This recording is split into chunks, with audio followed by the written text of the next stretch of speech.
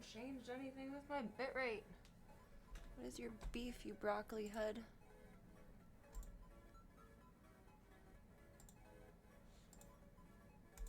Oh my god.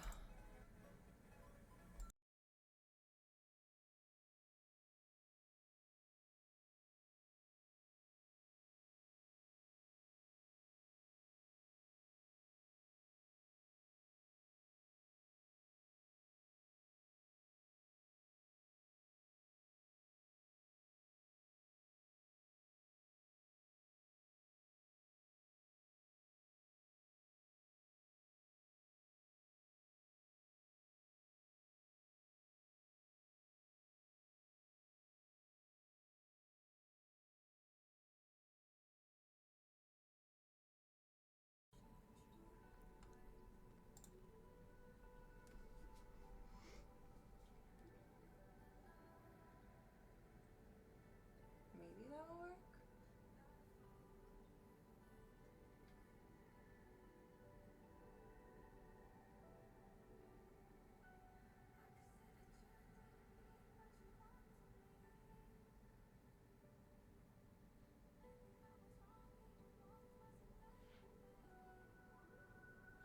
I don't know. We'll see if that wants to stay connected for a little minute.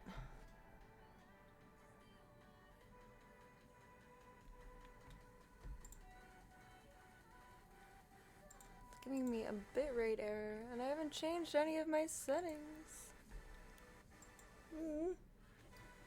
I turned it down. Now I changed my settings, but that's scary. I don't like changing my settings. I don't believe in that. I'm just gonna leave that open for a minute.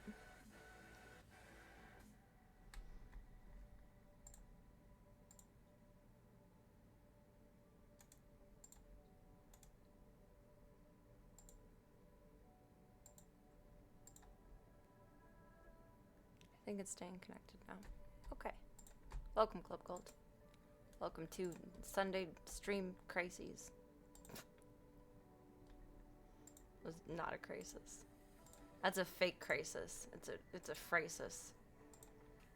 It sounded like it would make more sense in my head. Better, I think. Stay. Pointing at Restream. Giving Restream the finger of shame. Welcome, Cygenics. I hope the day has been kind to you so far. I hope the day has been kind to everyone so far. Happy Sunday.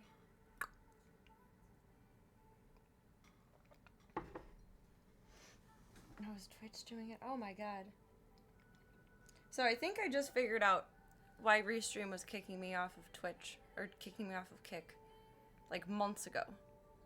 We were encountering an issue with it having a mental breakdown while I was multi-streaming. And I think it's been a bitrate issue this whole time. But I have not changed my bitrate. I just did. I just turned it down. I don't know if it's coming out crappy or if it's okay. I'm gonna creep and see.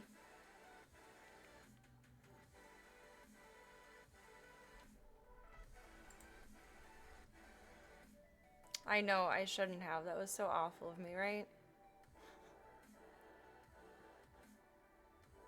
I think audio would be fine. Yeah. I don't know. I don't look pixelated. I'm not stop motion. I think it's fine.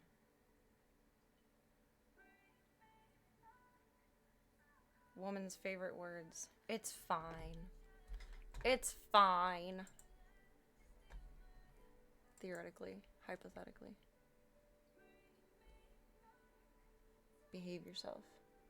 I don't like leaving this running. It just is stupid and pointless. Okay, I'm trusting the process. Goodbye, Restream page. Good boy. Good boy. Boy. I think it's pretty normal. I think it's fine. I don't think there's any ability to tell on the other end, the viewer end of things, that it's being a funky monkey pants. That is true. I think Twitch, well, Twitch you can get 4K on, I think. And it honors bitrate pretty high. I guess now we're learning that Kick doesn't tolerate an overly high bitrate. I don't understand though. That was weird. Twitch is just extra less, or God, Kick is just extra less tolerant tonight, I suppose. That's fair. We all have big feelings sometimes. It's not their fault.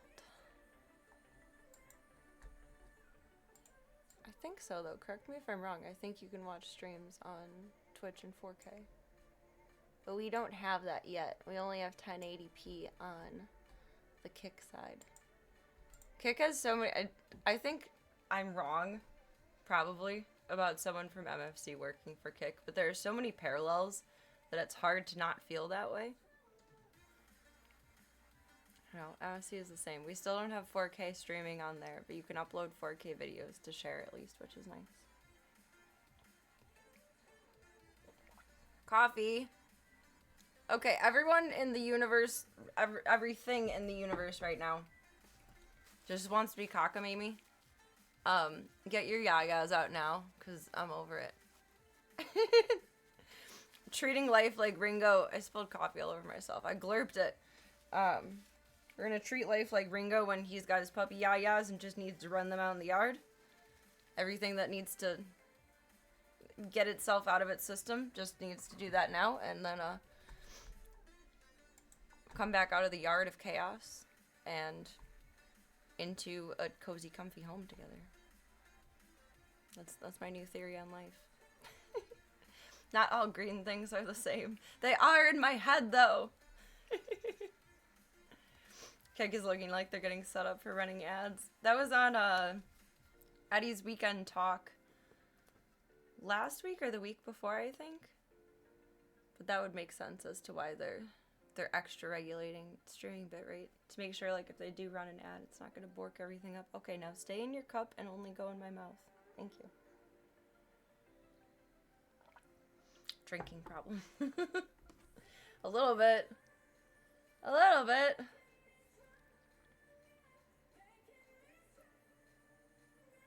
Oh wait, we don't run camera on that, we run chat on that. I'm gonna go give a few smooches to Miss Void and hang out with Miss Peebs.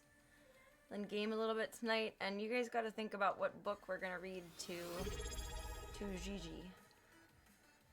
I don't know if I have the Lin manual. Oh yeah, I do, it's over here. This was the book I read to Charlie when Charlie first came in. Is it bookmarked at any point? No, my niece got me this book. Little pep talks for you and me. It's very cute. It's very, very cute. Hey, thank you for the sub, the Ghost Fedora. That was very sweet of you. Thank you so much. Merci beaucoup. Thank you. You are an awesome human. Welcome officially to Club Cult. Ding-a-ling-a-ling-a-ling. Awesome human alert. Awesome human alert. Thank you.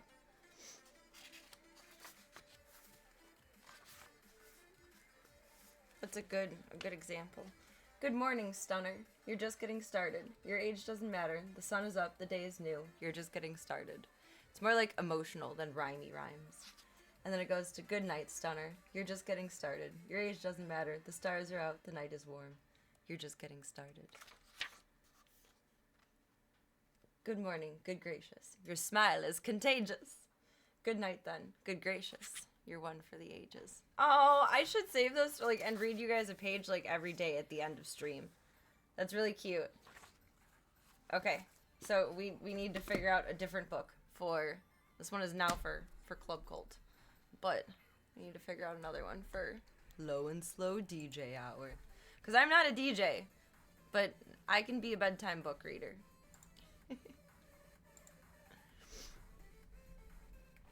More machine than man, but you'll take the bell?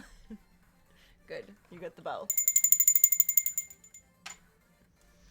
I appreciate it very much. You're an awesome machine. Very efficient. Mostly read fantasy or sci-fi. Not a lot you can recommend outside of that. What is something I possibly might have that you may also have? Keep looking at Moby Dick, but I don't think I want to read her Moby Dick. That's a lot of big words for bedtime stories.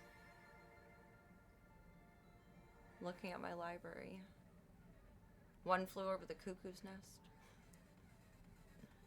Read her The Bell Jar for all of her feelings. The Adventures of Huckleberry Finn.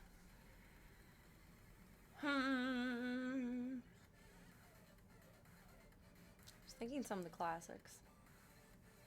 I'm gonna read her some conspiracy theory books. I have a book about Bigfoot, Atlantis in Spain, The Mystery of Easter Island. We can read her the Good News Bible. Where's my fantasy section? It's probably like mixed up between all of my favorites. Oh, we can read her Hitchhiker's Guide to the Galaxy. That's an idea. The Outsiders. I was thinking The Little Prince. Le Petit Prince. Tell her to draw me a sheep. The War of the Worlds. Would that be best for Low and Slow DJ Hour? We can go back in time. I think there's multiple books to Hitchhiker's Guide. It's like Narnia. I think I remember seeing that as a truth somewhere at some point. I only have this one. This one is still from school. It's probably highlighted and annotated. I used to write my name on like the side of some of my books. Now it's just on the inside. What?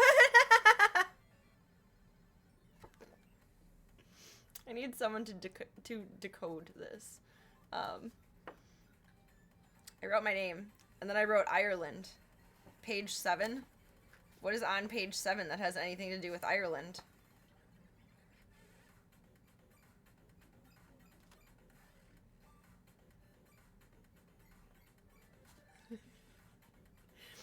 Trying to remember what grade we read this in. Maybe like 8th grade? Why would I have written that? That looks like my 8th grade handwriting, like I was still a preppy girl then. Do I by any chance have Something Wicked This Way Comes? No, I do not. I have a lot of books, but I do not have all of the books, unfortunately. Would you recommend that one next time I go to the library? How's your Orson Welles impersonation? You know what? We did War of the Worlds in 5th grade, I think, and we listened to the radio broadcast, but I don't even remember what it would have sounded like. I don't know. Let's find out. Orson Welles, what do you sound like? I'm sure there's a clip of it on YouTube somewhere. I'd really like to understand what I was trying to annotate there,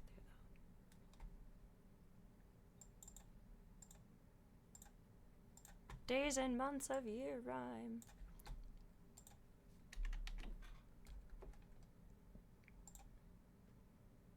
Oh, those for Asen.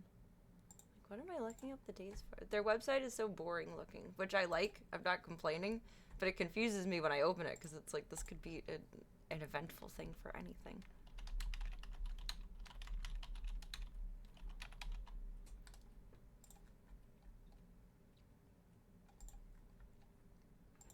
Sir, may I begin our questions? Any time, Mr. Phillips. Professor, would you please tell our radio audience exactly what you see as you observe the planet Mars through your telescope? Nothing unusual at the moment, Mr. Phillips. I don't know. Can I do his voice? Swimming in a blue sea. Mr. Phillips? Transverse stripes across the disk. Quite distinct now because Mars happens to be at the point nearest the Earth in opposition, as we call it. It is a good, classic low and slow DJ voice.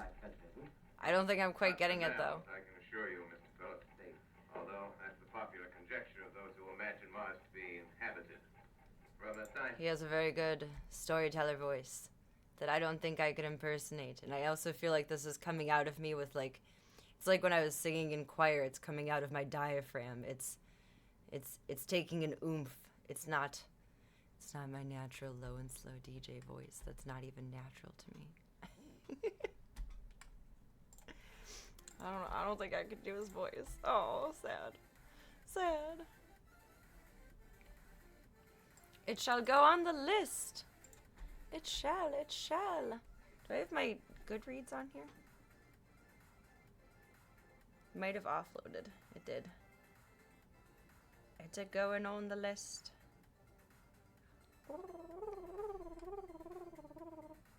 Maybe you thought it was set in Ireland?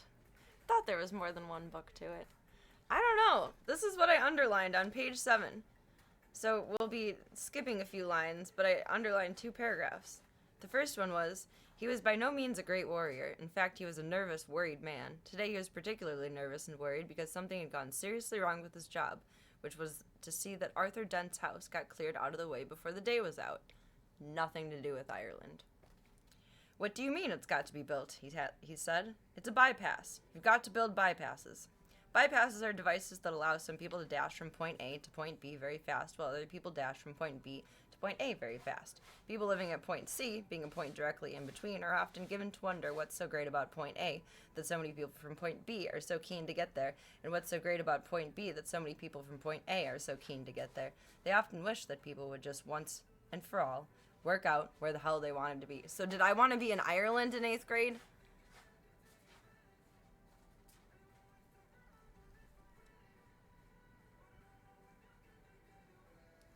I don't understand. I don't know.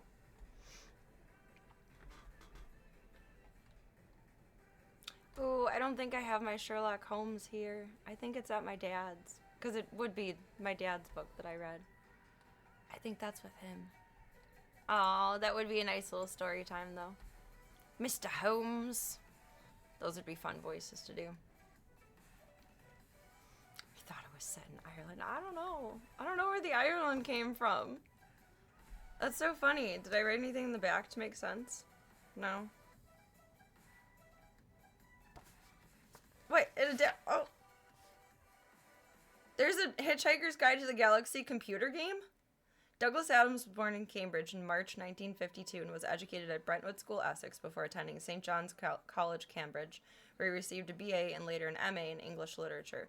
A writer for radio and television and theater, he was the creator of the various manifestations of the Hitchhiker's Guide to the Galaxy, which started as a radio show, then became a series of novels, a TV show, an album, a computer game, and several stage adaptations. I would like to see a play of this. That would be cool. That would be cool. That'd be very cool. I don't think I have anything Terry Pratchett. I didn't even buy Good Omens when it was out and new and popular. I haven't bought books in a long time, but I have a lot of books. Try to limit myself. Oh, I should take you guys with me to Half Price Books sometime. It's my favorite bookstore. I hope they're still open. It'd be pretty not great if they are. Ireland is beautiful. The people I used to cat sit for went on, I used to go on cruises and like big vacations all the time. I want their retired life. And when they went to Ireland, they did like this, not mountain trekking, but like hill trekking bike run on motorcycles. And it was beautiful. It is so green. It is so gorgeous. It is so lush. It looks like the most incredible place to go. I mean, I am Irish as fuck. I burn like a motherfucker.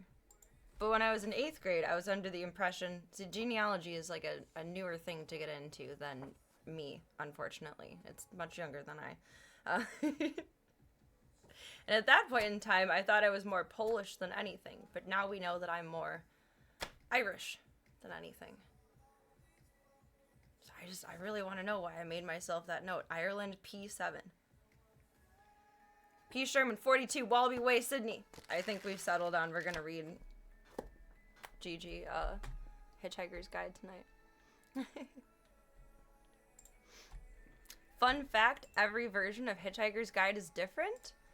Like, in what way? In small ways of just, like, verbiage changes, or in, like, big ways between different, like, manufacturers of the book? Because this one was reprinted in, certainly not original, 2005.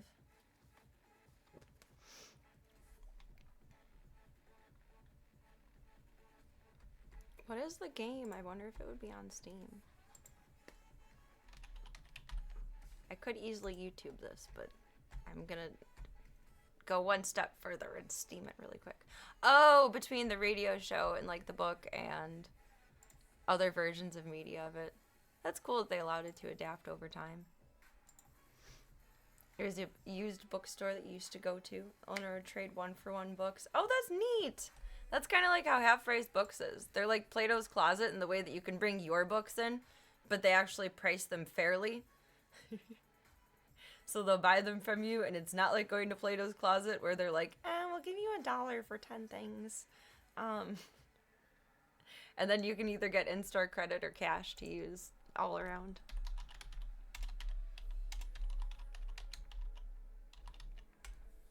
There's the Hitchhiker's Guide to Soul. Seal? I don't know how to say this.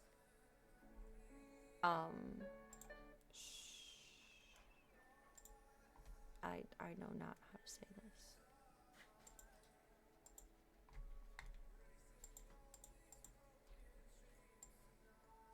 That's not my camera. What you doing, buddy? My desktop is a mess right now, but there's this. I don't think that's it though. I don't think so. What are you doing, baby?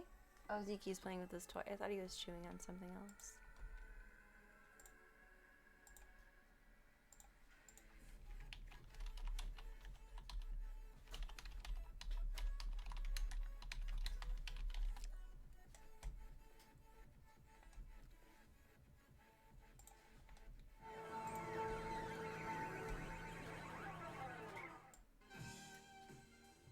Don't panic! And grab your towel.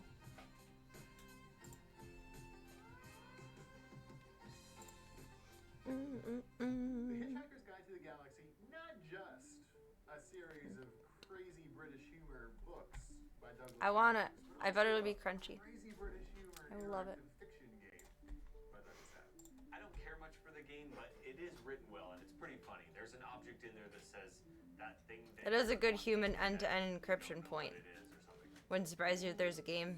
Nerd loved his books. Nerds make video games. True.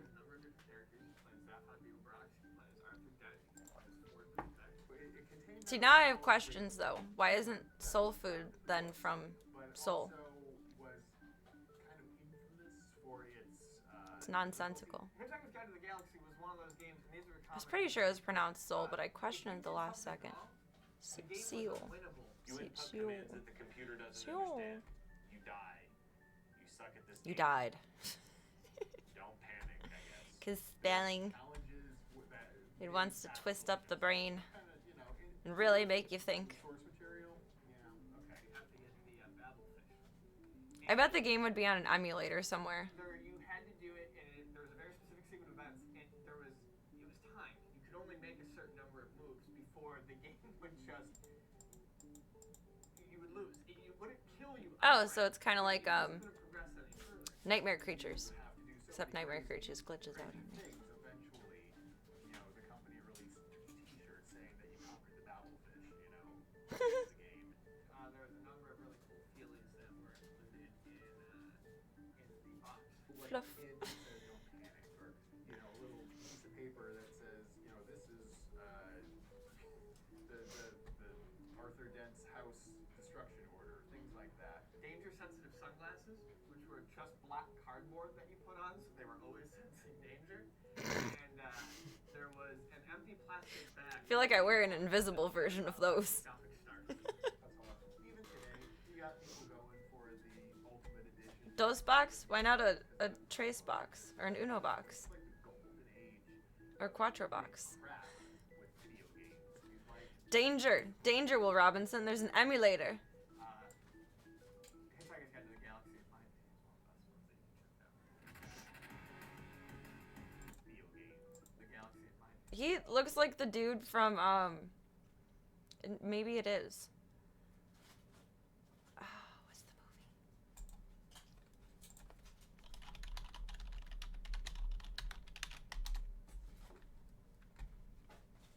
Him, I think. The kid with the longish hair. I want to see what the gameplay is like. All right. Very difficult.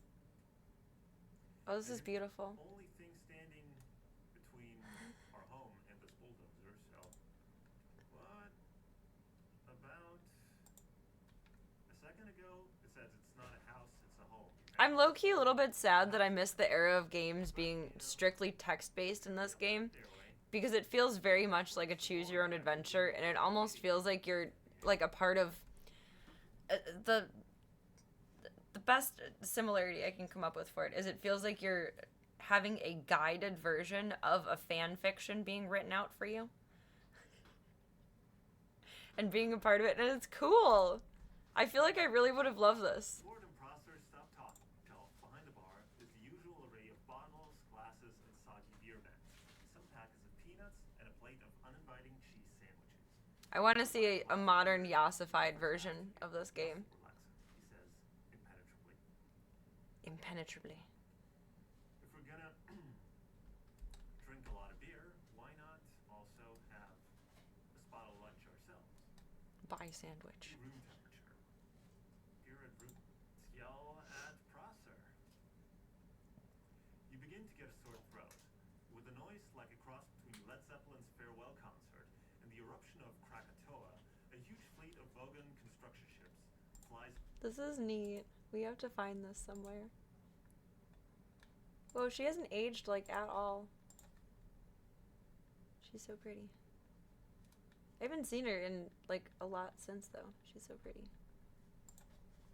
She doesn't look like she's aged at all though. It's crazy. Alright, let's bop in with Miss Mama Void. And little baby PB. PB was going wild this afternoon. It was very cute. It was very cute and wild.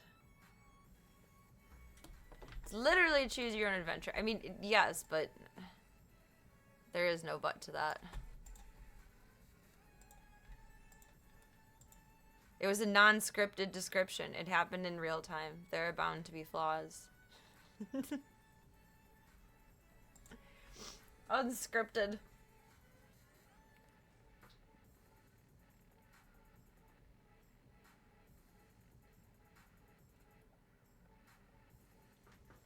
Now, where did the tripod go? There.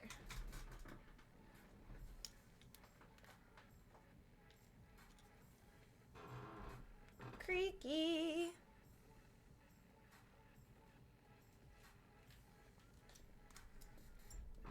Oh, that's fuzzy. Clean the camera. Clean the camera.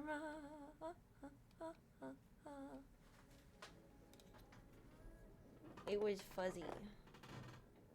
We didn't need fuzzy camera. Welcome, Box. Hope you're having an awesome night so far. Looking tasty. Maggie and the Ferocious Beasts. I'll eat you up. I love you so. I'm in a storybook mood tonight. We're figuring out what we're going to read to Gigi tonight. Read some bedtime stories.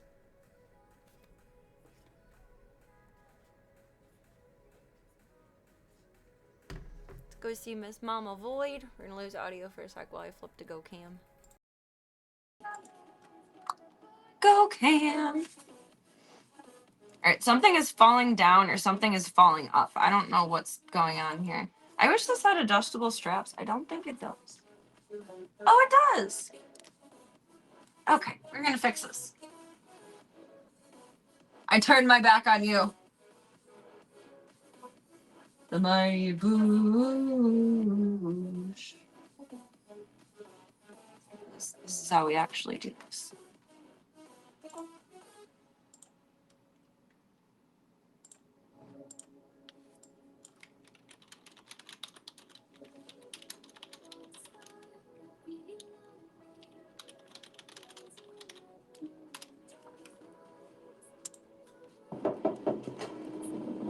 Hey, Naboo. Sorry about that. Get out. Oh, come on, Naboo. You've gone too far this time. I'm gonna have to turn my back on you. Yeah, that's better. Give you the Amish treatment. I have Don't be to like that. take one side of my top off at a time to adjust the strappies. I'm not sophisticated enough to be able to finagle that turnaround there. That's better. I've had this for the entirety of my streaming career, which has been Very, very long-lived. And I never knew the straps on this were adjustable. Now I know, but like, surprise. Surprise! Although, to be fair, there's usually not a bra under it, and it's usually just coming right off. So it makes sense that I would not care where it's chilling at. Do learn something new every day. Never stop learning. Never above more knowledge. Oh god, don't flip out of there. Don't be ridiculous. I had to replace her good GoPod. Fuck that bitch. Not that bitch in the painting. She's cute. That bitch. That broken ass tripod bitch. Broken ass tripod bitch. Okay, I'm over it now. I'm over it. What are the boys doing? Creaky creak. What am I looking for? Oh, my hoodie, but it's on the floor.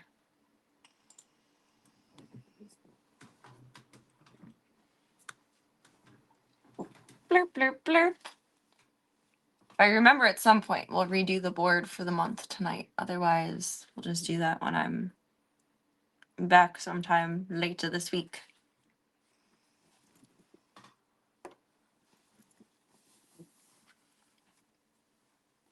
Oh, I'm excited to read this to Gigi. It kind of makes sense. I mean, I feel like, honestly, she's been abducted by aliens, so.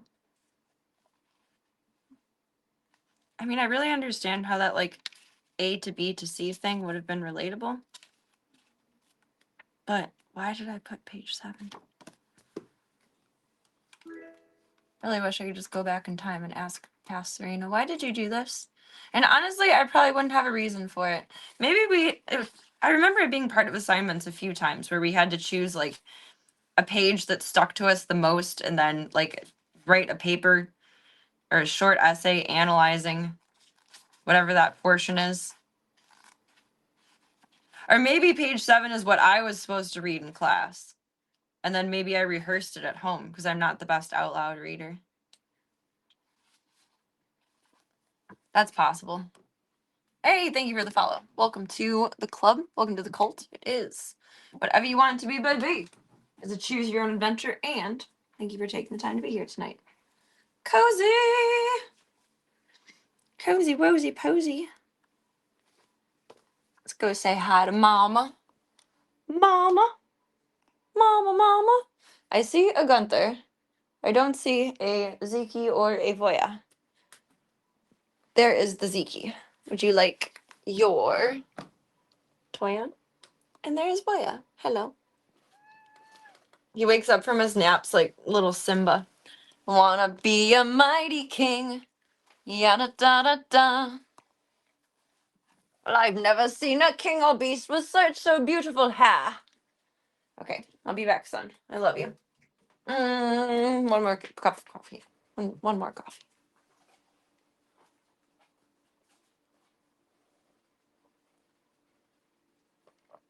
Okay. Why is the zipper for this all the way up here? Doesn't need to go there. Be better than me. Don't use your teeth as tools, Club Cult. Be more sophisticated. Be more evolved.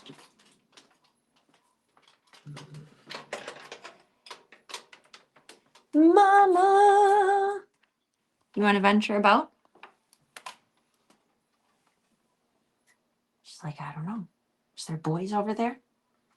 Where's the boys? What you want to do, lady?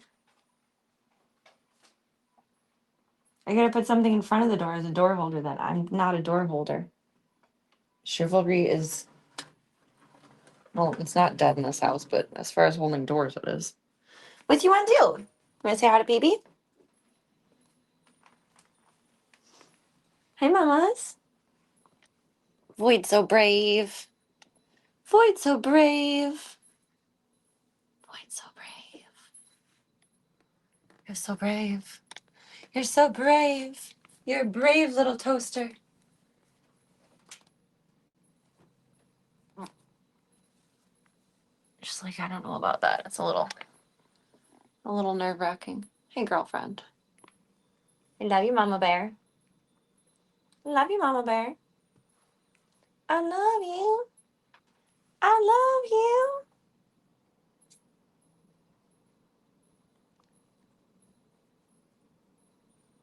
He's so cute. I feel like Void has a kittenish face.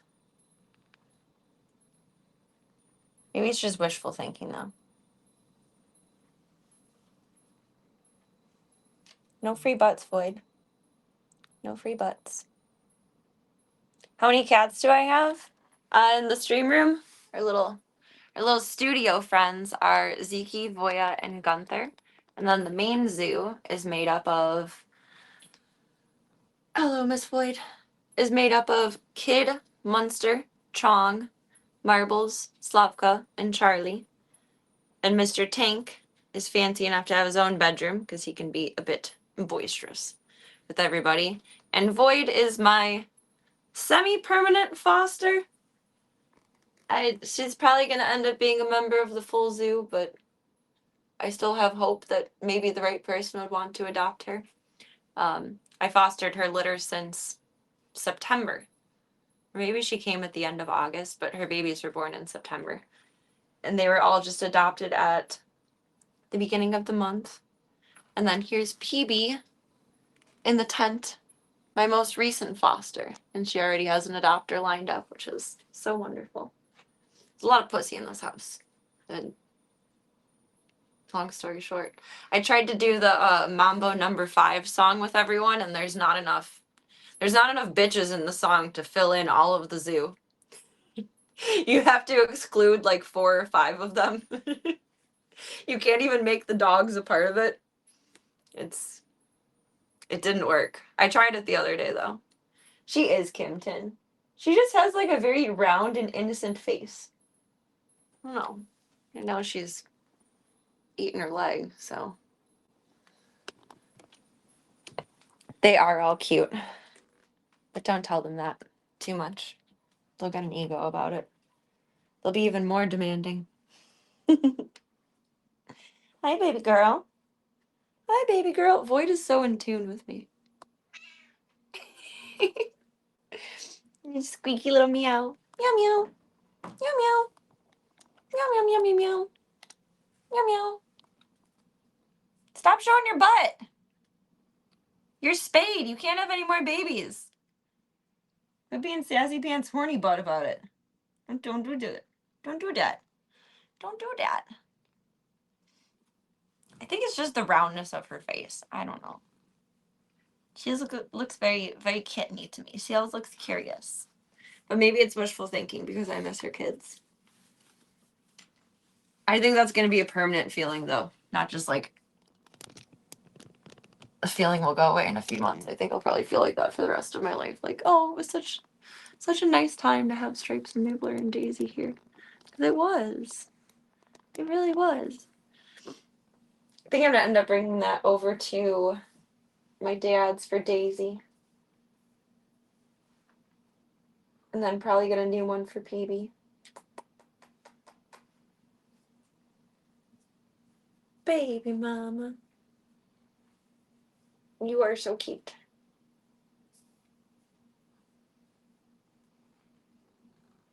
Boop. Boop, boop. You want to do your tricks? Oh, sorry. I ran into that. That was scary. Come here. Hi. And go under. And around. Sit. Sit. Up.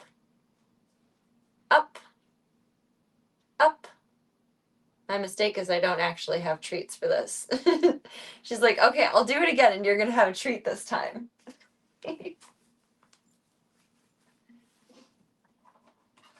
Hold on, sissy. We'll do it your way. You got one of these earlier. Let's do your crunchy snacks. Crunchy snacks. Crunchy snacks.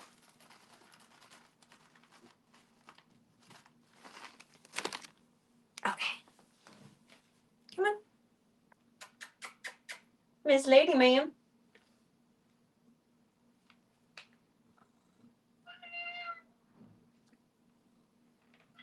Oh, that's Zeke.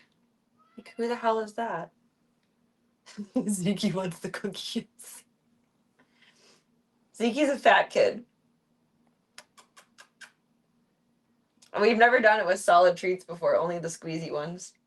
She said, I did half of one trick. That's enough for tonight. Would have been neat to see them tear it up with the rest of the zoo. The kittens stand the chance of being adopted as kittens. That's true. Everyone loves a baby kitten. I don't have... Oh my god, what are you doing? I don't have hard feelings for everyone choosing the babies over mom because they're cute. What are you doing? What is your beef? What is your beef? What? What? What? Tell me. Tell me what's wrong. Tell me what the issue is. Tell me. Tell me with your big boy words.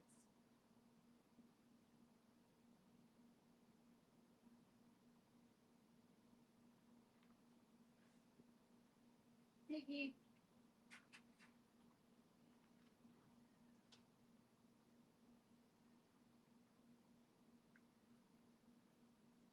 Oh yeah, he's just trying to play with you. He just doesn't know what he's doing. Ziggy. Pussy. It's a pussy.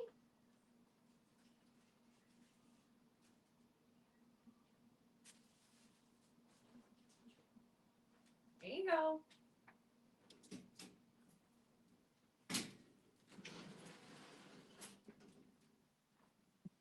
Poor Zeke. He tries to play with Voya and he doesn't know what he's doing.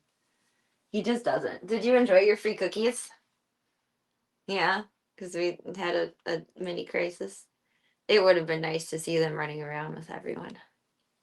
We'll have that chance with PB a little bit, though, because PB is going to be adopted into a dog and cat and multi-animal household. So we got to get her used to the doggos, her used to the other kitties. So we'll have that a little bit with her. See, he could sense that somewhere in the house cookies were opened, right? They have their special urinary cookies now. We'll have to give them some treats. And we bop back in there. You're so lucky you got free cookies for no work. Uh-oh, what was she doing that you're not going to rat her out about? You know what? Never mind. You guys can keep your secrets. I love you, sweet girl.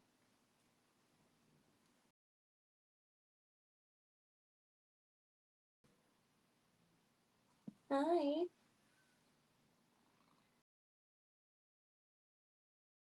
Is that PB?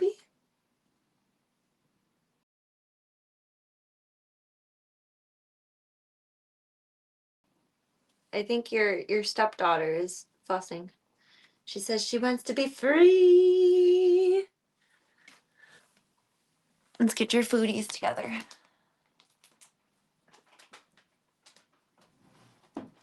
I'm such a happy-go-lucky girly. Yes, you are. Up, up. Up, up. Good girl. The treat of love. The treat of love. Boop. For how shy she is, she's very eager to please. I think we'll be able to teach Void even more tricks than Voya knows. Void and Voya, my trick cats. Are you gonna grab my leg again? Are you? Are you? Left foot left and right foot right, like an alley cat. Oh, Void, you were once an alley cat. Oh, and technically you were a porch cat, but still. But still. It counts. You're very cute. Are you ready for more crunchies? You gotta splice some more regular food to your food tomorrow. I'm being emotional about her switching over to regular adult food. My dad's cat, Simon, was a fat pig, and made his tummy upset from eating too much of Daisy's kitten food and then pooped his pants. My dad called me like, Simon's acting weird. Like, well, has he been eating? He explained the symptoms, etc. Like, has he been eating a lot of Daisy's food? Like, it's very high calorie. It's very stick to your sides, you know? He's like, yeah. Like, I think he just ate too much. He stopped himself up and then he pooped his pants. My dad's just so funny on the phone. He's like, I'm looking in the litter box and I've never seen a poop like this from anyone before, but it's too big to be the kitten. Like, oh my god. It's funny.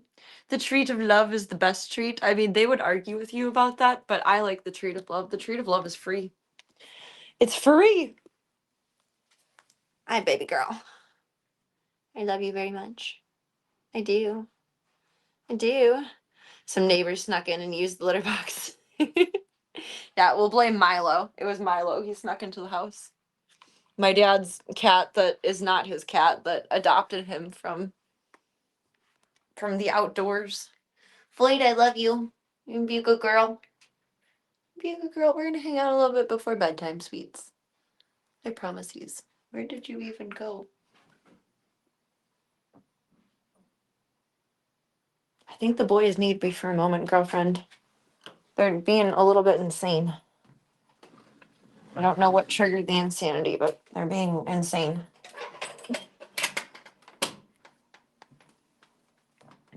Insane in the membrane. Insane in the brain. Alright, what are you doing, Beastie Boys? Oh, Gunther's hips are hurting big.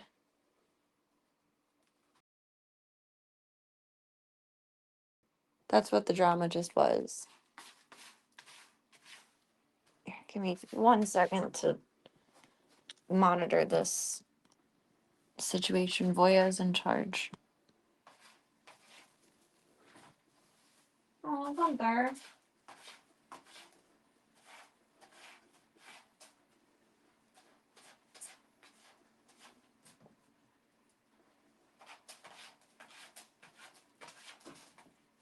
You got it, buddy.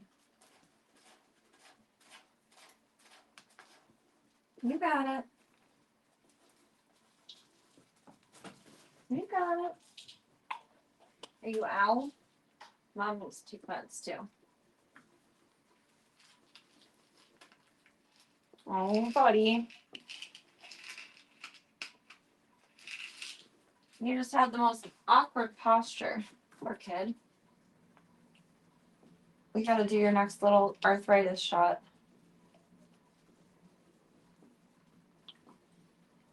I think it's gonna be a careful balance doing that with Gunther, the arthritis shot. Because it kind of like with Chauncey too, it made him feel like a young man again and impervious to any injury, and I think he overdid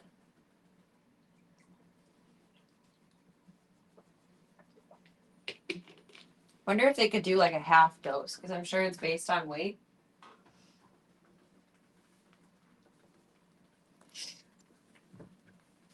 Hi, Voya. Are you boys just chilling now? Are you good? You got all your crazies out of your system? Oh god, what did I just do? Blurp, blurp, blurp.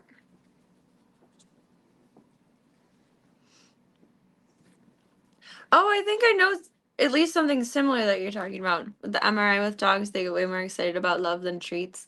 Their receptors light up magically, marvelously. Voya? No! Don't do that.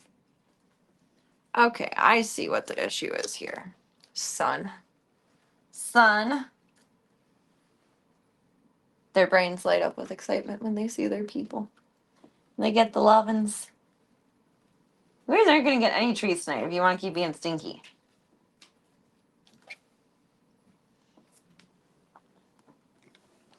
You're gonna do this. We're gonna kidnap Voya. Zeke's being zazzy.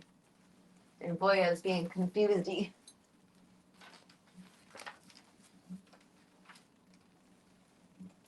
Oh no, you're just being Captain Insano. You wanna wrestle? Okay, come here. No? What are you mad about, Voya? This is why you need to learn how to use your talking buttons. Is your food bowl empty?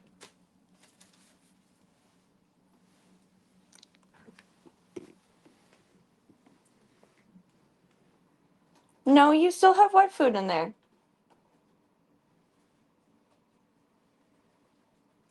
You don't need to fuss about that. You don't choose the stinky life. The stinky life chooses you. You're not wrong. Not wrong. Okay, let me recalibrate all of this really quick. You're gonna eat your wet food. You're happy and calm about it. Gunther, what time is it?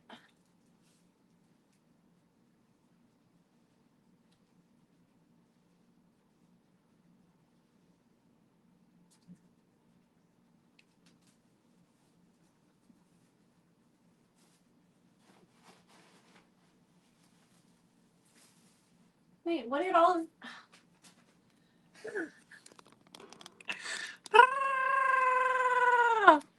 That's how I feel right now. I have to lose chat for a second and look back in camera motion.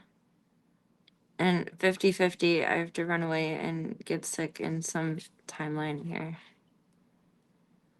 What are we doing?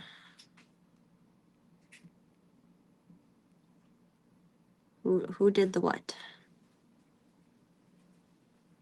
Did Gunther do both? No, Voya did. Okay. And seek. Oh my gosh. Okay. Disease.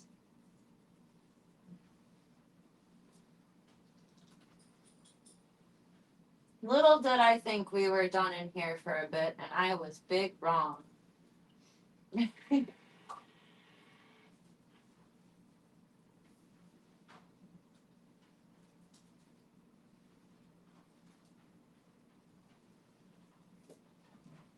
Okay.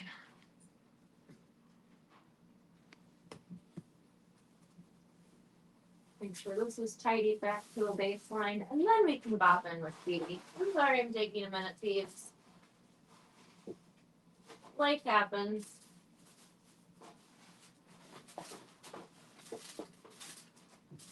There you go. You get your toy, Zeke. Get it. Can we choose to please not be so insanely wily tonight, buddy?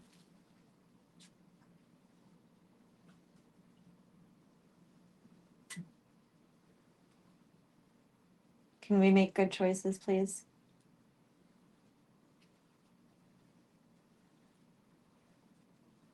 Prepare and prevent. Don't repair and repent. Do you hear me? Voya, Voya, Voya, Voya. That's enough. Family meeting. You're being all zazzed for no reason, and you're not engaging about it appropriately. I don't care what he's doing. I care what you're doing. Thank you.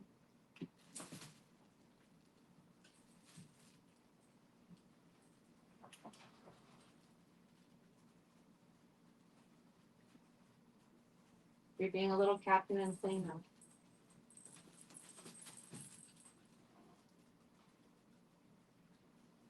You look like an idiot. I love you, but you look like such a dink. He has such laser focus right now. Look at his silly little face. He wants to wrestle. No, you're not going to jump on him because he doesn't know how to play with you. He tried to play with you earlier, and then you got all sketched out about it, and now you're overstimulated because you got sketched out about it, and he doesn't know how to play properly yet, Voya. The drama! The drama! My goodness. you please be chill for a moment? You guys are in charge of them for a moment. They need to be chill, and I need to have a human moment. Tell on whoever is being stinky. Take notes. Take tally marks.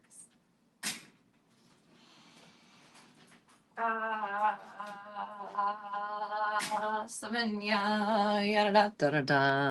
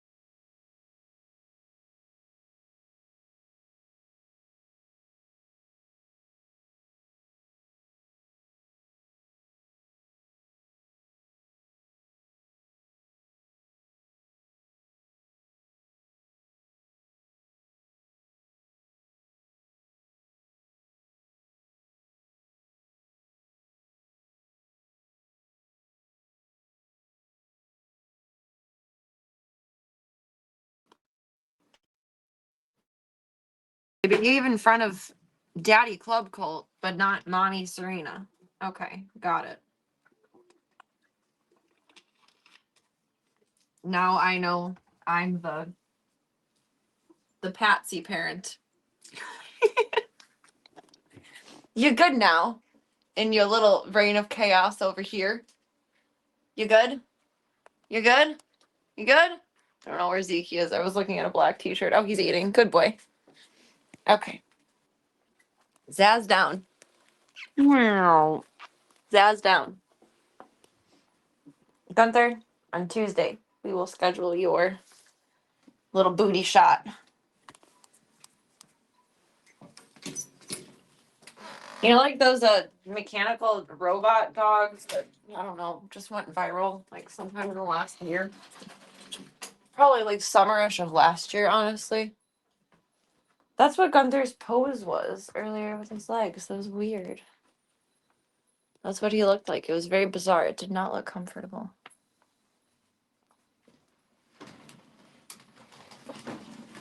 Phoebe agrees with the stinky life comment. She didn't choose the stinky life, but it sure chose her. But now she's a little smell good baby. Oh, she's gonna come flying out of here. Watch, it's gonna be like a rabbit race at the county fair.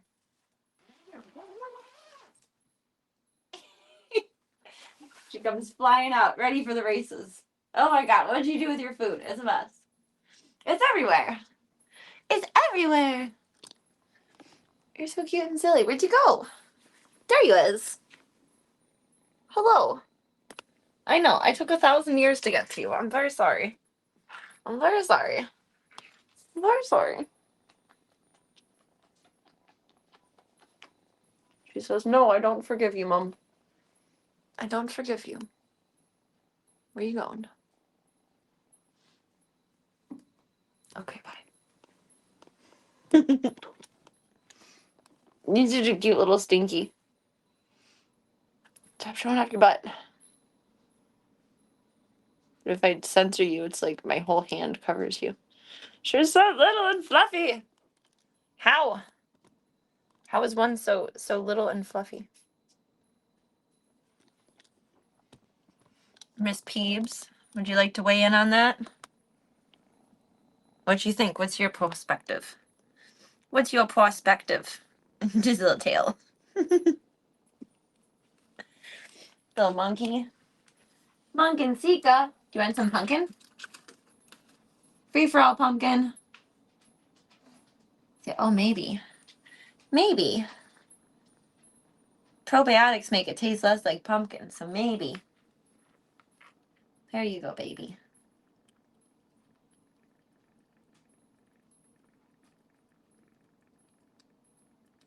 Are you the pumpkin queen? You are the pumpkin queen. Let's clean up your foods. You're like a little hamster. Should have named her Hamtaro. Her little cheeks. It would have been hilarious. I'll suggest it as a possible future name when she goes to her new mama. I'm really loving this trend of like all of my fosters going to people that I know. But I know that eventually I will run out of people I know. And then that will be scary. That will be a whole new learning process.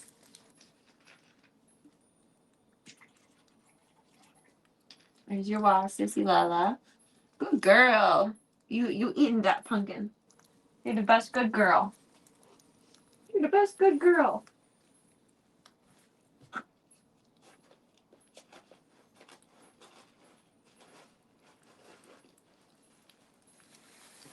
And you're still a solid little lady. I'm so proud of you. I'm so proud of you.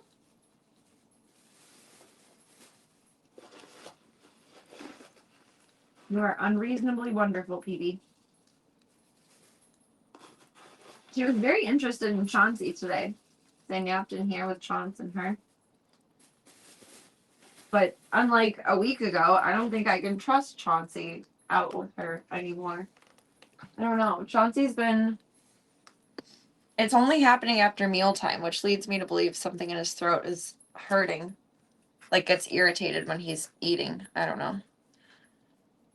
But he snarled at Pippi a couple times, and he snarled at Munster and Kid and Slavka, which he has never done in his life. It has to be like a pain reaction thing. I don't think he would be like that in the middle of the day, like outside of mealtime, but she's so tiny, I wouldn't try to trust it. But she was very interested in him today. She was like, "Are you my dad? Who are you? Is that what I'm gonna look like when I grow up?" You kind of have the big head to be a pit bull cat. A pit cat. A cat bull.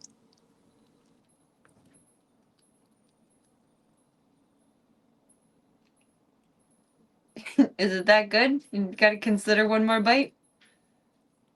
No, we're good. Okay. There you go, Happy Pants. There you go, Happy Pants.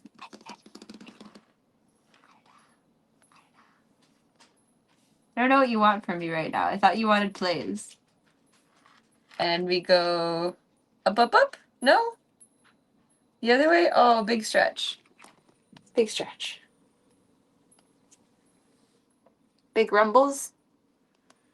Big potential escape artist. Big string toy. She has the time of it. She's so silly. You're so silly! Oh my goodness, what are you doing with that? What are you doing with that? She does walk with purpose. Like, everything she does, she looks like she has an agenda already planned out in her mind for. She's very methodical. Even down to playing, like how she runs away and then comes back, like, reset. It really does make me wonder if she was an only kitten from the litter. Because then she would have had more one-on-one time with her mom to, like, learn how the day goes. And no matter the age, cats are routine-oriented. I feel like she's a quick learner. Like, if Mama Cat said, you know, stay put, boop, boop, she probably would have picked up on that quick. She does look like everything she does is calculated, though. You're a tough little lady. It's a tough little lady.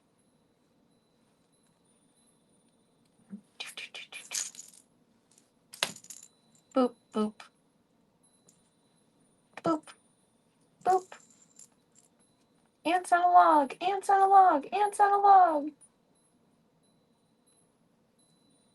Still can't get over how smart she is with things. Like, she's way more interactive with toys when they're still than moving. She's so smart. Like, I will wait for the bug to take a break before getting them. She goes straight to the source of the toys. She's a very intelligent little lady. You're very smart. You're very smart. That little batty hand. Look at you with your cute little boots. I guess you got mittens and boots. You got mittens and like half of a boot.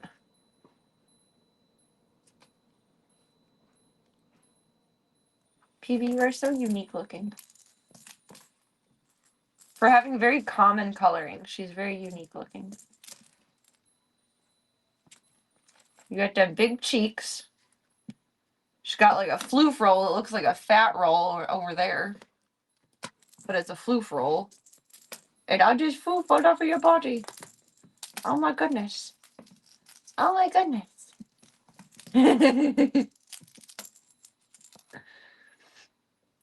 Every once in a while, she gets in the unscripted zone.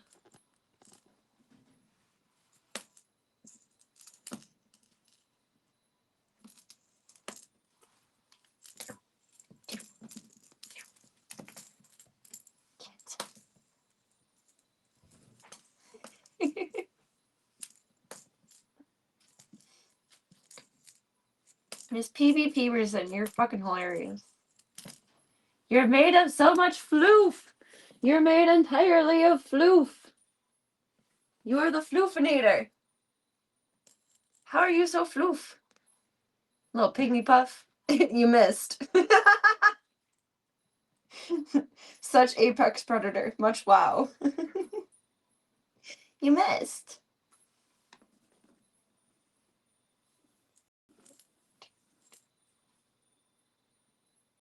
And here's the wind up. And here comes the pitch. That was a slow pitch. Slow pitch softball.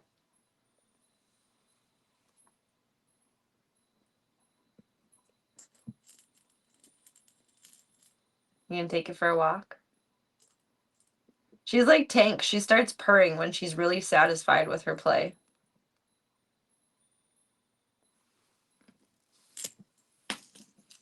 Then we turn around and sit and wait like a dog for the ball again.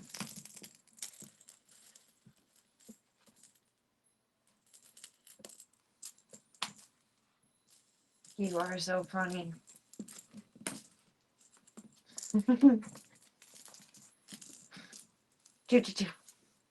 How low she stays to the ground.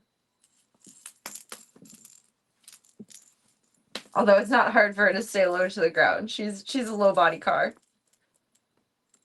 It's gonna scrape.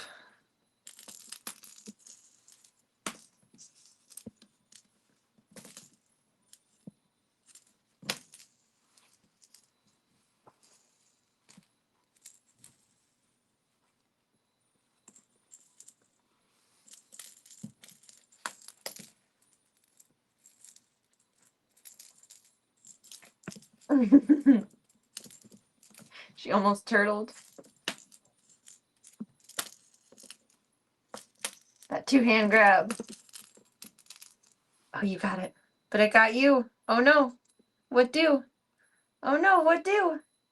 You're fancy. You got a little sash on. There's ants on your sash though. Were you eating candy in the garden again?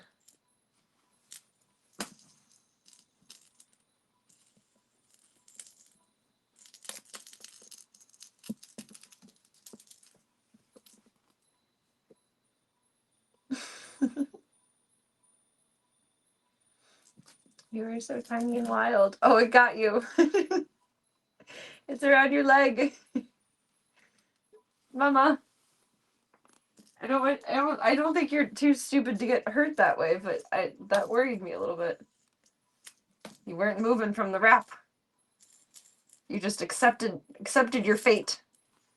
Don't do that. Don't give up. Giving up's for squares, and you're round.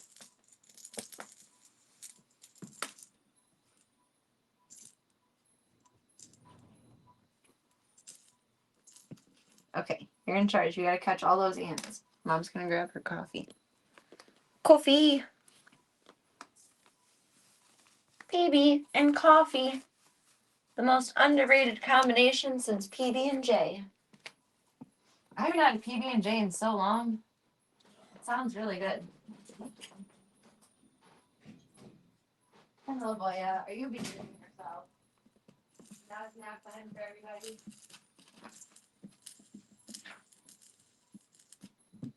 Nap time, snap time. Now the boys are all eeping, chilling. Did you do your little kitty reset? You did? You did? Cheers, Club Gold. Oh, you got it. You stole it. Hello. Hello. Are you asking me to play? What was that? I thought she was coming up for love. But I think she was like, hey, human, get the string. Get the string so I can get the string.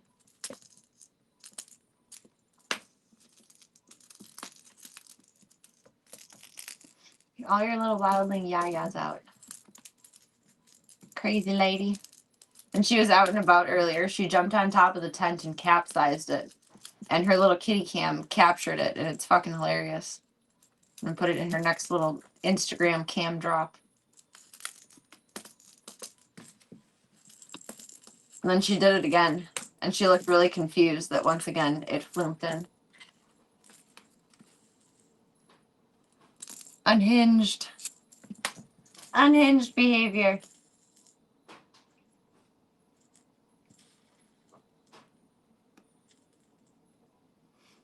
PB Peterson. Get the snack.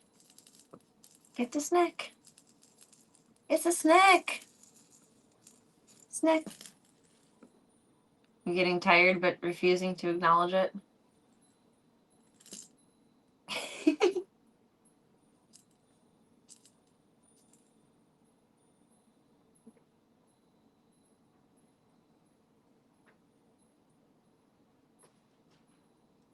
What you thinking, sis? You can like see the wheels turning, but what are they turning into? I don't know. You being a smart girl, go straight to the source. Okay, what if we do that? Is that confusing? If we just pinch it? I don't want to like hit you with the stick though. Like it's a super light dowel, but a penny is super light, but if you bonk it off the Sears Tower, it's gonna hurt somebody. That's an extreme example, but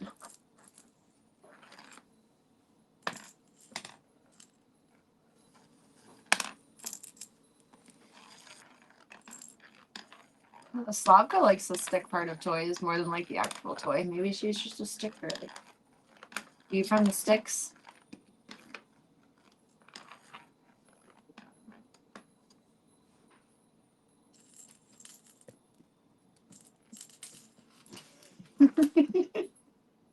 Second wind. Second wind.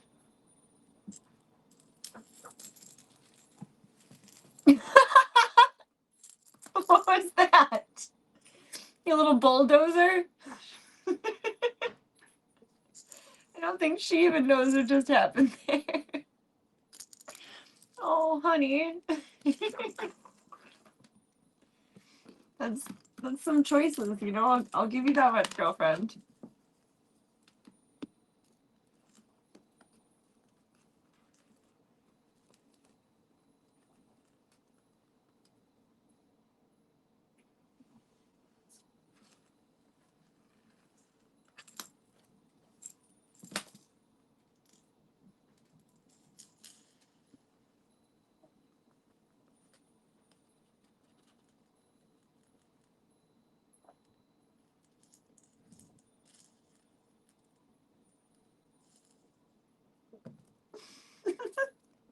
That little big jump. What is that, honey?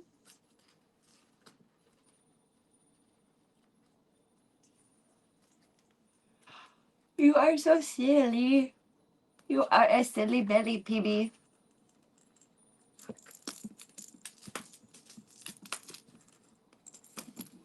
Oh, to have the wonder and curiosity and tenacity of being a kitten.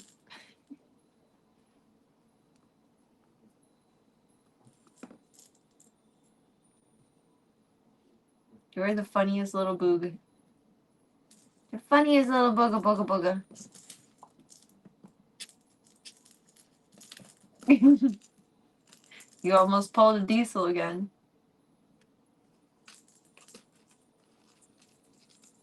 It's exactly how Diesel somersaulted off the bench because he was excited to see his Miss Lady friend.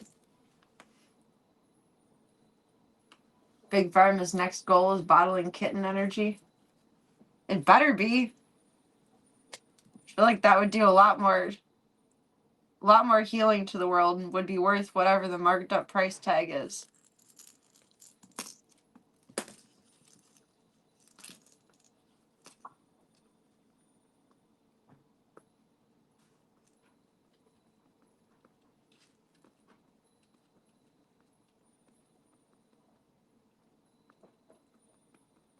You could just have the best of both worlds with that one. Big Pharma harnessing the power of kitten energy. And that has to be processed through insurance because medication, and pet insurance companies splicing their way into it so that there is a dog and cat in every house in the world. And you just combine whatever the premiums are, and therefore veterinary care is more affordable and medication actually works. and maybe is a bit affordable, we would hope for in this perfect world of utopia. My first executive order as president will be that.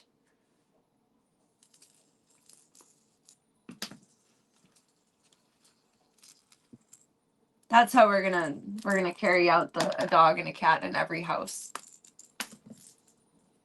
We're gonna shake hands with Big Pharma about it. And the pet insurance industry. 2 in 1.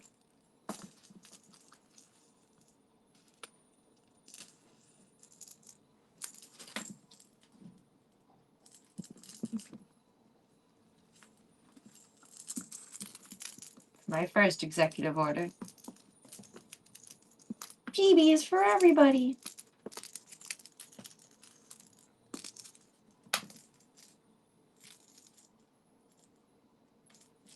PB is for everybody.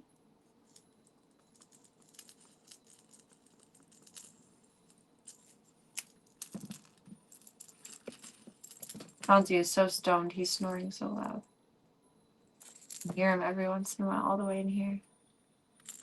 He was snoring so loud when we took a nap earlier that I was having trouble closing my eyes. I had to turn up the volume on the TV, and then it was a little bit too loud. And then my brain was competing for calm against Honk Shoe Dog and Modern Family.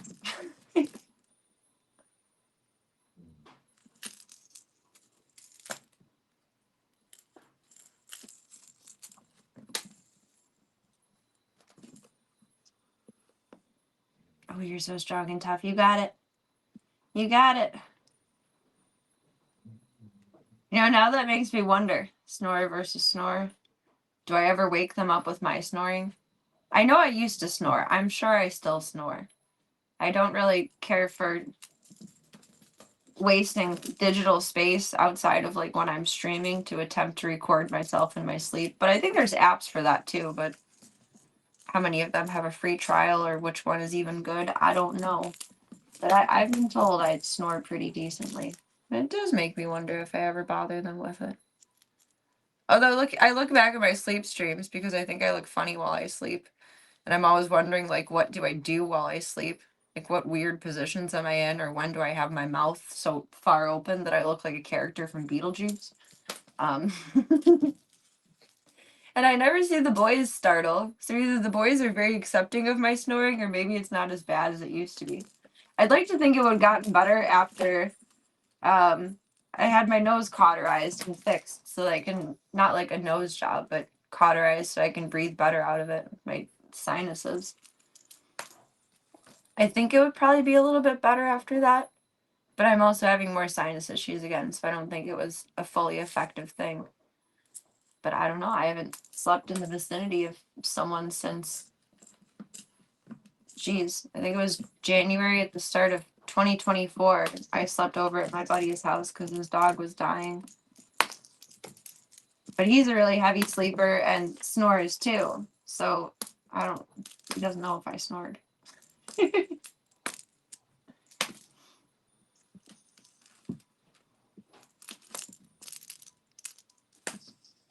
Only snored while sitting up and sleeping.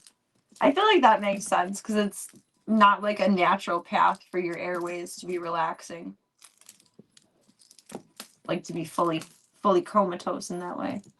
I've been told I sound like a pug when I snore. I don't think it's very pleasant.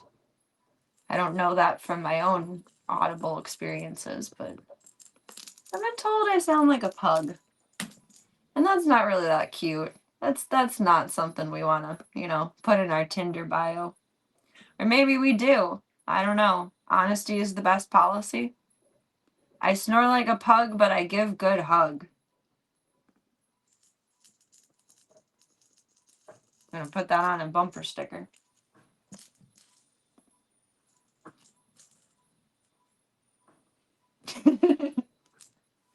What wonderful timing to be blessed with each other's presence, the Mad Topher. I hope you're having a lovely weekend so far. Welcome. PB, say hi. Say hi. Say no, I'm busy at the moment. I gotta capture all the ants. Pugs are adorable, but yeah, it's the face only a mother could love, and like you have to be a certain kind of tolerant in life to handle the constant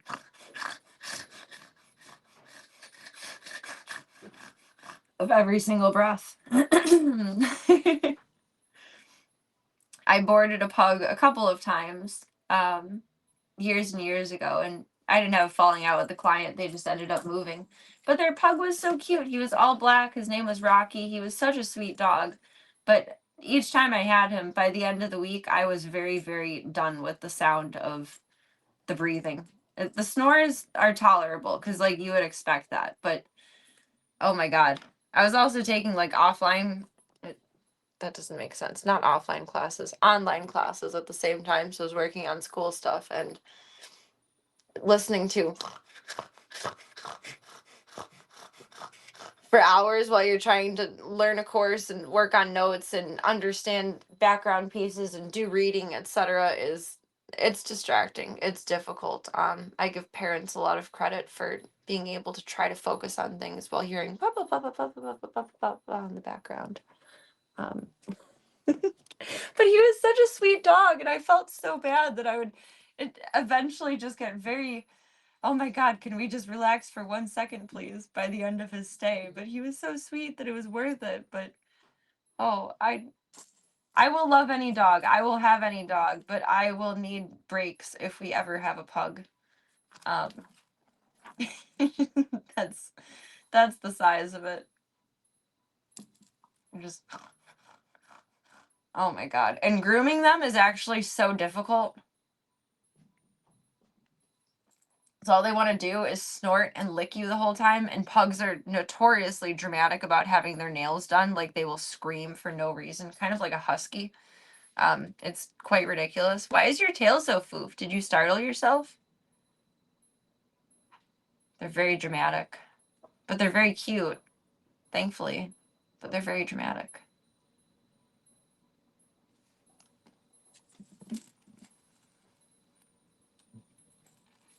Get it. Hold on. You gotta climb the rope. You gotta pass gym class.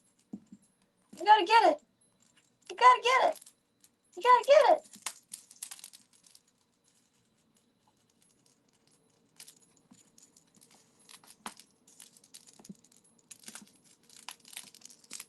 We're gonna add professional cat trainer as my occupation. My Tinder bio is just gonna, it's gonna rock. It's gonna be the greatest.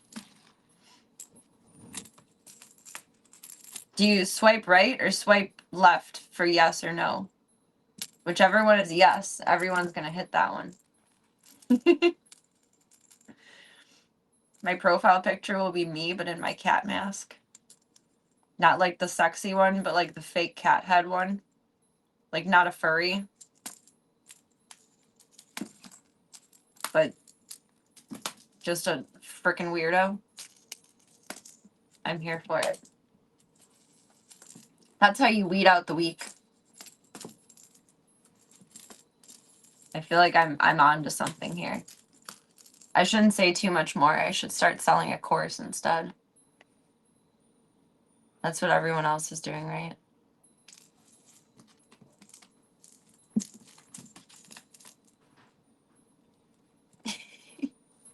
You are so stinking adorable. Who made you so cute? I got words for you, mama. I got words for you, mama.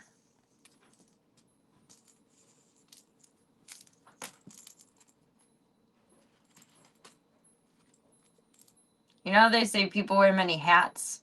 I wear many masks. That's true, though.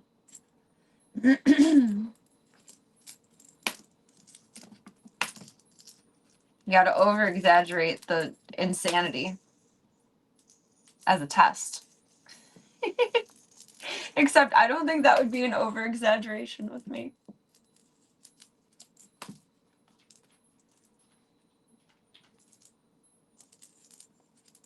Either it'll scream, love me for my real self, or it will scream, manipulate me because I look stupid enough to be manipulated. I don't know which. It could go either way. Vulnerability alert. Vulnerability alert. That's not on me, though. That's on everyone else's maturity and mental health levels. Gonna have a type A personality about that as a treat.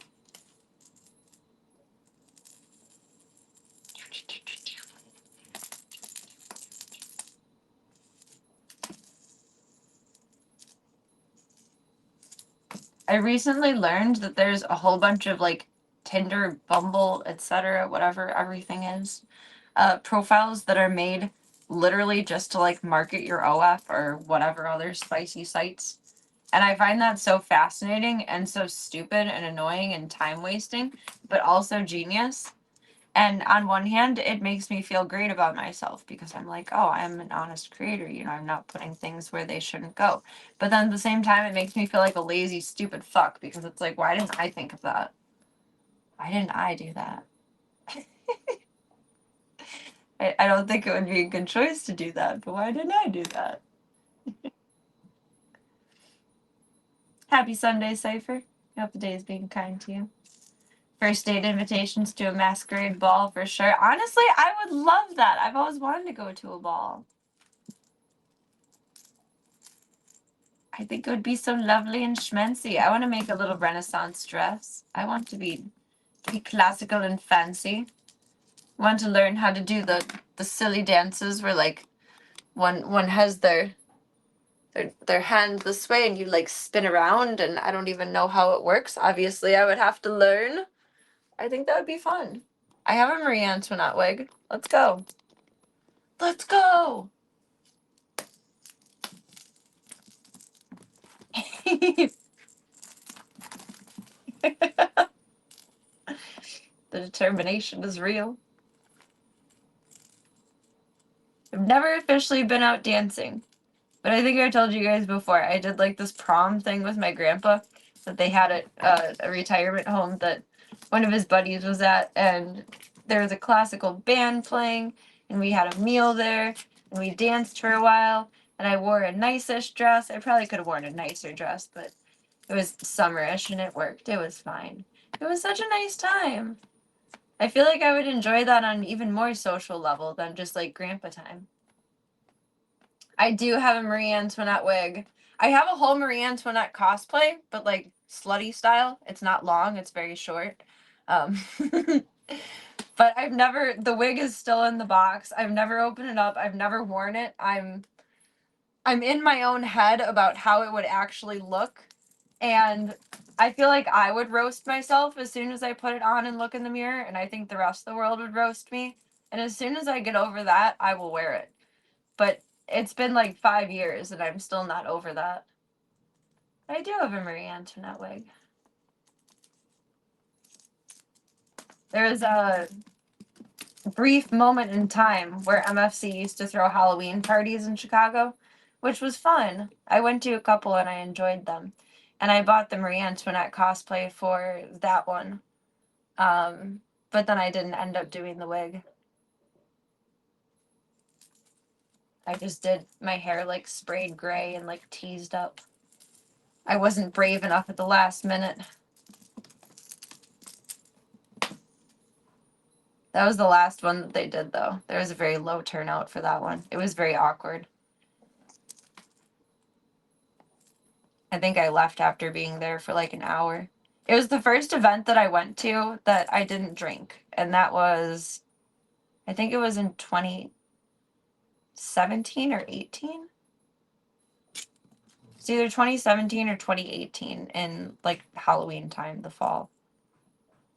But that was the first event that I went to that I didn't drink, and I like psyched myself out, and I was feeling so awkward, and no one I knew was there, and I'm not good at making friends. Like I did make a couple friends, but like those friends had friends, and I was just being awkward, so I left. Which I felt really bad. I didn't take an Uber. My buddy drove me because he had to get some car parts and see another friend out from over there. So we rode together, and he had expected to like leave wherever he was like 3 or 4 hours later to come get me, and instead in an hour I was like, "Can you pick me up, please and thank you?" I was like, really? Like, really, really? And I'm like, yes, really, really. Red alert, red alert. The real question is, how many times did you say let them eat cake as Marie Antoinette? I don't think any time, except for probably when I posted pictures on Twitter of the outfit, or maybe some form of social media, Instagram, something. I think that one. But not in person.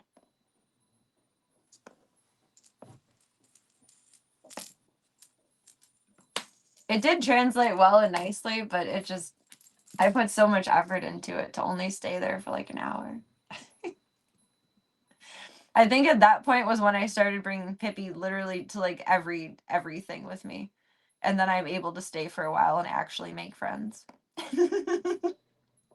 Need Pippi for those things. I need to get her a new harness because my dad is using her harness for Sylvester, and I don't think that's going to stop anytime soon. I need to get her a new service harness before convention season comes around. Because I think mine has been stolen by Father TV. And that's okay. I'd rather let him keep the one that for sure fits Sylvester than like buy him a new one and just take Pippi's back. Sylvester is a big boy. He is probably has some Maine Coon in him. And he's a little bit chonky, but not a fat cat by any means. He's just very large. I refer to him, if you guys have ever seen Burmese mountain dogs, he looks like the cat version of a Burmese mountain dog, just thick and fluffy and big. Just a burly creature that's not fat, just burly. He's probably like 18 to 20 pounds because he's due for his shots, and my dad wants me to carry him when he gets his shots because it's kind of hurts his shoulders and elbow to carry the carrier. It's awkward if it's anything larger than Simon. That's okay. I'll carry Sylvester. He's just a couple of pounds bigger than Voya. It's no biggie deal. He just needs to make the appointment for it because he's been overdue for like 6 months now.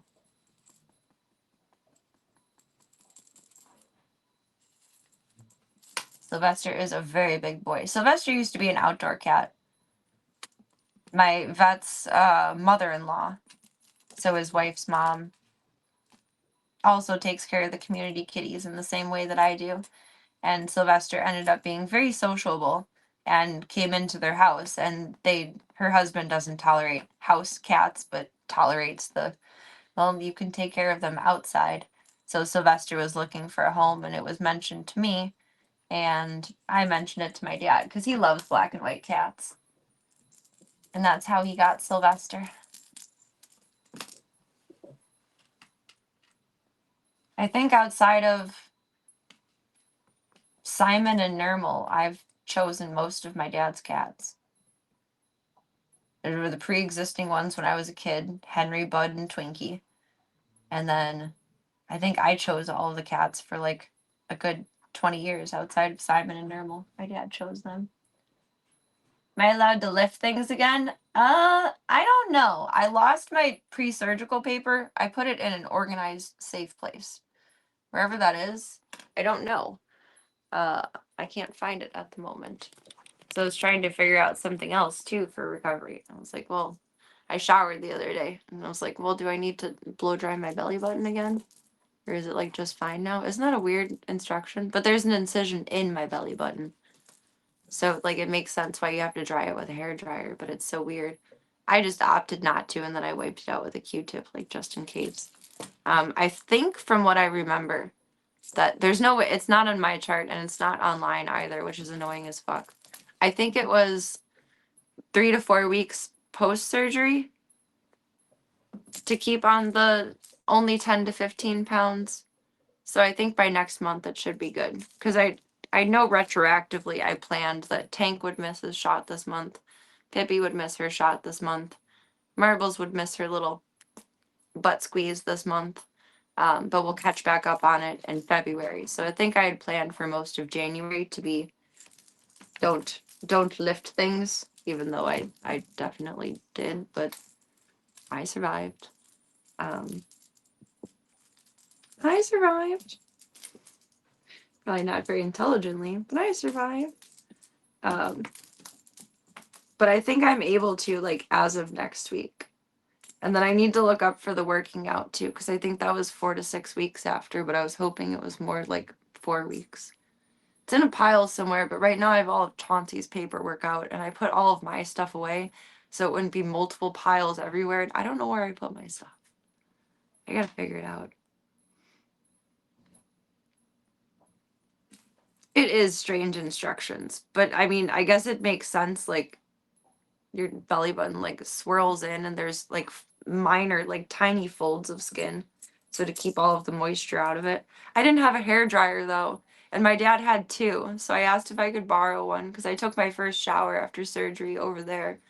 I used my dad's shower for the first time in my life. I used the fancy shower. Oh, it's fancy. It's nice. Um, but then I had asked to borrow a blow dryer, and he still had my blow dryer from when I was a little teeny bopper. And I was like, "Can I borrow this?" He's like, "You can have it." What would I use it for? My dad looks like the dude from Breaking Bad with no hair. Um, it did feel kind of nice, but it gets like, even on the warm setting, hot really quick. You gotta take little breaks in between. I never blow dry anything either. I'm a lazy girl. I'm a lazy girl. I was very mad when I woke up from surgery though, and I feel bad because I know I was a grumpy bitch. I don't know how much of a grumpy bitch, but I remember the grumpy bitch vibe. I thought it was my understanding that it would be like my past surgery where it would be an incision around my belly button, and instead it was in my belly button. So that was my bad of understanding.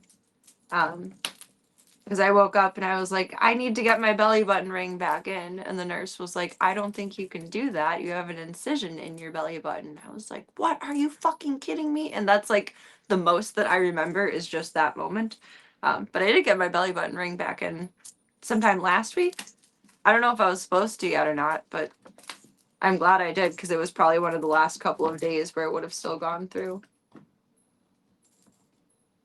You're gonna sleep so hard tonight. You are in such play mode. You're in such play mode.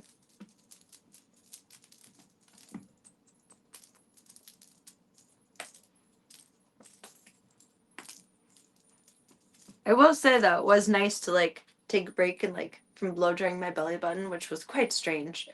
Like lift it up under my shirt, put it in my pants. Warm. It was nice. It's not something I'll take advantage of very much, but it was nice.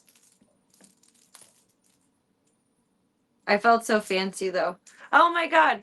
I need input on this. Like, I think it would be as simple as just installing it into the studs behind the shower. But my dad's master shower is like 2 shower heads that come down. And it's quite large, and there's 2 sets of glass doors, and there's no grab bar in it. So there's a grab bar in my shower because I bought my house from an old lady, and I love having the grab bar there. I'm shaving my legs, and I can just hold on to it and, do one of these. Well, you shave that way, not the other way, but still. Grab bar, wonderful, amazing. Even if you're not 100, you should have one in your shower. I love mine. I love it. I'm so glad it's there. And I realized while I was scrubbing myself up in there that my dad does not have a grab bar in his shower. And I kind of tested the motion, like without actually fucking my shit up, of like, okay, if he was in here, or even I in here, if I stumbled and fell, what would I grab onto? What would I do?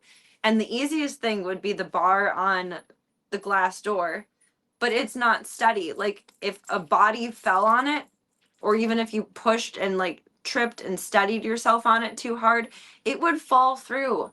And I talked to my dad about it after. I'm like, I'm not calling you old, but there's a grab bar in my shower and I love it. You need a grab bar in your shower in case you lose your balance, like you're in big trouble. And he's like, I thought about that too. That wouldn't be good. Like, yeah, no, it wouldn't. But we were talking about how to install it because it's a vinyl overlay. Like, it's not tiled built in, but it's vinyl over, and I don't know what's behind the wall.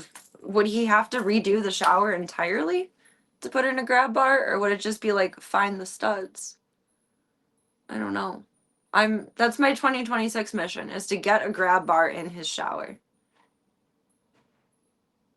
Without paying $1 million for it. How big of a shower? Probably about the size of a tub. I don't think I could lay down flat in it, but I could mostly lay down all the way on the floor of it. So it's probably about 4.5 to 5 feet wide. It's a 2-person shower, but I think showers are much more fancier now than like the late 80s, early 90s. I think they built the house in 91. They got married in 89. The house was done being built in 91, and then I spawned in 93. Beep, boop, boop. So wild. So it's not to like whatever modern standards are. I remember the master shower being really, really big as a double shower at my niece and nephew's old house. And that was like a mid 2000s build, a recession build. It's not funny, but it is. And it's pretty big. It's a nice shower. I liked it. For trying it for the first time in my life, it was nice. I felt very spoiled. Only reason I got to shower in there is because one of the cats shredded the shower curtain liner for what used to be my bathroom there. So I got to use the fancy dad shower. My dad, this is going to sound so weird to say, but it's literally the truth. My dad has the best streamer bathroom ever. And I'm jealous. There's a beautiful big mirror double vanity. There's this beautifully like built out with benches on the side, and then a sink-in jacuzzi tub. And then there's this beautiful master shower of like 2 different spigots, and it's so nice. It's so nice. If it wasn't weird, because it would obviously be extremely weird, I would love to say, Dad, let me rent your shower. Let me rent your bathroom for a day. But no, that's weird. You can't do that. That's weird. That's uncomfortable. I wouldn't do that. But in like a different world, I really wish I had that bathroom. I really do. It is the best streamer ensuite that ever could be. Good golly. Fresh pants right out of the dryer feeling. Oh, it's the best feeling. My most recent favorite thing, which it's not a new thing, but sometimes I'm just too lazy to do it, but I've been prioritizing cozy, is throwing my bathrobe in the dryer for a few minutes. It's nice. For a proper grab bar, you should probably connect it to the studs. But would it possibly crack the vinyl of like the shower itself to drill into the studs? Use stud finder and drill through and then seal with some caulking. That sounds like it would work. I just wonder if my dad would be willing to try it. A bench or a shower chair is nice too. But there's still like the getting up and the getting down from it. And my dad is old. Like he's not like old, but he's old.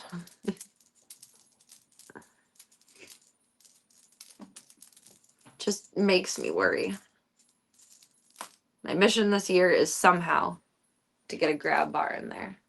Yeah, I'll have to talk him into it like it's his own idea of a project for a DIY style. Because I'm sure to do it DIY, it would not be more than, I cannot imagine, and this is a very, very over exaggerated guess, like $500. It would probably be close to 200 at most. Because you would need longer screws to be able to go through the vinyl into the studs and like be able to secure it. I'm sure the grab bar itself would probably be about $100. But on the same side, if you hired someone to do it, it'd probably be like $1,000 project, which is ridiculous. Vinyl is pretty tough. If you pre-drill it, it shouldn't crack. I think we could do it DIY then. I gotta start mentioning it as like a project I want to do, like here or something, even though there's grab bars in both bathrooms. And then start convincing him that it's his idea to do it for his shower. Because I don't like him showering in there without a grab bar. Like, I know if I fell in there, I would fall through the doors and break them, and my dad weighs about twice as much as I do. It's not that he's a big guy, I'm just a tiny girl. We're all string beans in my family. Except I didn't turn out tall. I'm a little soy string bean. They're big, tall green beans. Really want to get that done because that scares me. Yo, Grandpappy. Yo, Grandpappy. Needs a shower bar. Very much so. And slowly getting your parents' bottom floor set up for when they can't make it up the stairs anymore. Yo, good on you for that. You are awesome. You're a very good human for that one. Makes me grateful that my dad's house is a ranch, but I'm sure at some point I'll have to come over to do the litter boxes downstairs. But he is very careful on the stairs, which I appreciate. But he also fell down the stairs many years ago and completely tore his Achilles tendon. So he's more careful on the stairs because of that than old manness. But that's nice of you to do for your parents. That'll come in very handy.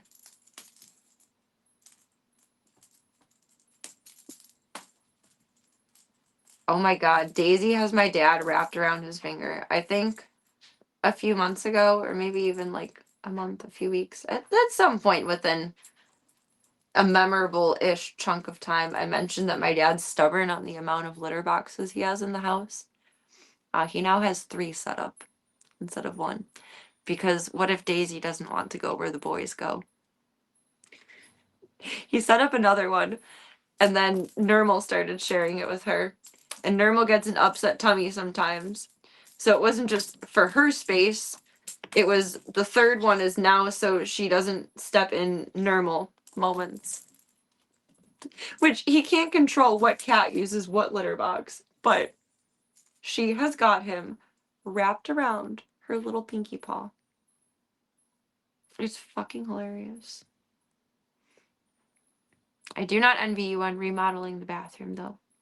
Floors, could be easy, could be challenging. I wish you luck with that one. Here. Take this for luck, for motivation, for inspiration. Take this to keep you safe. You just tooted! That was a big stinky toot. That was a bubble of gas. That was not just a release of air. That was a bubble of trouble. Whew. I think I startled her when I picked her up. I'm planning a setup so they can rent out the upstairs while maintaining their privacy. Yo, I like that. That's really cool. That's a very good idea. Turn it into like a multi-family home.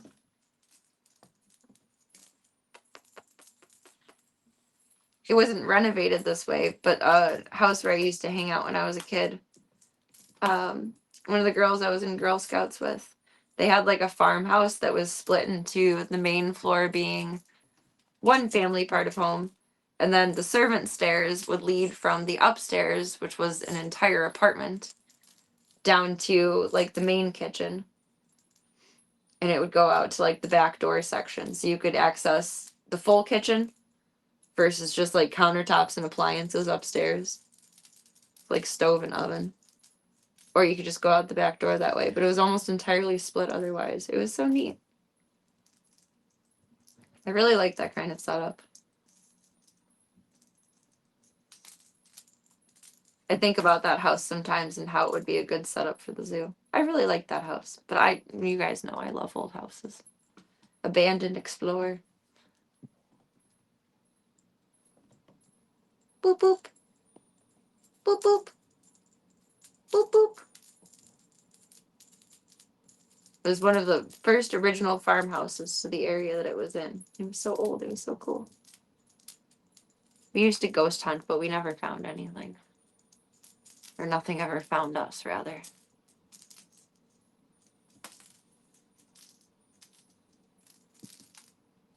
I think that'll be a phenomenal setup, though. So they have their main space on the main floor. And then an apartment upstairs, whether they rent it out or if they need family to stay with them for any extended period of time. It's perfect. It's so nice.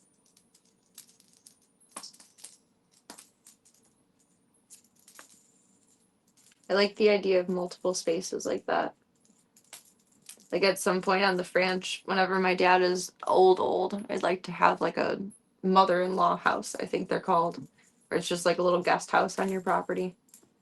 I don't know how keen my dad would be on that idea, but I know he doesn't want to go to a nursing home, so you got two choices here, buddy. A granny shack. I've never heard it called that. Don't tell him it's called that. A grampy shack. A grumpy shack. I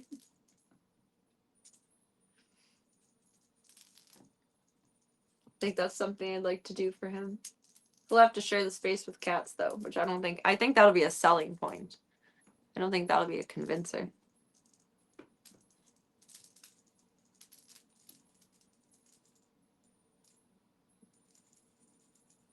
The ADU craze is big at Cali with the land prices. What's ADU? ADU. I feel like I said that smushy. What's ADU?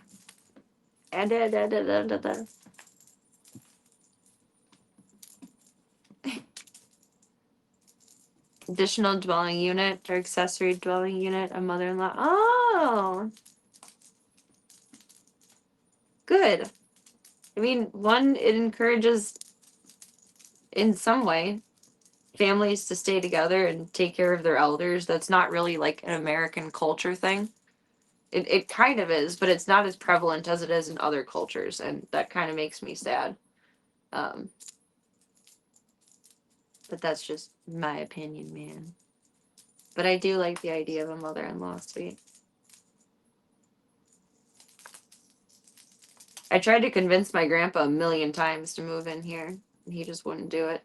I think that was a pride thing, though, because, like, I am a girl. I think he would feel like less of a man if he moved into a girl's house. But, like, my house is handy capable. It would have worked perfect. But no. But then we wouldn't have had the stream room. It would have been a grandpa room. But honestly, my grandpa probably would have loved to be a part of streams.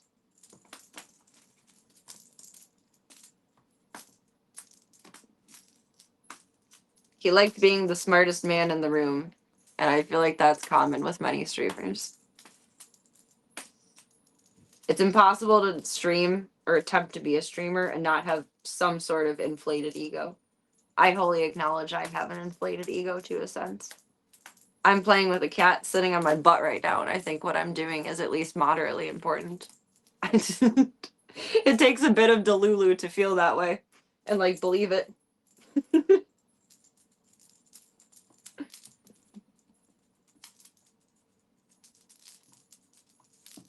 Streamers are like animal people. They can come off as normal, but they're never normal. It was one of the first things I learned in grooming school, is all animal people are crazy. You just don't know what kind of crazy they are.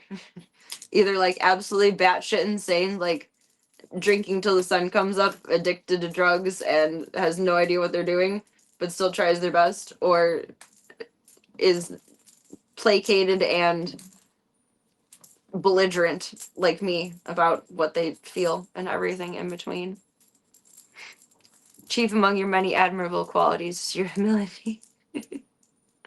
She's very modest too. I mean, you have to have a balance in life. I think what I'm doing is important, but I don't think I'm the greatest at it. There's always room for improvement. I could be doing backflips right now, but we're watching cat flips right now. Possibly. She's barely in camera view. Now I'm gonna break the tripod because I'm the best around. Yada da da da da da. You have the toy on your back and you took it with you. You took it with you. Yeah, C's doing backflips for me. And now she stole the toy and ran away, and it's wrapped around her butt and she doesn't know what to do. And I love those. It got you. It got you. It got your butt.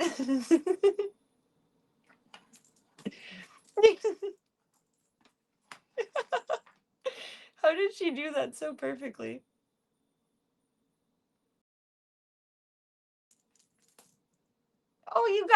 You saved yourself. I'm so proud of you. You did such a good job. Good job. Okay, bye.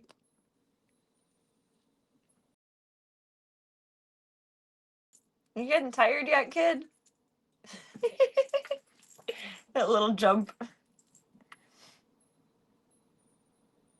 Touch cat. Much meow. It's like her front legs go so far, but her back legs go like an inch up.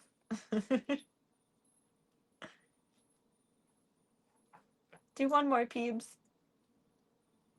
Give me a bouncy. Give me a bouncy. Say no. Tack, tack. Tack, tack. Okay. Got an emotional support reset. Where you going?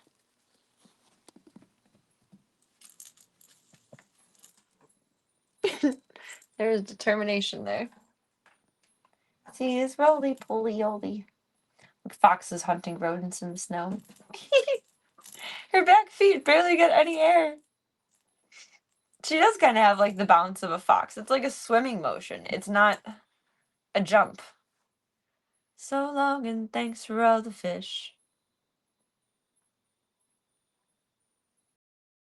You're so funny, honey bunny. You just hit your head on the chair. Good job. And do your explorations. And then we gonna chill. I gotta do your eye drops too.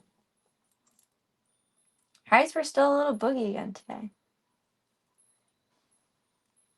Their nosedive in the snow when they're hunting is so cute. They just up and then foof for their prey. It's freaking adorable.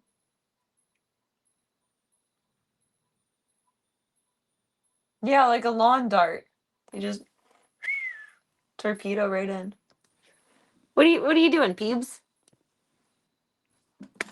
Oop. That's not very graceful.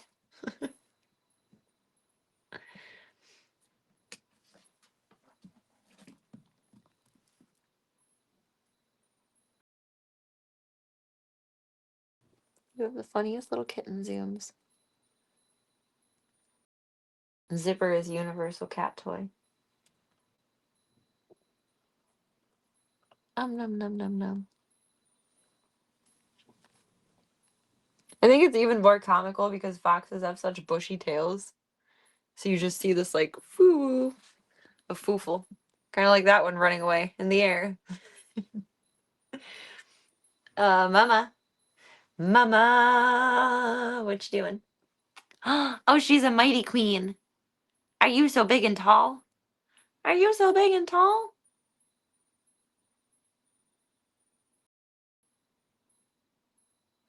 Yeah, I don't know what's on the blanket over there. I spilled something earlier and I have no idea what. My water bottle wasn't sitting there. My snacks weren't sitting there.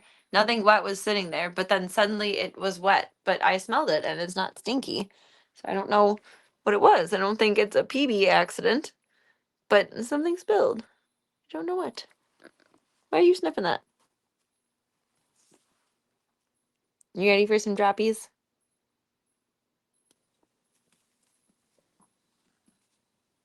Hello.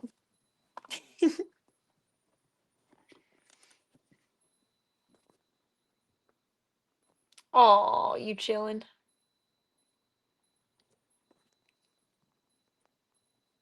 Daddy's gonna come and love on you.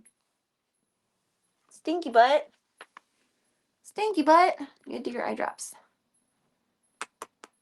She's got such a motor going right now. She purrs so big. Another Drooly Beeb to join the fine ranks of Gunther and Tank, maybe? I don't know. It left a stain too. Oops. I thought the memory foam would keep us stable. I was wrong. I don't know what it is. It doesn't smell like anything. But it kind of looks like coffee. Maybe I spilled coffee earlier and I didn't even know it. But it doesn't smell like coffee. I have no idea what it is. Just needs to go in the wash and get gotten forgot about.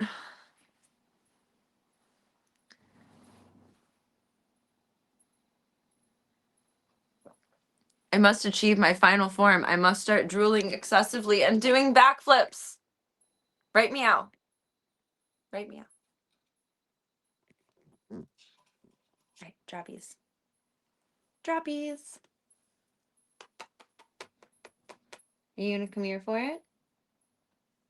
Hi. You're cute and silly. She's like, I'm adorable. I'm exempt from eye drops because I'm adorable.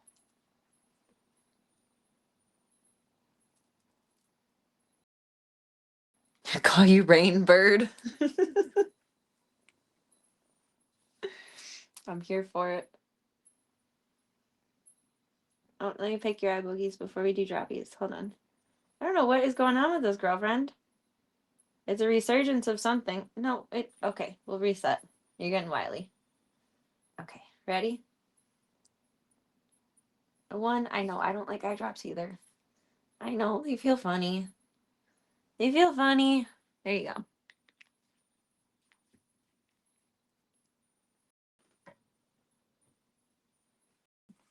Come here, Foofle. You are tooting like crazy tonight. Come here. I have an idea. Come here. Come here. Come here.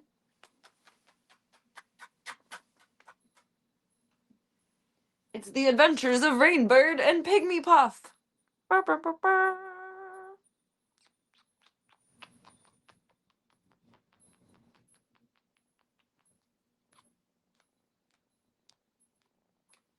I love you so much. I used to hold baby Monster 24/7. Just right in the crook of my neck.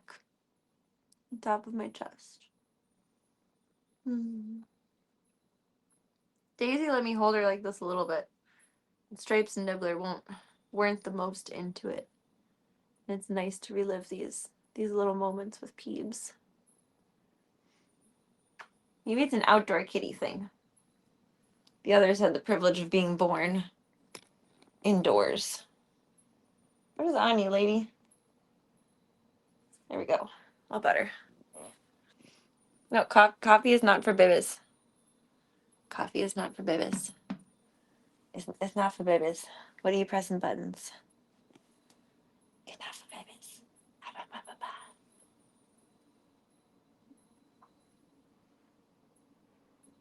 Are you a brave little explorer? She's in the blanket trenches. The walled PB explores the blanket trenches. Not native to her current lands, but a new exploration for the generation. For future PBs and PB kind. Now she takes a break to sniff the appears to be sleeping plush dog. She has assessed that it is not a threat. However, the journey from the grey blanket to the patterned blanket is filled with uncertainty. There is much sniffing to be done to ensure there is no danger within her great trek. She has now approached the hoodie wearer and is mesmerized by her arm, her hair, her boob. I don't know.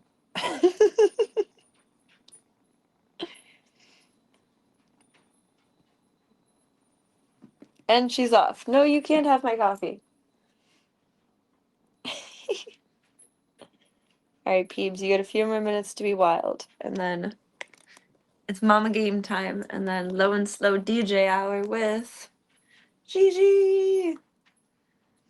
I'm gonna read her a book. The twins get new names that can be shared. Yes! They did get new names. I think I'm saying this right. Stripes is Kyrie, Kairi, and Nibbler is now Tatum. Little fancy little tater. You're a fancy tater too. Well, that worked for all of 2 seconds. And I don't know if my dad's gonna change Daisy's name. I think he's waiting for either inspiration to strike or just accepting what the name is. He's still not sure if he's gonna change it. So I can't think of anything good for her. I have no idea. Her name is gonna end up being Princess Consuela Banana Hammock Shlammalama Ramalama the Ding Dong. I think that was from Sweet Life of Zack and Cody. I don't know what that was from. She's clearly a child of the Zoo Mama coffee addict. And usually they smell the coffee. It's a weird thing about animals. Coffee breath is my key to compassionate grooming. Every dog and cat loves with some stinky ass coffee breath. They just do. They're like, oh my God, what is this? Let me in on it. That is my key to trimming faces beautifully. You just, and they're so still and mesmerized by this scent you have produced. But just about everyone else is smart enough to not drink out of my cup, except for Void. Void keeps trying it. I set my coffee down in her room, and she's like, this beverage is a reflection of who I am. And then she tries to drink it. I'm like, girl, it's poison. You can't do it. She's just a baby, and she doesn't know any better. But hopefully that won't continue. Oh my God, big zoom. She just tore it up. Oh my God. She's wild. You gonna pop out of there, little one? What you doing? What you doing, peeps? Peepy. I can see her little shadow fucking around. Street girlies like the coffee. We do. We do. Us city gals. Where you going, peepers? Are you gonna pull down my calendar? Oh, I gotta flip it to February. I'm like aware that it's February, but I haven't like fully mentally acknowledged it yet.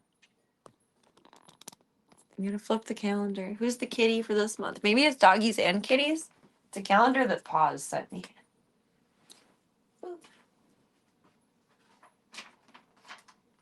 Oh, it's puppies and kitties. Let's see. February is Lemongrass the Labradoodle. Or maybe Cockadoodle.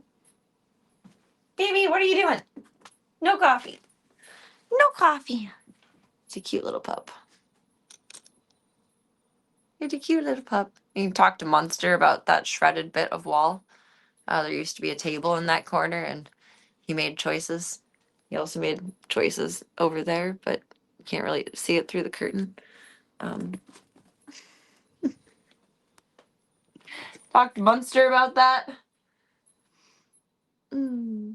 What's the next Harley cosplay going to be? I have no idea. January's got scrubbed because surgery and life circumstances. February is getting scrubbed because I am dealing with life circumstances. I'm thinking maybe for Valentine's Day I'll put one together because Valentine's is on a Wednesday this year. So maybe the 13th we'll do a little cutesy Harley cosplay, depending on how this week goes. But I'm hoping that at the latest we'll be back to Harley monthly cosplays by the time it's convention season, like March, April. Might end up missing a couple of months here though. I don't know. There's been zero occupation of thought for anything creative currently. There's other priorities at the helm. Are you gonna get me? Are you gonna get me? PB, what's your next cosplay gonna be? Yeah, I'm gonna be a pygmy puff. I'm gonna be a 6-second car. You can't fit all the way through there, kid. It doesn't work that way. What's your next Harley cosplay gonna be, the Mad Topher?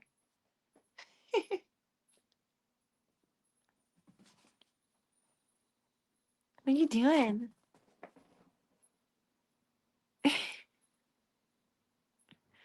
You're so independent. What's he doing in there? I see your spooky little ear. And she's off. Almost. She gotta figure out how to get over the food bag. You can do it. You're big and tough. Big and tough. Big and tough.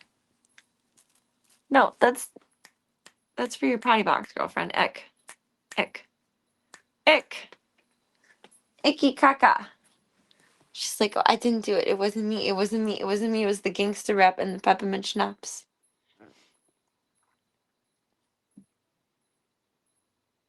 All right, Mr. J, bring it on.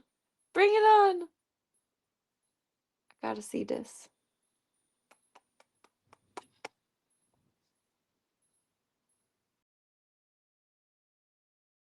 I want to figure out a really good, unique mashup of Harley and Joker so that I can get good use out of the green Joker wig that I bought. I think a mashup would be wonderful, but it has to flow perfectly. Like in my head, I'm imagining like a split outfit and everything, like almost like a snooty little, I don't know, skirt set style pantsuit on one side that's like super, super purple and green, and then the other split way to, I don't know, maybe a full pantsuit and then bodysuit Harley, like where she has the full headgear and everything. I don't know. PB, why am I just keeping the camera on you while you're eating your butt? It's personal space. I was in my creative zone. Be Mr. Freeze because only you want to do dad puns with Arnold Schwarzenegger voice. Sounds wonderful, Cyogenics. I saw a blurb earlier, and I don't know if it's true or not. It might just be someone's random tweet, but it was that Arnold Schwarzenegger rents yearly. He doesn't own the Mr. Freeze costume, but he rents it yearly for about $1 million to be a part of his collection. So it'll go back to the original collection when he passes away, but otherwise he can display it like within his own home and space, which is really cool. And quickly devolve into saying, "Get to the chopper. Get to the freezer." Hello, Boo Thang.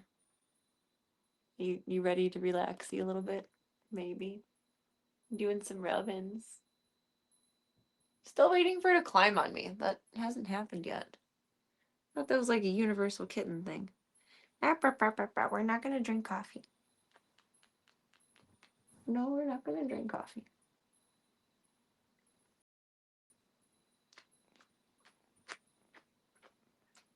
I aspire to be Arnold Schwarzenegger levels of cool and rich. Dude has donkeys walking through his house. That's the life. I'm like the low income version of that. I have cats. He has donkeys. Alright, sissy girl. House time. Mom wants to chill with some games. And then, what are you eating? I have no idea. We'll read to Gigi for about a half hour. Some low and slow DJ voice. Here you go, sissy. Toy. But she's tired. She laid down. Usually she would try to come back out.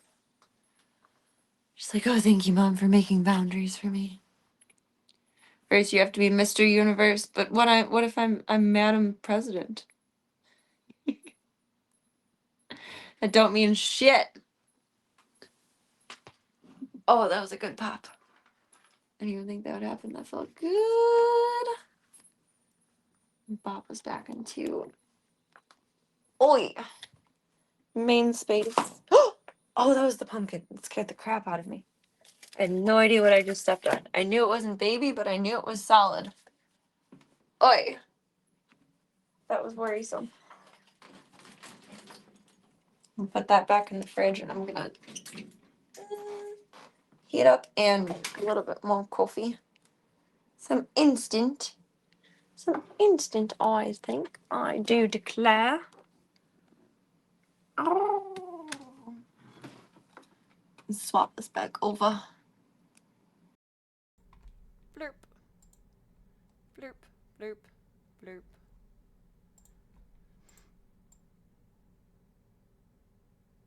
Blurp.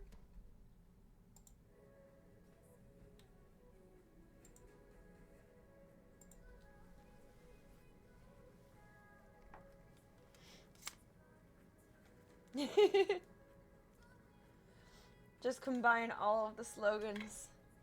Get to the chopper. I'll be back.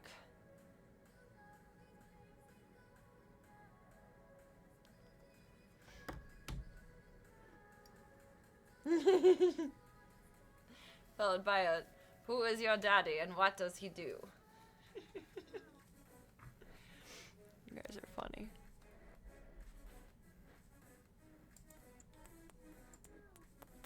Burb, burb, burb.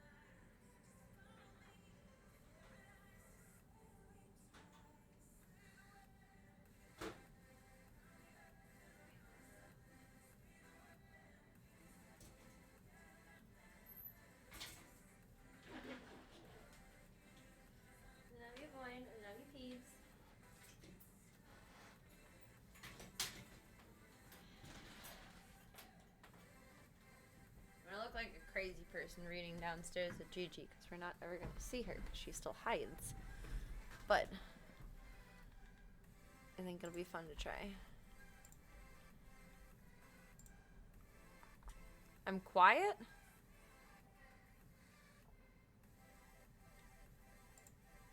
Did I fork up my volume? I actually moved my mic closer to me. I might have been speaking softly before I walked away. Is it better?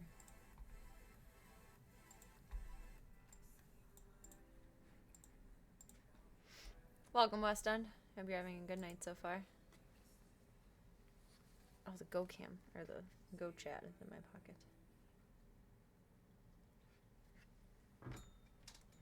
Creaky chair. Here's my multi-plug. Oh, that was obnoxious.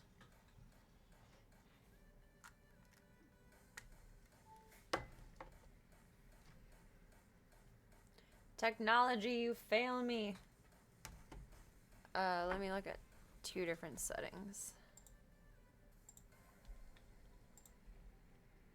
First, let's see if OBS is doing fuckery.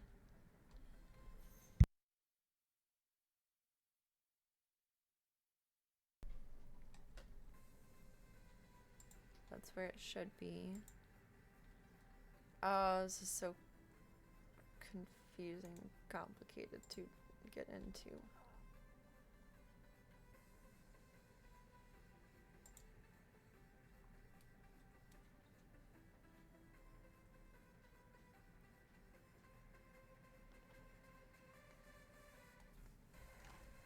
This is going to be interesting to see what's happening.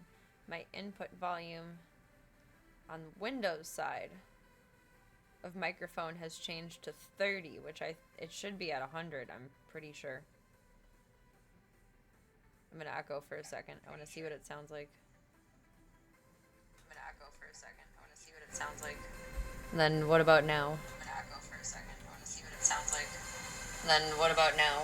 That's normal. Windows!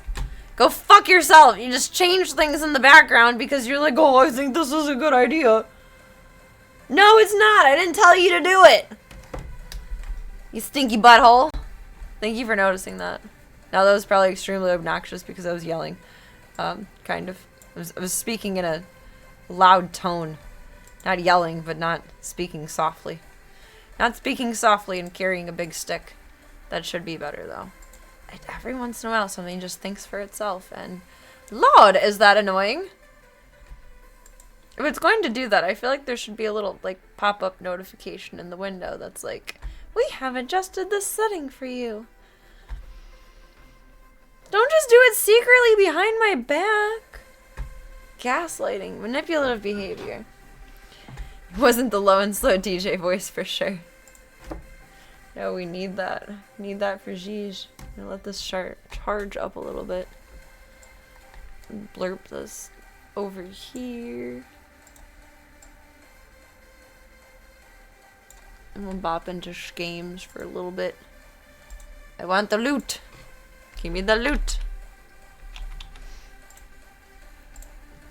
The loot. The loot. The loot. I have to change it on Twitch. Over here. I haven't even tried to open Twitch on there with doing different things yet.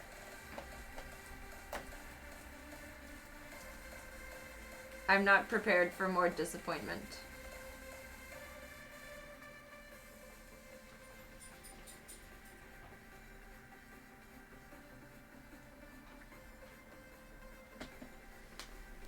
Not necessarily complaining, just observing, because who am I to judge? But for being a stream elements in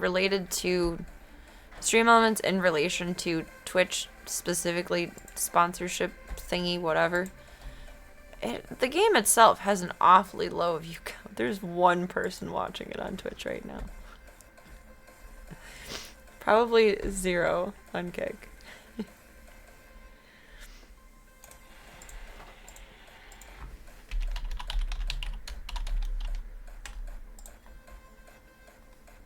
Zero. I'm the only one. That's how you're the best. That's how you become number one. Is you're the only one. The only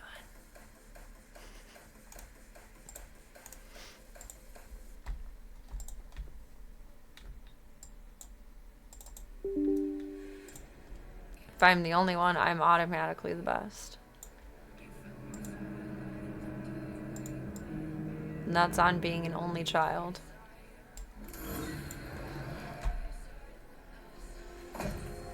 Hold on, game. I'm still scooching us. Sheesh. Sheesh. Where's my thing? That's not what I wanted. That's what I wanted.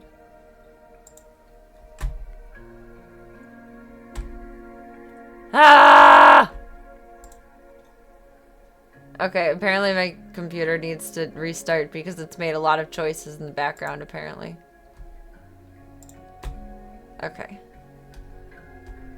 Back to non-dual layered camera settings.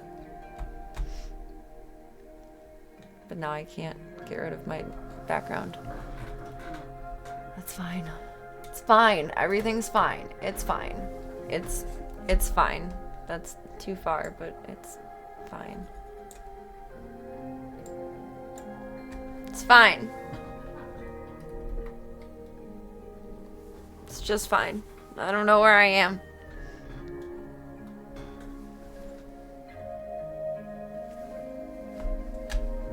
It's the best I've got for that one there.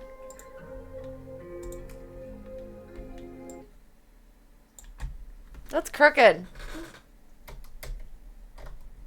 Scuffed. Okay. Mildly functional. Blah. Just happened to you on a restaurant app. You chose a store, added a favorite, and ordered. And when you selected what you got last time and changed the store. That's rude. That's very weird.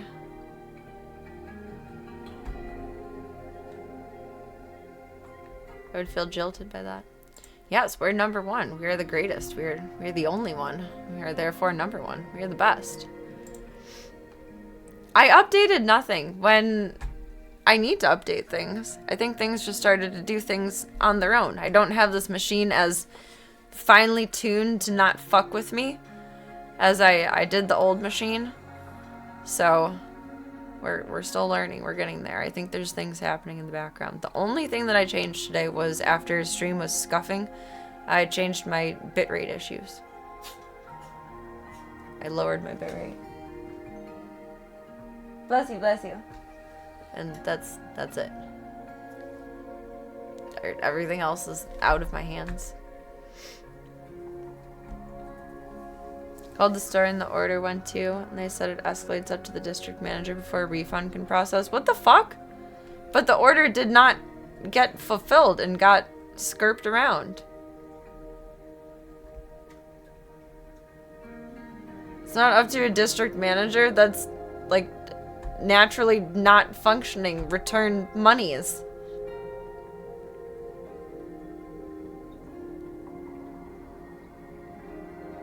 That's lame as fuck. I'm so sorry.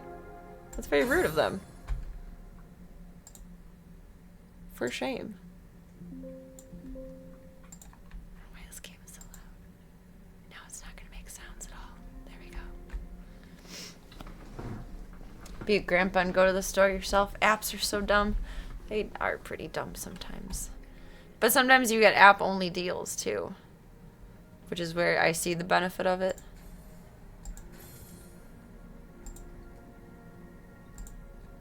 That's nice and all, but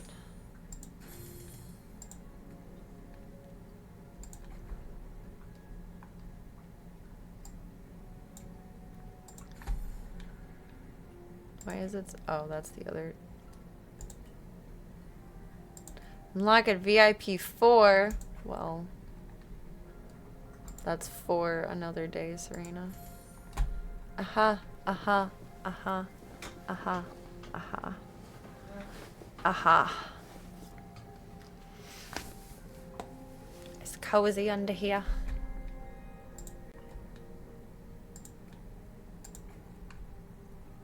It sounds like an office skit. Has to go through the district manager. I feel like you're more mentally grounded than I am, the Mad Topher, and I would feel like I'm living in an alternate universe if I was you. I feel for you.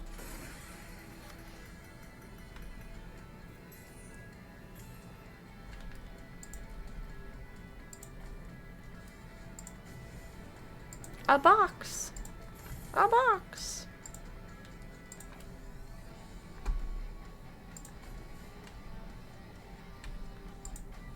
Throwback to 48 hours ago trauma of accidentally joining someone's alliance.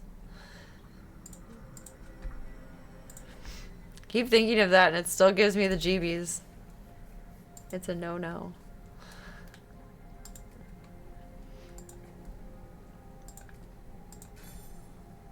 Woo! Participation points. Yeah, baby. Free, but not free for me.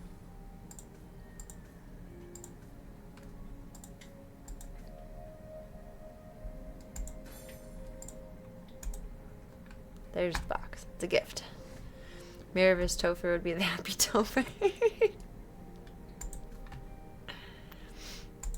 What would Mirrorverse Cygenics be? What would Mirrorverse Serena be?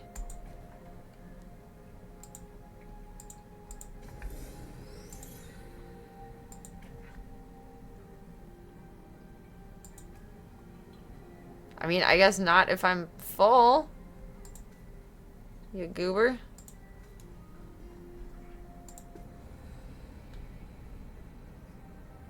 No, thank you.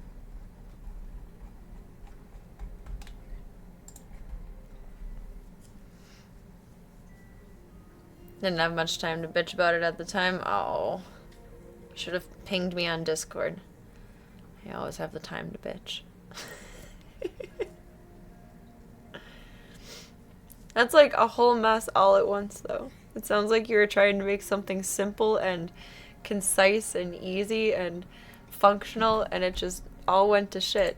And that makes me want to rip my fucking hair out. I hate that crap.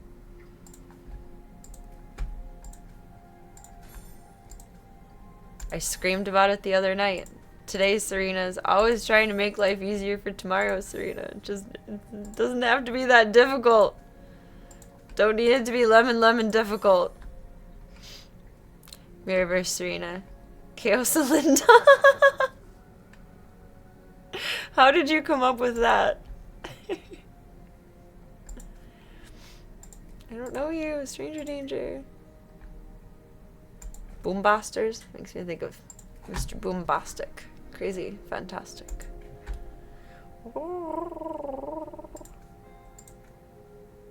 Some carbon steel. Fancy. Fancy.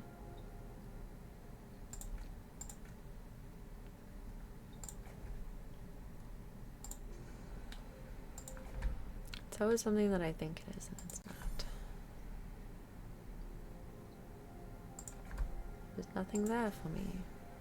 Ooh, what do we want next? A hat, a vest, a backpack, a knife, pants, or boots? Boots. Opposite of Serena's chaos. Okay, I'll take it. I kind of forget that that's what my name means sometimes. So I am the I am the Mirrorverse Serena. I am chaos. I'm a walking Gemini who's a Sagittarius.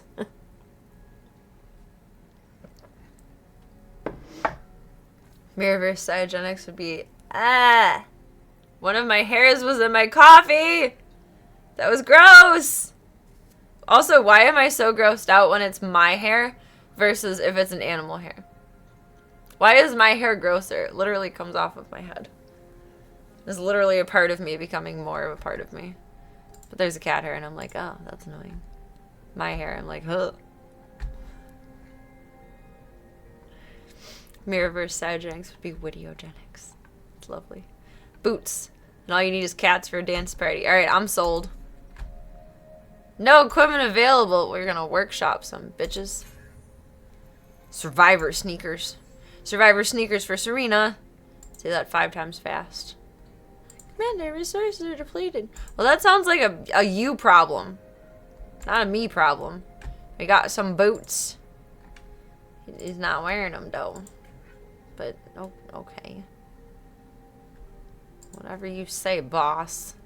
Boss hot settings? Is that where sound would be? I finally found a settings menu. This is epic.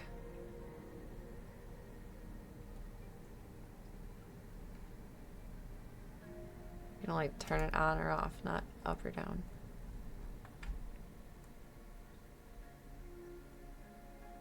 We're just gonna turn it off and solve all of our problems at once. It's very satisfying to me to keep my volume the same.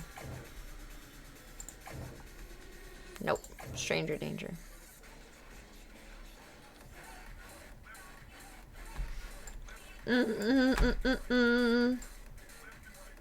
Where do I want to go? Kill 1 zombies. Let's kill 1 zombies. Attack! March! Oh, there's still special effects volume. Oh god. Oh god, shut up. Shut up. Shut up. I can't change the volume of it! Just shh. We'll see how we like that. Okay, we did it. We killed the zombie. What about the zombies that break into our space, though? What does one do about that? Is that my home? I guess so, yes. I don't even know what my home looks like. Heal.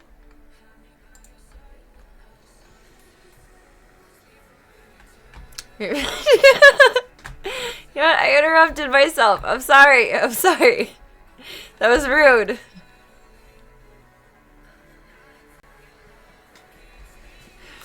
I mean, you do love coffee though, minus the hair in the mouth part. It kind of works. Minus the hair. Yeah, I'm just trying to justify it and it's not working. It's not working at all.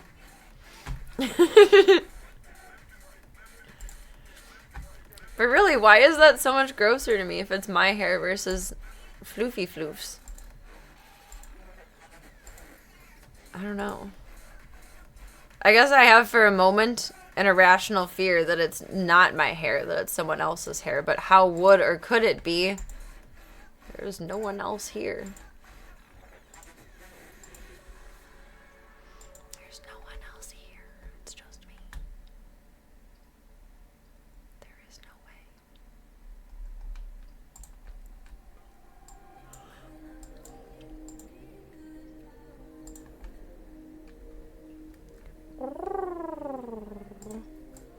Battle! I mean, these are kind of sound effects I'd like to keep, but we'll see how we like it like this for the moment. I want to swap out one of my weaker characters for one of my other weaker characters. I forgot I did that.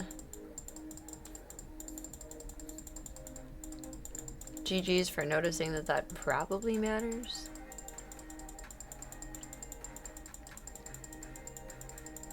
Did not gonna happen. Oh, did we all? Oh, no. Okay. I thought we all blew up for a second. This is not going well. Hold on a second. Let's look at that one more time.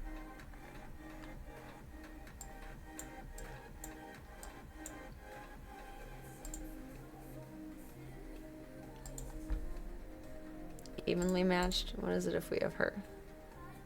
Is it always going to be evenly matched? I guess so.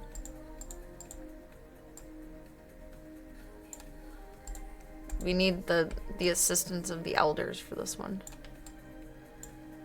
And at some point we got to work on Mad Eye Moody and Mr. Grumpy Guy over here. You're fine until you exploded. That's usually how it goes. May have seen that happen a time or two over here. It's always possible.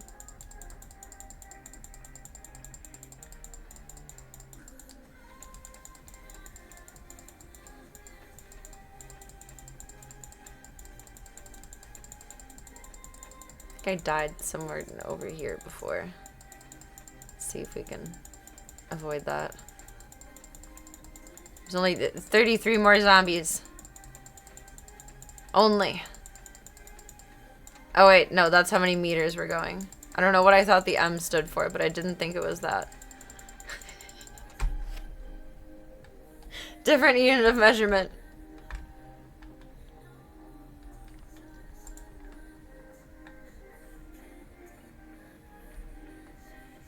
I thought we just got him.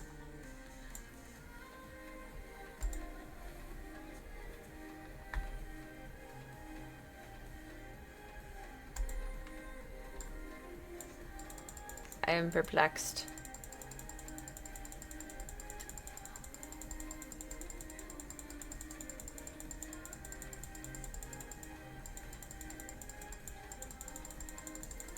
Green splody spider, yes. It may have been better to go for the other one. It's a risk I'm willing to live with. Because the choice has already been made. Strong enemy incoming, no!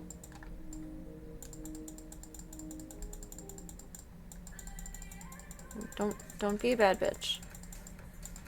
Don't try to be brave. No, don't hit me either.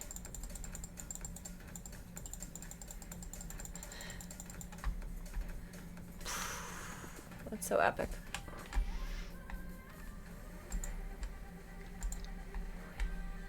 Now thou shalt pass. Memory trips. Memories. We got more front yard. Nice. Oh, now it's all an awkward shape. Like that I could live with.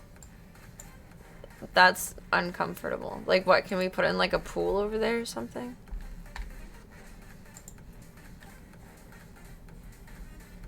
Maybe?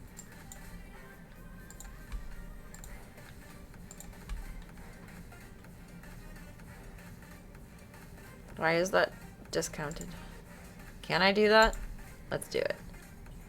Boom, boom, boom, boom, boom, boom, boom. It's unbelievable. Speed up time exceeds record time, but... Can I choose? Oh, fuck it. I don't care. I don't care. I love it. Granny with a gun is doing it for me. I'm just loving the bareback situation. Auto-constructing. Please don't close this window. I'm glad I read that. Instead of just looking at it, I chose to see it. Bravo. Hair is very floof tonight. For why? Calm down. Calm down. Auto-construct faster! Don't freeze like this. I get nervous when things stop like that. Is it frozen? Is it going to keep going? Is it just done? Is it the end of the world?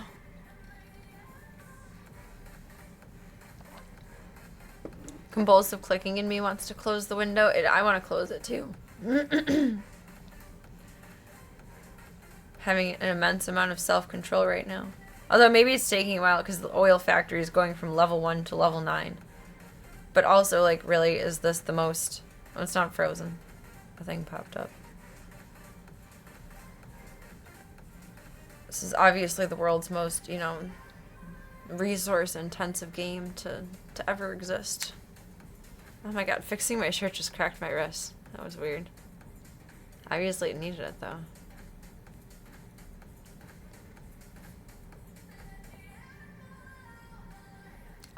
Construct! Here's some constructive criticism. Go faster.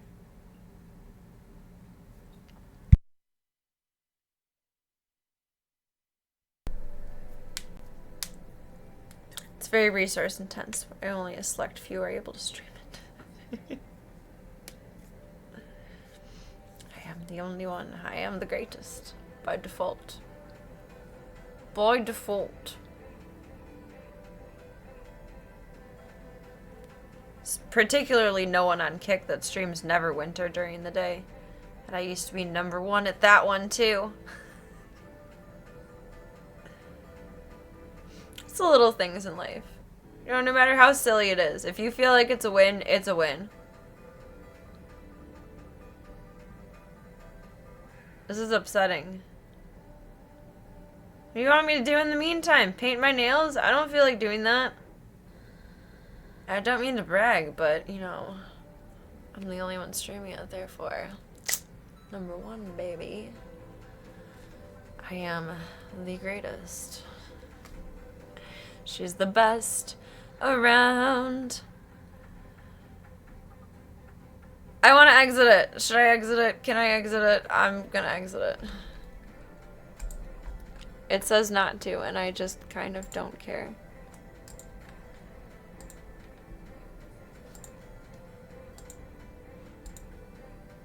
I think it's fine. I think she was just confused. And that's okay.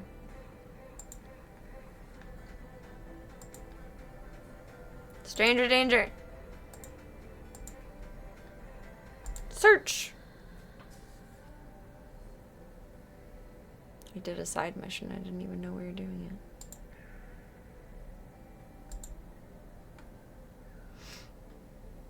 Would have been sitting in that menu for 15 minutes if you hadn't closed it. Probably.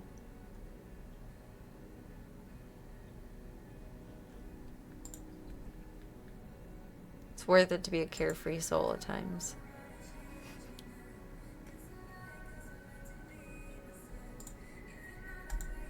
One more.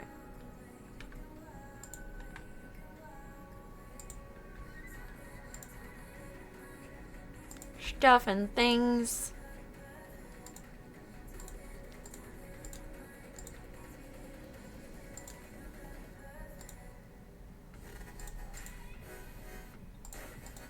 boop, boop.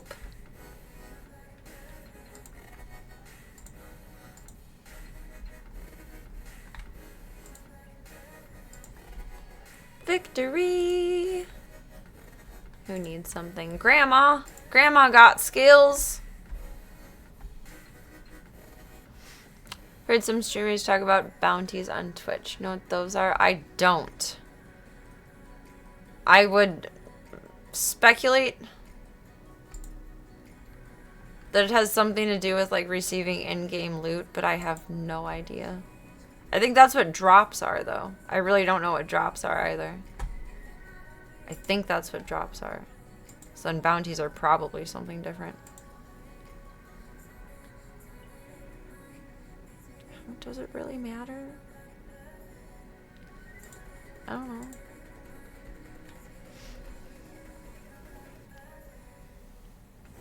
It's got something to do with playing a certain game for a certain amount of time. Oh, that's cool. As long as you like the game, I guess.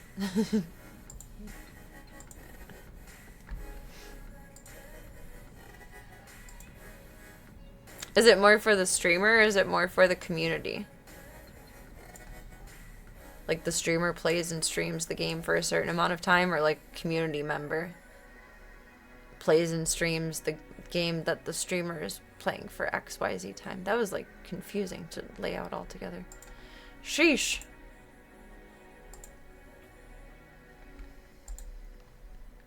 I missed boxes.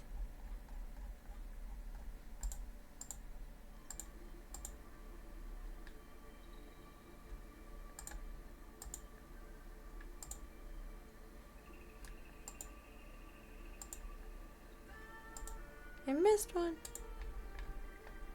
It's for the streamer. Oh, that's cool. Where would that be? Like in my notifications? Or wait, is it a partner only thing?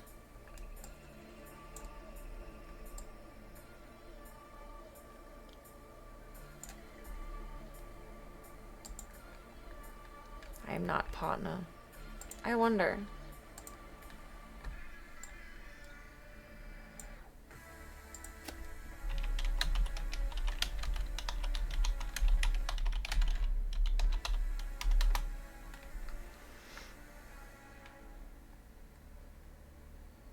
Twitch bounties, now called open invitation campaigns, are not exclusively for partners.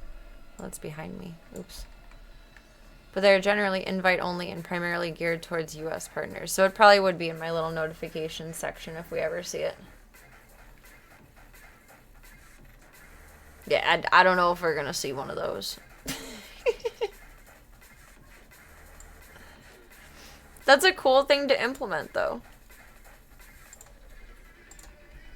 I'm a bit tickled by the idea.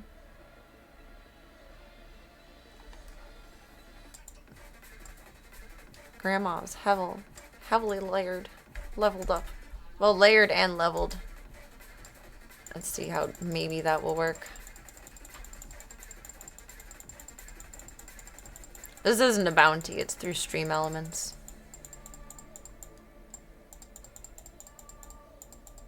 I don't think Stream Elements is exclusive to Twitch, but it's heavily integrated with.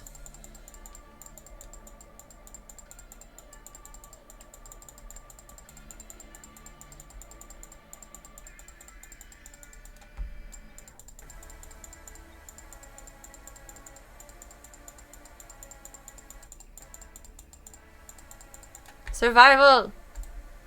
Survival!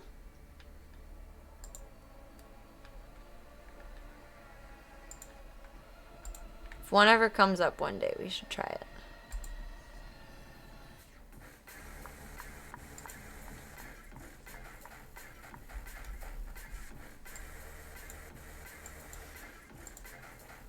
What's on the radar? Oh, I didn't know I could claim those. Oops. I thought they were just there of like, hey, you did this. Intel. Oh, that's what I was just on.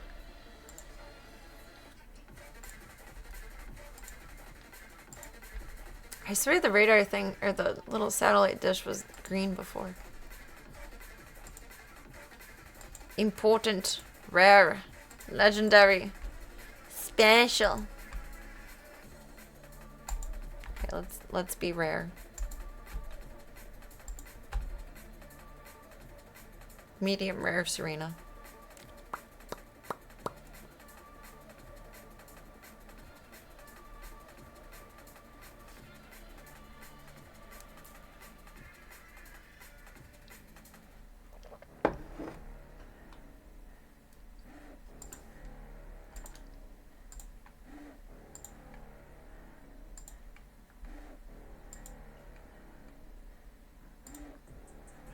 Special. Oh, sure. The Serena giveth and Serena attempt to not giveth away.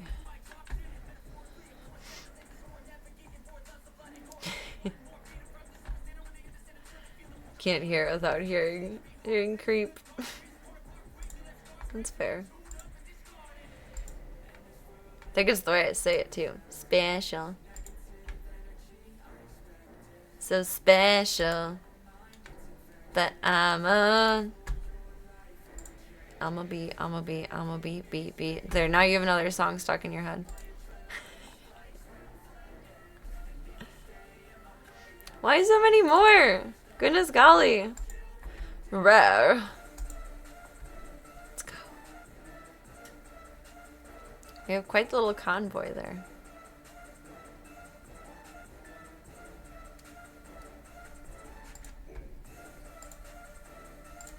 Zooming back home like their life depends on it. I guess it kind of does. They're zombies.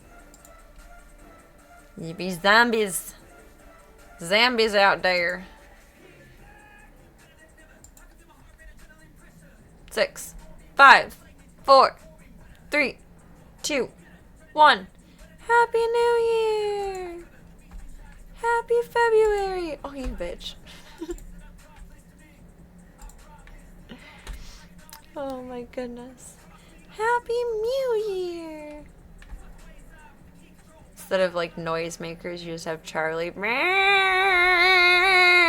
the background.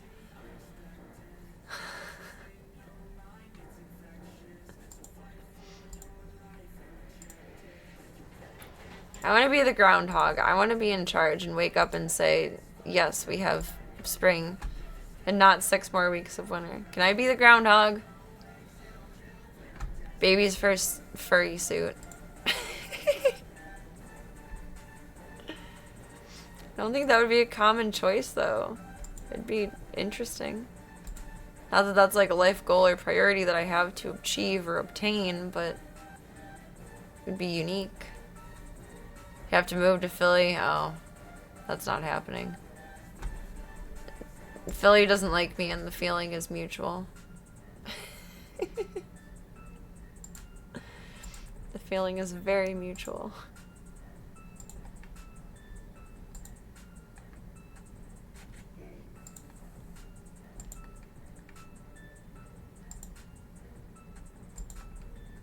Squad! Get him! Get him! Get him!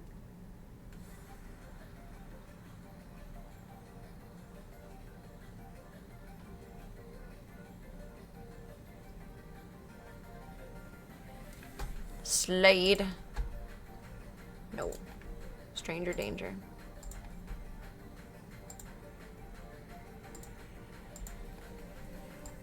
Can this be in like in a different spot? I keep hitting the hospital.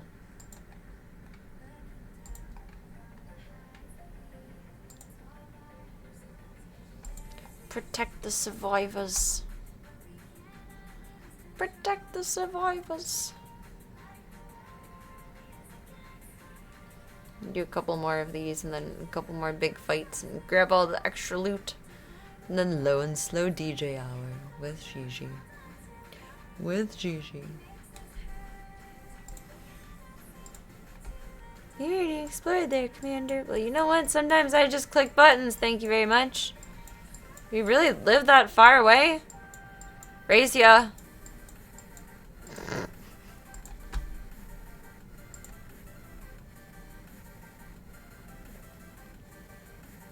I don't know what the point of racing was when that comes about. But it happened.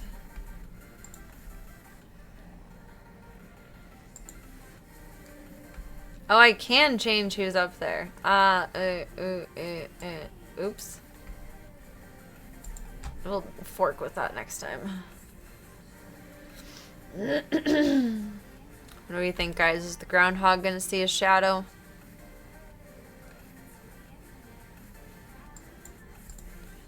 I was so close to home. It was helpful. I am a grateful girly. Oh, it was the purple one over there. You know what? You know what? I love that for you.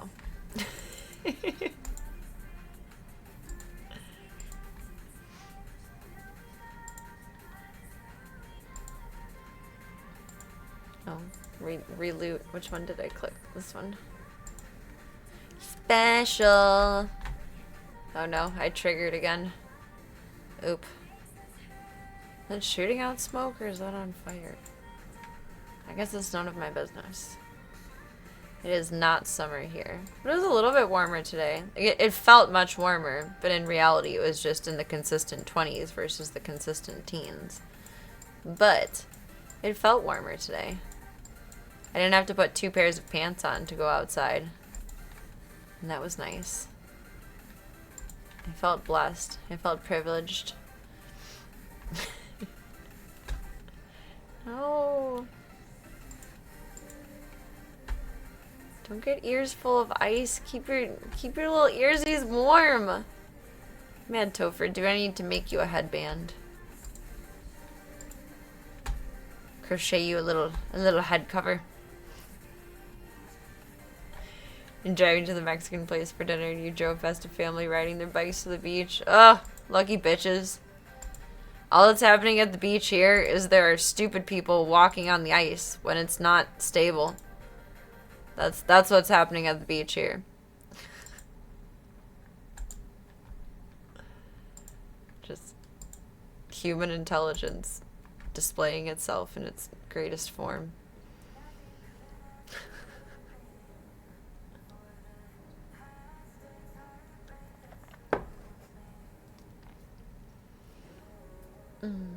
Walking on the ice. It's an adventure. I mean, we did that too when I was a kid, but on lakes that we were pretty sure were pretty solidly frozen and with parental permission and numbers. But these are like adults doing it, not like kids.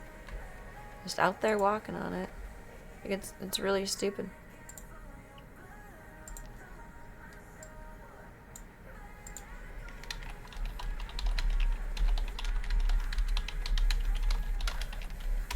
Wish you can.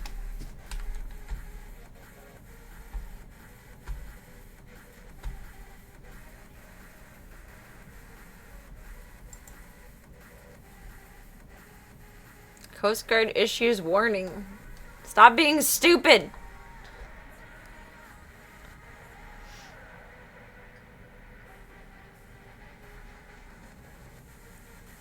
Ice is like clouded, I think the word for it is.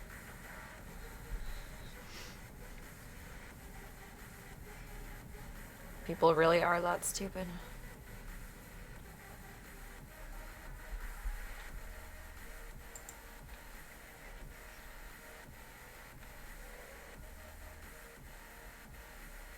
Oh. Genius. Someone fell in.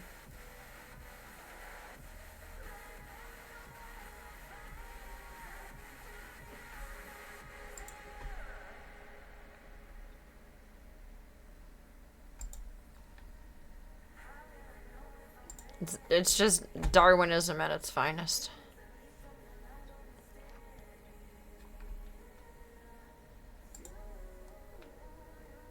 Here's the sound.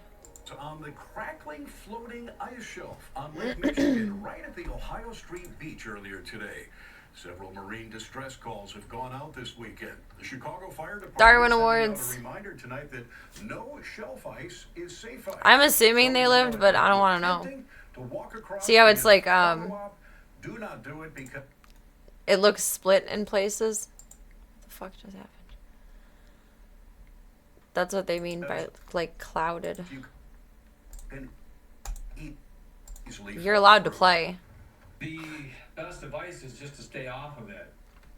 Yeah, it fuck that becomes indeed. Contagious where people want to go out and explore, and generally when people see a hill or Like, a you're mountain, that they bored, wanna climb open to the top TikTok. of it, and it's these peaks of these hills or mounds that are going to be the most fragile. Benjamin says if you plunge into the water below the ice, you may only be able to survive for a few minutes, and the involuntary gasp reflex when hitting the cold water can prompt you to suck water into your lungs. He says they've been monitoring shoreline cameras set up around Lake Michigan, and today saw scores of people walking out onto that dangerous ice. People are just dumb. Like, 100%. But, yeah. I mean, we did it on, like, small, like, neighborhood reservoir lakes. And then a couple of slightly bigger ones, but always with parental permission. I mean, I don't think I ever told my dad I was doing it, but we always told my friends' mom and dad what we were doing, and they're like, oh, don't do that, or, oh, okay, sure.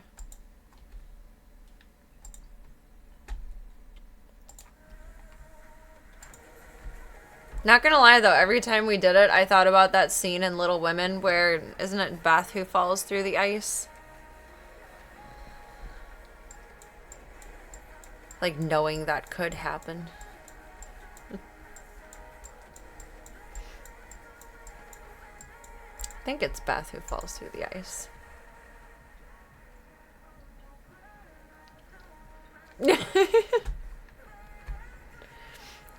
It's all the Mr. Freeze concept fault. Revenge is a dish best served cold, then tonight hell will freeze over. Or at least Lake Michigan partially. It's not funny. I shouldn't laugh at it, but like, really?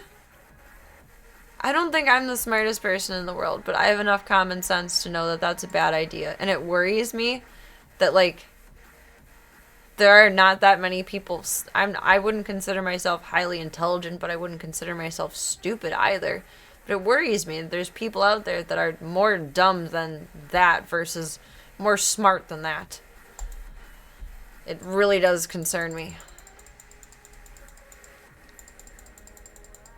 They're electric. Boogie, woogie, woogie.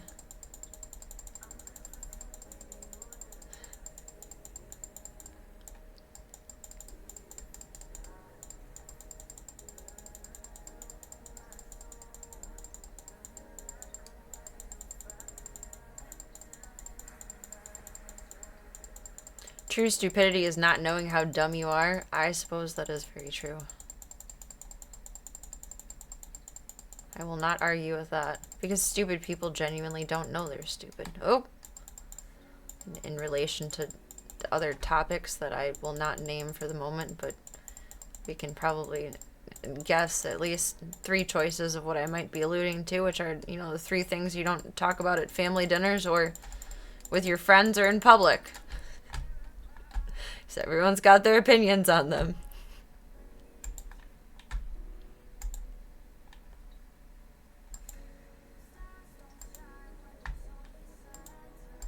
He's infected. Maybe. Oh no. I mean, sports can be a sensitive topic too.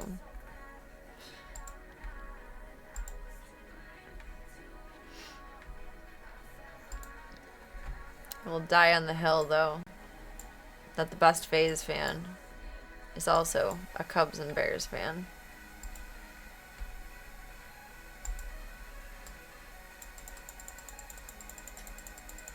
It's my toxic opinion on sports.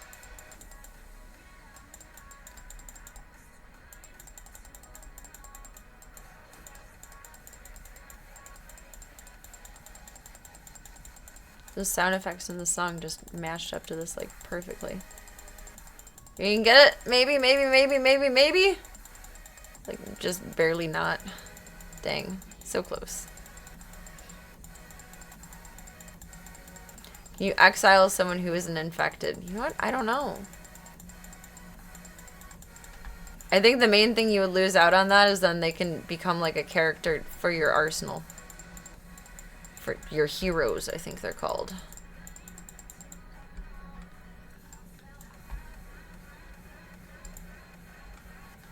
It's a good question, though. I wonder. I don't remember if there's even a choice for that. Don't like their face and just want them gone. I mean, it's the end of the world. Should you really be picky, though? Rebuilding humanity. Can't afford to be picky about it. One more. And then we'll bop down to see Gigi. One more. Grab stuff. And go see Miss Gigi. Or let Gigi see us. Because she's not going to come out of her spot, more than likely. If she does, I don't know. I owe something.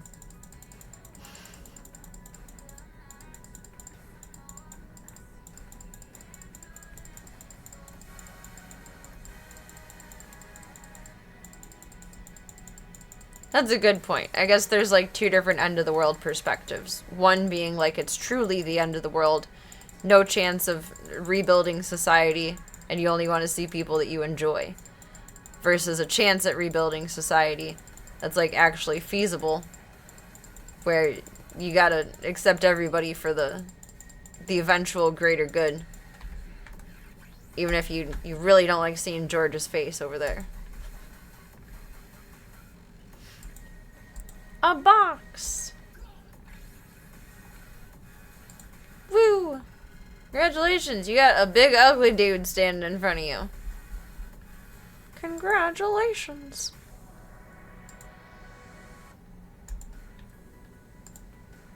It unlocks at VIP 5. I'm not in VIP 4. I'm just Serena.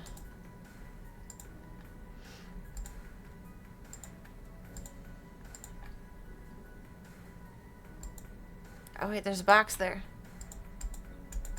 That means nothing. The box means nothing.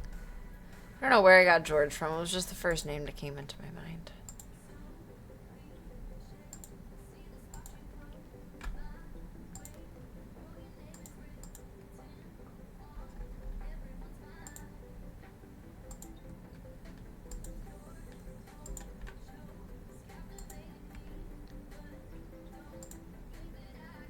I don't think there was anything I missed in here. Well, I guess that's there. And I guess that's there too.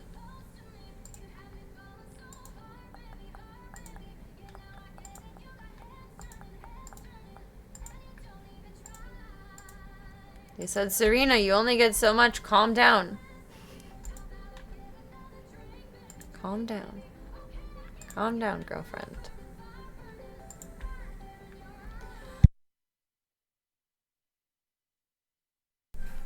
Pardon. Pardonnez-moi.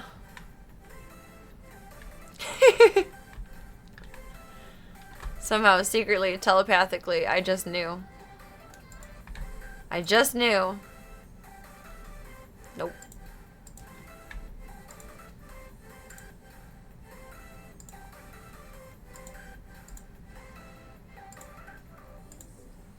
The reward has been sent to you. Bah, bah, bah, bah.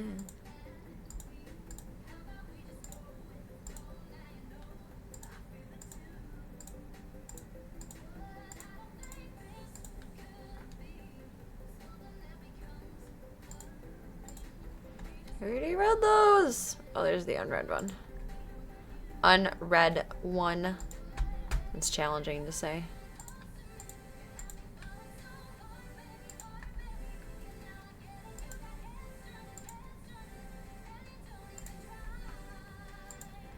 Who needs what? What do you want? You want skills. Okay, good for you. Charlie. Charlie Bear.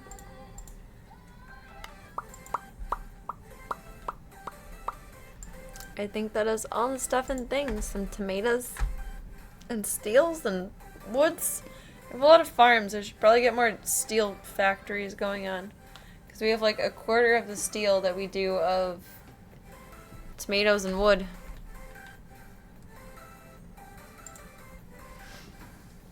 It's a claim all button on the bottom left. It looks like a yes, but I like clicking all the things. I find satisfaction in pressing the buttons. That's a me issue. It's a me issue. I like to press the buttons. Ah, good night game. Boy, you're so cute. Who made you so cute? So disturbing. Voya is always watching. He knows everything. He sees everything. He knows and sees all. He is the omnipotent bean. The omnipotent Mr. Bean. Merp, merp, merp, merp. There. And swap us around here. Now I'll go see Miss Jeej. I really wish we had just catting on here.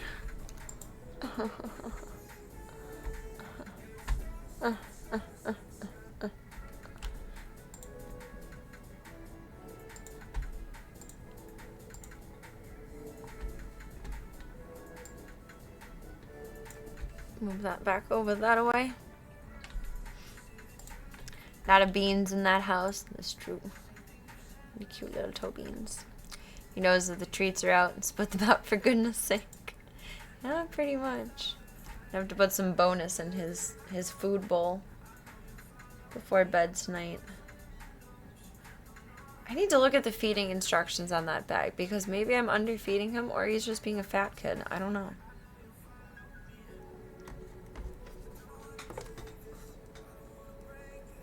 Can I just leave this running as so? Yeah, I mean like that works though. Yay. Yay. Oh, excuse me. Cody.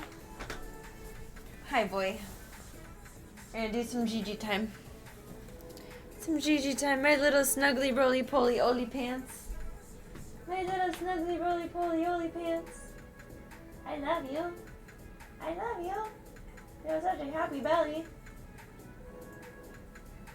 I love you, I love you, I love you. You are so weird and cute, and I love you so much. So much.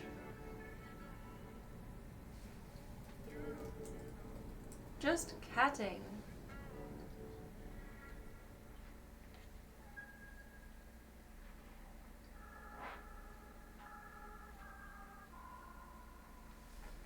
I can go with that one. I was sitting weird. I hurt my knees. My knees miss my physical therapy. Though that's not like abdomen intensive, really. I can probably start back up with that tonight. I really wonder where I put my post instructions. Like I had 2 sets of instructions too, like a basic general one with discharge and then another one that I got with all of my paperwork. Oh, you know what? I printed it, so it's probably downloaded in here. Right? Wouldn't it be? Unless I printed it right from the site.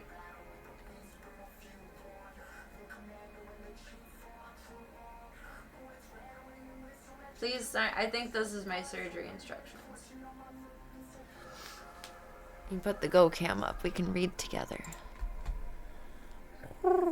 Lose audio for a sec. In a sec, it would probably help to open the camera first.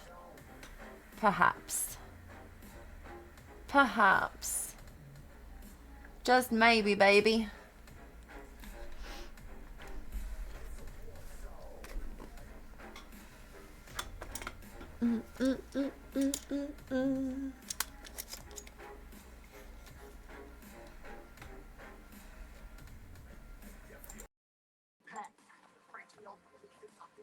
Okay, now we can learn. Edumacation. No, I don't want to open it in Word.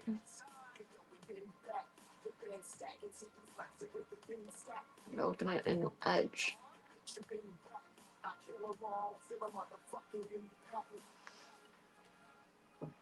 It's like a bajillion pages long. Dun, dun, dun, dun. Pre-op meds. Post-surgery instructions. There we go. I'm gonna forget this is playing and leave it on. And I don't think Voya likes music on when I'm not in here. I don't know. Maybe I'm just being crazy, but it's possible. It's possible. Get our book to go. Whoa, whoa, whoa. And what does this say? What does it mean? What does any of it mean? What is it?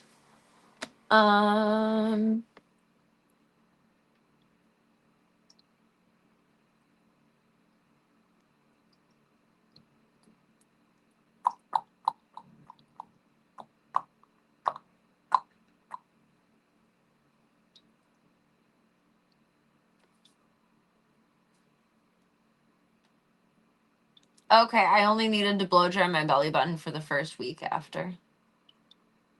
That's such a weird sentence to say.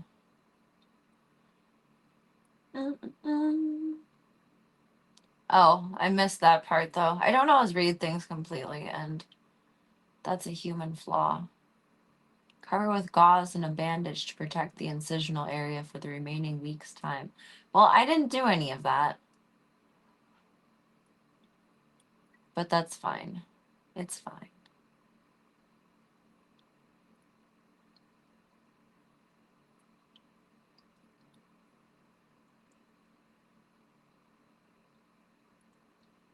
That's confusing though. There's like two sets of instructions. One for when you have glue over your sutures, which I did. Something called Tegaderm. And then another set of instructions for when you're bandaged. It says in one part, where was it?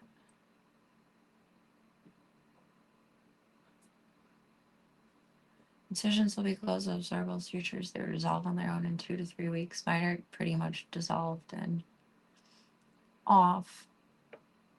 Leave dressing in place for 1 week unless you have moisture. Blah, blah, blah, blah. If drainage is accumulated, blah, blah, blah. You can blow dry your belly button side with hair dryer in a cool setting. That's only for the first week. And then it says, when you are 1 week post-op, you can remove all of your bandages. We recommend loosening them up in the shower with warm soapy water and blow drying them as needed on their cool setting until they are healed. Until they are healed. Well, I think they're like healing. I don't know. You don't make sense.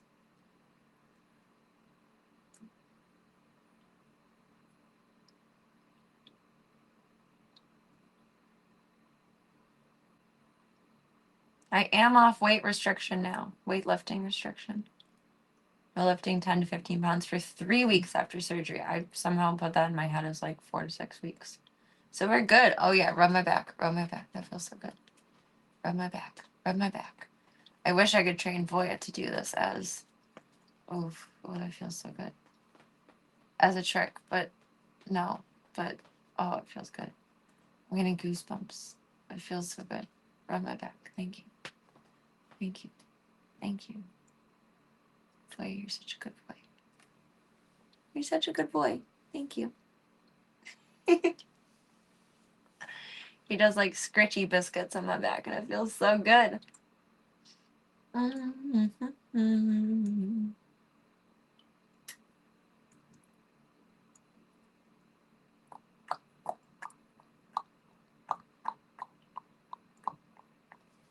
I missing any information on here? There should be more information on here. Maybe it's my other paperwork that says when you can resume normal activity, like working out, whatnot. Baby. Baby. Baby.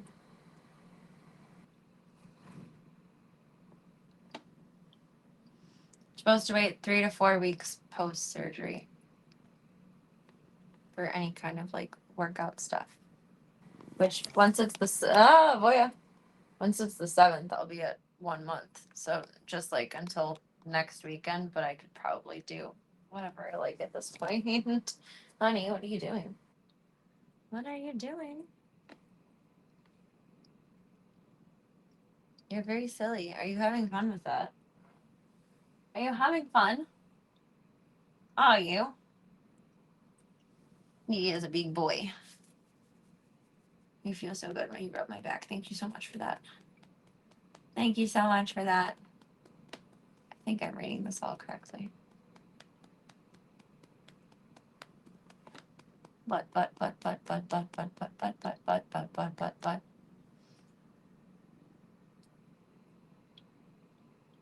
I did like everything wrong recovering in terms of motion and lifting. But that's not my fault. I thought I would have more like help than I did. I don't know.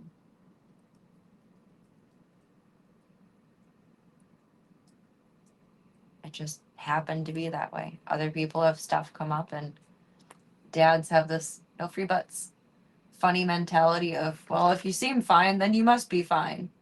Boy, get your butt out of the camera.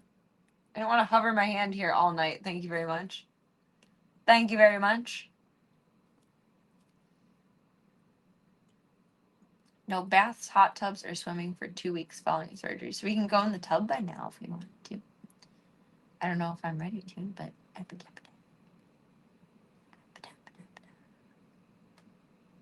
okay. Now let's go see Miss Gigi. Miss Gigi. Miss Gigi. Oh. The chair didn't feel like 70 pounds, though, even though supposedly it's 70 pounds. I knew I shouldn't have, but, like, the ends justify the means, kind of. I'm stubborn. If I want to do something, I'm going to do it, and I'll be damned. Which is probably why everyone thought I was fine and didn't need the help that I expected I would need, that I really did need, but, like, it also makes me stubborn, too. If I think I'm going to get help and then I don't get help, it's like, well, fuck you. I'll do all the things myself then, as if I have a choice, but it's more a determined process than like a just exist process.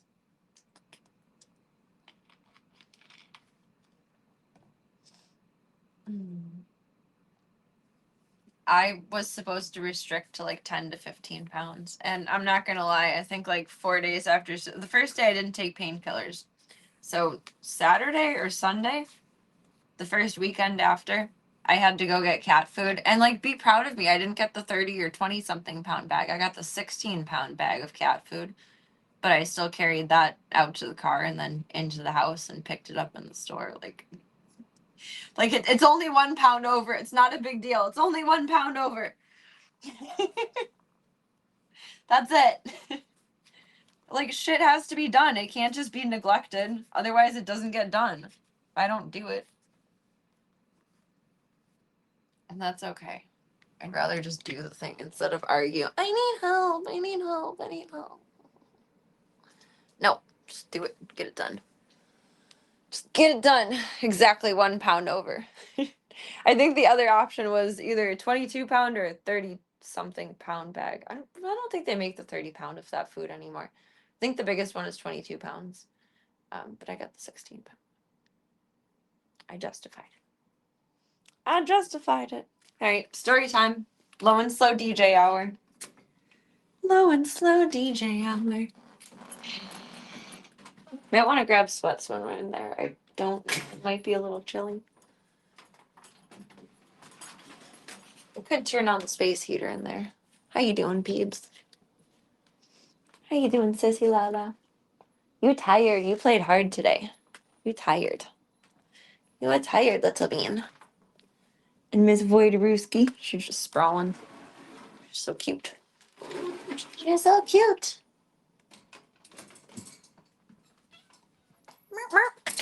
Charlie says, give me my dinner, bitch. 100%. Oh my goodness. Miss Pippi, you're so cute. You're so cute.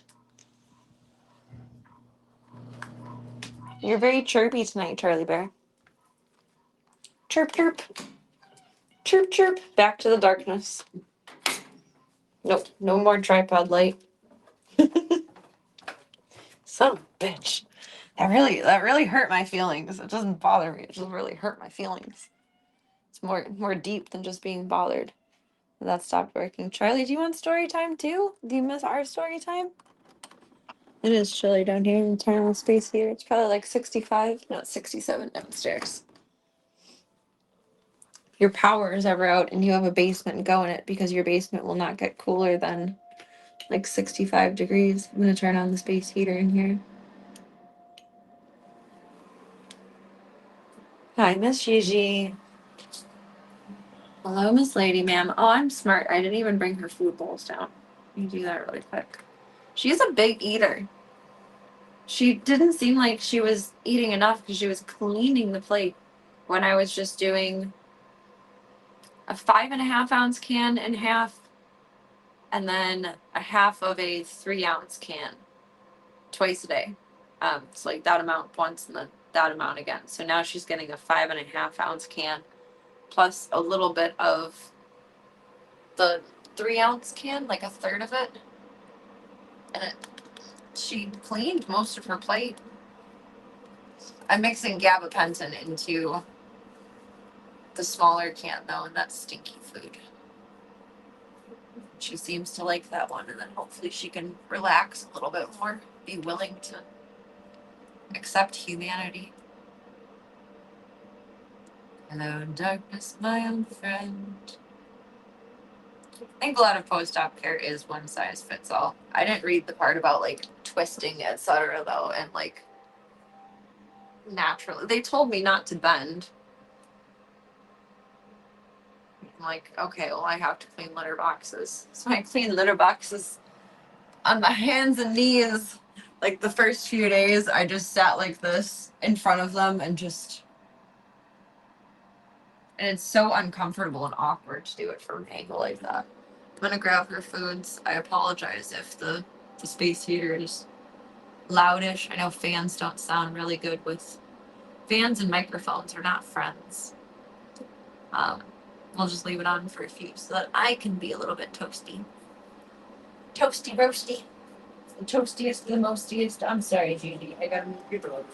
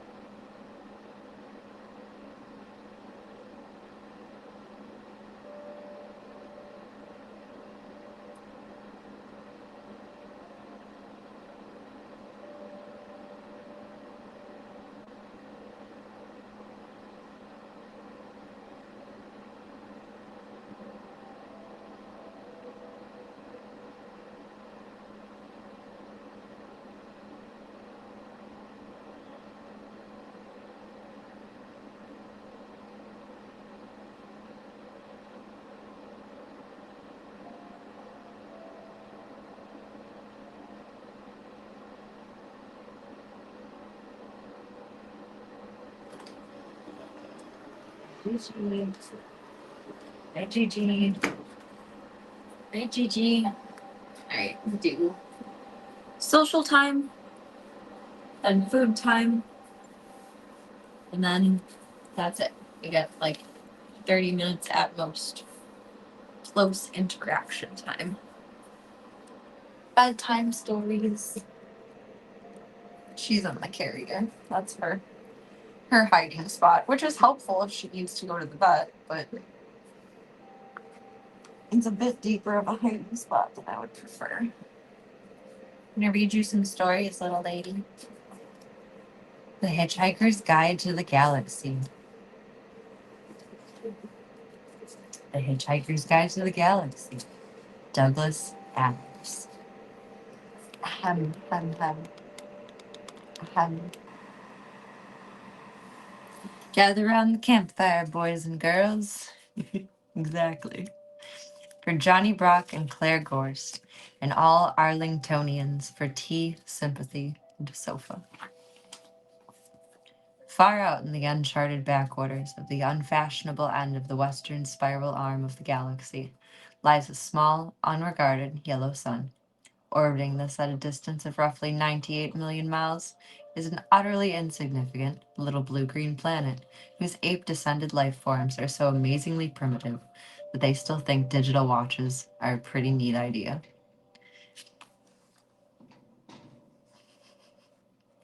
Orbiting this at a distance.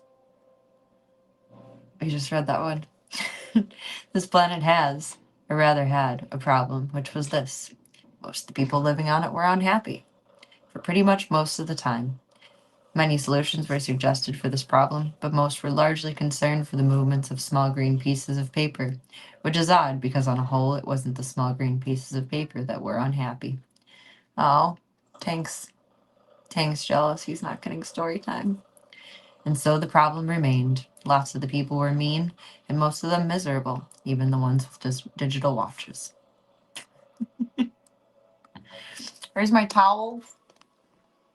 I'm prepared for the end of the world. There's like 5 towels up there. Because I have 2 towels to shower with, and then 1 to go on the floor so it doesn't drip, and then 2 to cover her stuff with so it doesn't get wet. We're very ready for the end of the world. Mechanical watches and vinyl forever. Let's go, we got this. Many were increasingly of the opinion that they'd made a big mistake in coming down from the trees in the first place, and some even said the trees had been a bad move, that no one should have ever left the oceans. Then, one Thursday, nearly 2,000 years after man had been nailed to a tree for saying how great it would be to be nice to people for a change, a girl sitting on her own in a small cafe in Rickmansworth suddenly realized that what it was that had been going on wrong all this time, and she finally knew how the world could be made good and happy place. This time it was right, it would work, and no one would have to get nailed to anything. Giggity. Sadly, however, before she could get on the phone and tell anyone about it, a terrible, stupid catastrophe occurred, and the idea was lost forever. This is not her story, but is the story of that terrible, stupid catastrophe and some of its consequences. It is also a story of a book called The Hitchhiker's Guide to the Galaxy. Not an Earth book, never published on Earth, until the terrible catastrophe occurred, never seen or even heard of by Earthmen. Nevertheless, a wholly remarkable book. In fact, it was probably the most remarkable book ever to come out of the great publishing corporations of Ursa Minor, of which no Earthman had ever heard of either. Not only is it a wholly remarkable book, but it is a highly successful one, more popular than the Celestial Home Care Omnibus, more better-selling than 553 More Things to Do in Zero Gravity, and more controversial than Ulan Khalufid's trilogy of philosophical blockbusters. Where God went wrong, some more of God's greatest mistakes, and who is this God person anyway? In many of the more relaxed civilizations on the outer eastern rim of the galaxy, the Hitchhiker's Guide has already supplanted the great Encyclopedia Galactica as the standard or repository for all knowledge and wisdom, for though it has many omissions and contains much more that is apocryphal,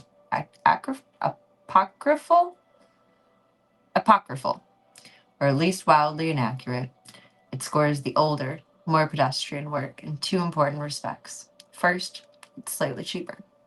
And second, it has words, "Don't panic," inscribed in large friendly letters on its cover. But the story of this terrible, stupid Thursday, the story of its extraordinary consequences, and the story of how these consequences are inextricably intertwined with this remarkable book begins very simply. It begins with a house. Hitchhiker's Guide to the Galaxy music plays here. Kind of forgot how much I love this book. It really pulls you in right from the start. Like, it's not even the actual first chapter, it's just the little prologue bitty first. And it reels you in right away. It paints the picture so well. He did a very good job with it. Begins with his ranch house. I mean, hopefully it's a good Thursday, though. Not this terrible one. Chapter 1. The house stood on a slight rise just on the edge of the village. It stood on its own and looked out over a broad spread of West Country farmland. Not any remarkable house by any means. It was about 30 years old, squattish, squarish, made of brick, had 4 windows set in the front, and size and proportion of more or less exactly failed to please the eye. The only person whom the house was in any way special for was Arthur Dent, and it was only because it happened to be the one that he lived in. He had lived in it for about 3 years, ever since he had moved out of London, because it made him nervous and irritable. He was about 30 as well, tall, dark-haired, and never quite at ease with himself. The thing that used to worry him the most was the fact that people always used to ask him what he was looking so worried about. He worked in a local radio, which we also used to tell his friends was a lot more interesting than they probably thought it was. Too, most of his friends worked in advertising. And Wednesday night it rained very heavily. The lane was wet and muddy. But Thursday's sun was bright and clear as it shone on Arthur Dent's house, for it was likely to be the last time. Dun dun dun. Was it really written by the Eagles? That's beautiful. I mean, it has the vibe, but I never would have guessed that. That's cool. It hadn't properly registered yet with Arthur that the council wanted to knock it down and build a bypass instead. At 8 o'clock on Thursday morning, Arthur didn't feel very good. He woke up bleary, got up, wandered blearily around his room, opened a window, saw a bulldozer, found his slippers, and stopped off to the bathroom to wash. Toothpaste on the brush, soap, scrub. Shaving mirror pointed at the ceiling. He adjusted it. For a moment it reflected a second bulldozer through the bathroom window. Properly adjusted, it reflected Arthur Dent's bristles. He shaved them off. Scruffy is those bristles? It's interesting. He shaved them off, washed, dried, and stomped to the kitchen to find something unpleasant to put in his mouth. Kettle, plug, fridge, milk, coffee. Yawn. The word bulldozer wandered through his mind for a moment in search of something to connect with. The bulldozer outside the kitchen window was quite a big one. He stared at it. Yellow, he thought, and stomped off back to his bedroom to get dressed. Welcome, Spacey. I hope you're having a good night tonight. Welcome to our story time, low and slow hour. Welcome. Welcome, welcome.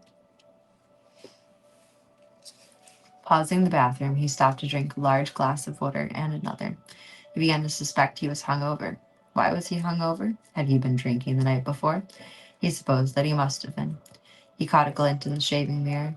Yellow, he thought, and stomped to his room.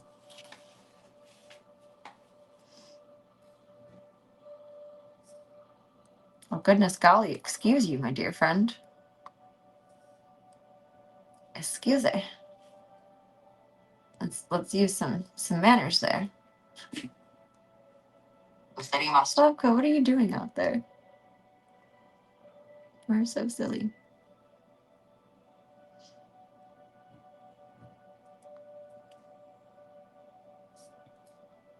Very silly biscuit. He stood and thought. The pub, he thought. Oh dear, the pub. He vaguely remembered being angry about something that seemed important. He'd been telling people about it, telling people at great length, he rather suspected, his clearest visual recollection of glazed looks on other people's faces. Something about a new bypass he'd only just found out about. He'd been in the pipeline for months, only no one seemed to have known about it. Ridiculous. He took a swig of water. It would sort itself out.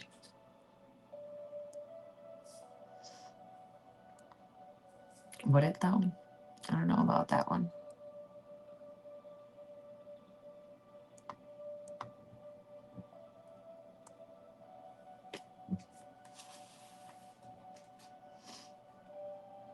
He decided no one wanted a bypass. The council didn't have a leg to stand on. It would sort itself out. God, what a terrible hangover that had earned him, though. He looked at himself in the wardrobe mirror. He stuck his tongue out. Yellow, he thought. The word yellow wandered through his mind in search of something to connect with. 18 seconds later, he was out of the house and lying in front of a big yellow bulldozer that was advancing up his garden path.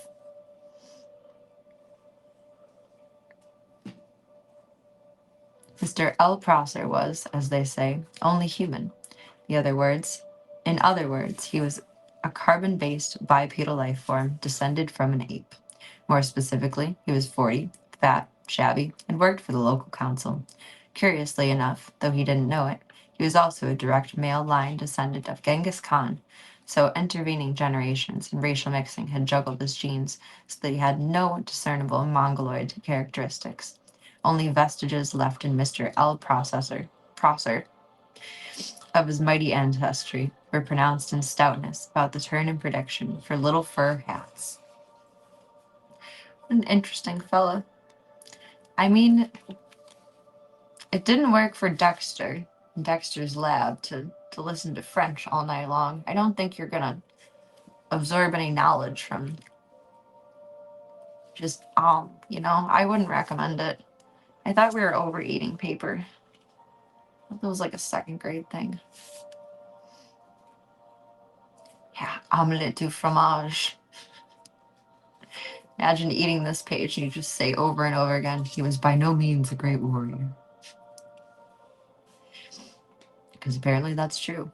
He was by no means a great warrior. In fact, he was a very nervous, worried man. Today he was particularly nervous and worried because something had gone seriously wrong with his job, which was to see that Arthur Dent's house got cleared out of the way before the day was out. Uh-oh. Come off it, Mr. Dent, he said. You can't win, you know. You can't lie out in front of the bulldozer indefinitely. He tried to make his eyes blaze fiercely, but they just wouldn't do it. Arthur lay in the mud and squelched at him. I'm a game, he said. We'll see who rusts first. I'm afraid you have to accept it, said Mr. Prosser, gripping his fur hat and rolling it around the top of his head. This bypass has got to be built, and it's going to be built. First I've heard of it, said Arthur. Why has it got to be built? Mr. Prosser shook his finger at him for a bit. Then he stopped and put it away. What do you mean? Why has it got to be built? He said. It's a bypass. You've got to build bypasses. Bypasses are devices. Page 7.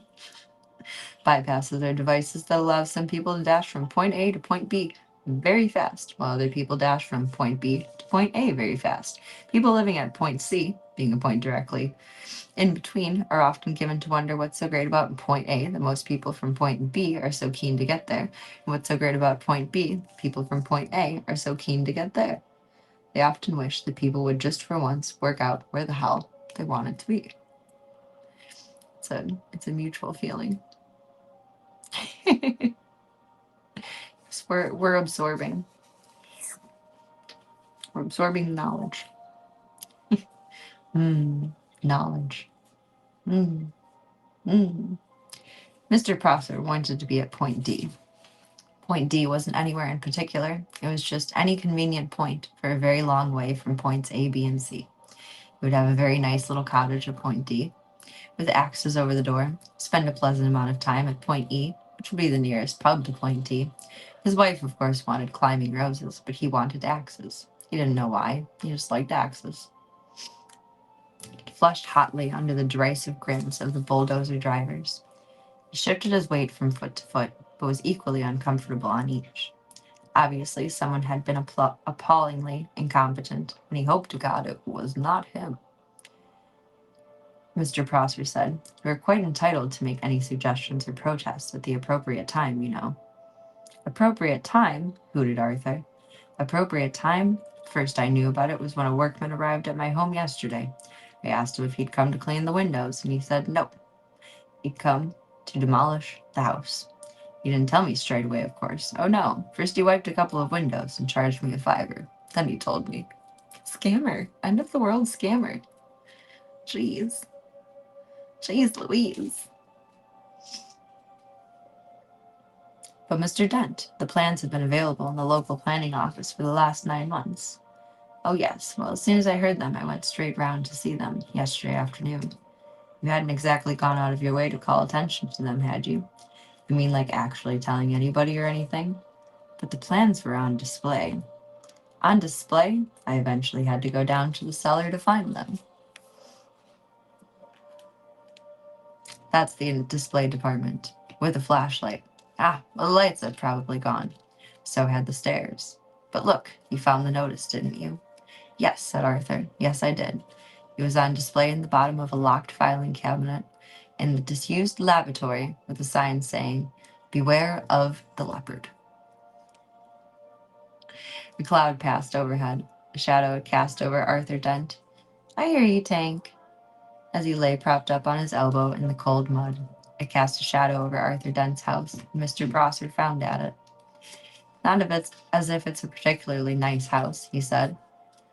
"I'm sorry, but I happen to like it. You'll like the bypass." "Oh, shut up," said Arthur Dent. "Shut up and go away and take your bloody bypass with you.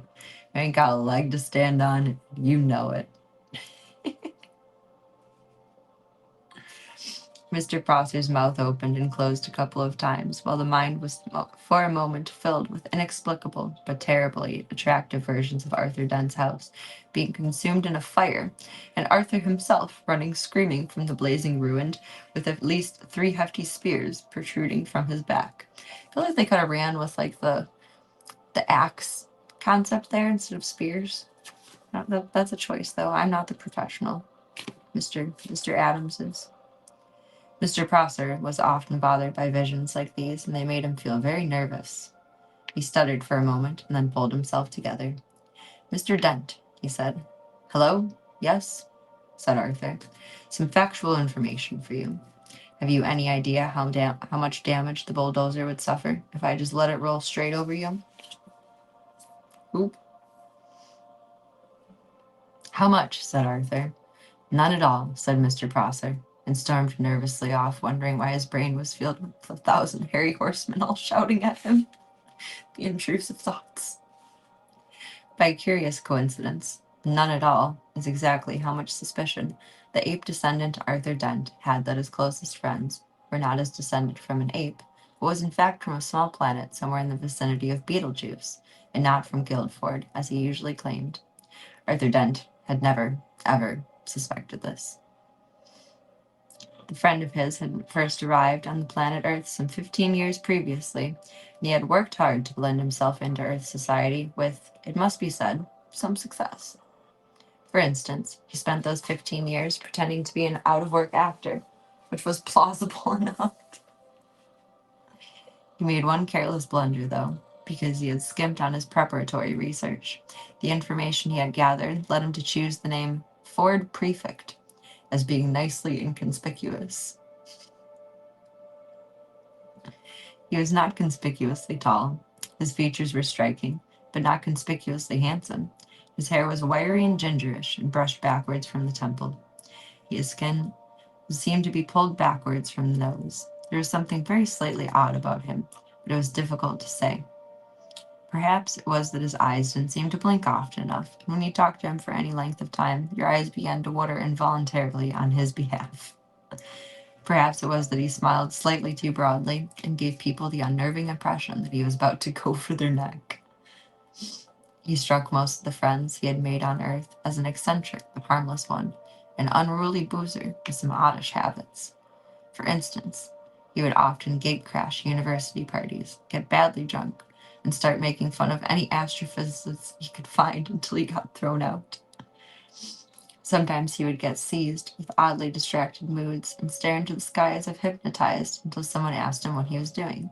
Then he would start guiltily for a moment, relax, and grin. "Oh, just looking for flying saucers," he would joke, and everyone would laugh and ask him what sort of flying saucers he was looking for. "Green ones," he would reply with a wicked grin, laughing wildly for a moment, and then the sudden lunge of the nearest bar and buy an enormous round of drinks. Evenings like this usually ended badly. Ford would get out of his skull on whiskey, huddle in the corner with some girl, and explain to her in slurred phrases that honestly the color of flying saucers didn't matter that much, really. What a man. His descendants of Genghis Khan have it tough with all their mental battles. Possibly.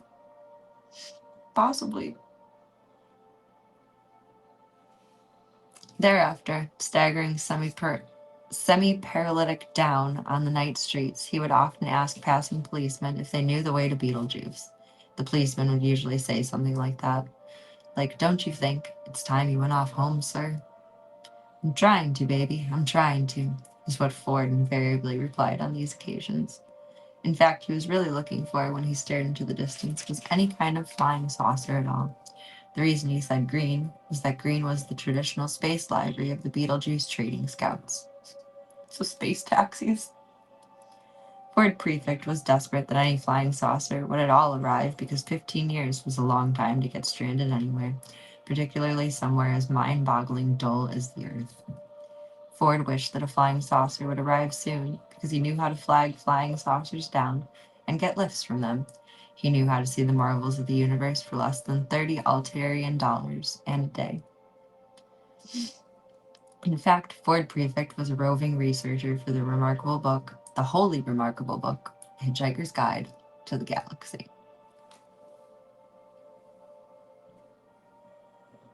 He has that much common DNA? That's crazy.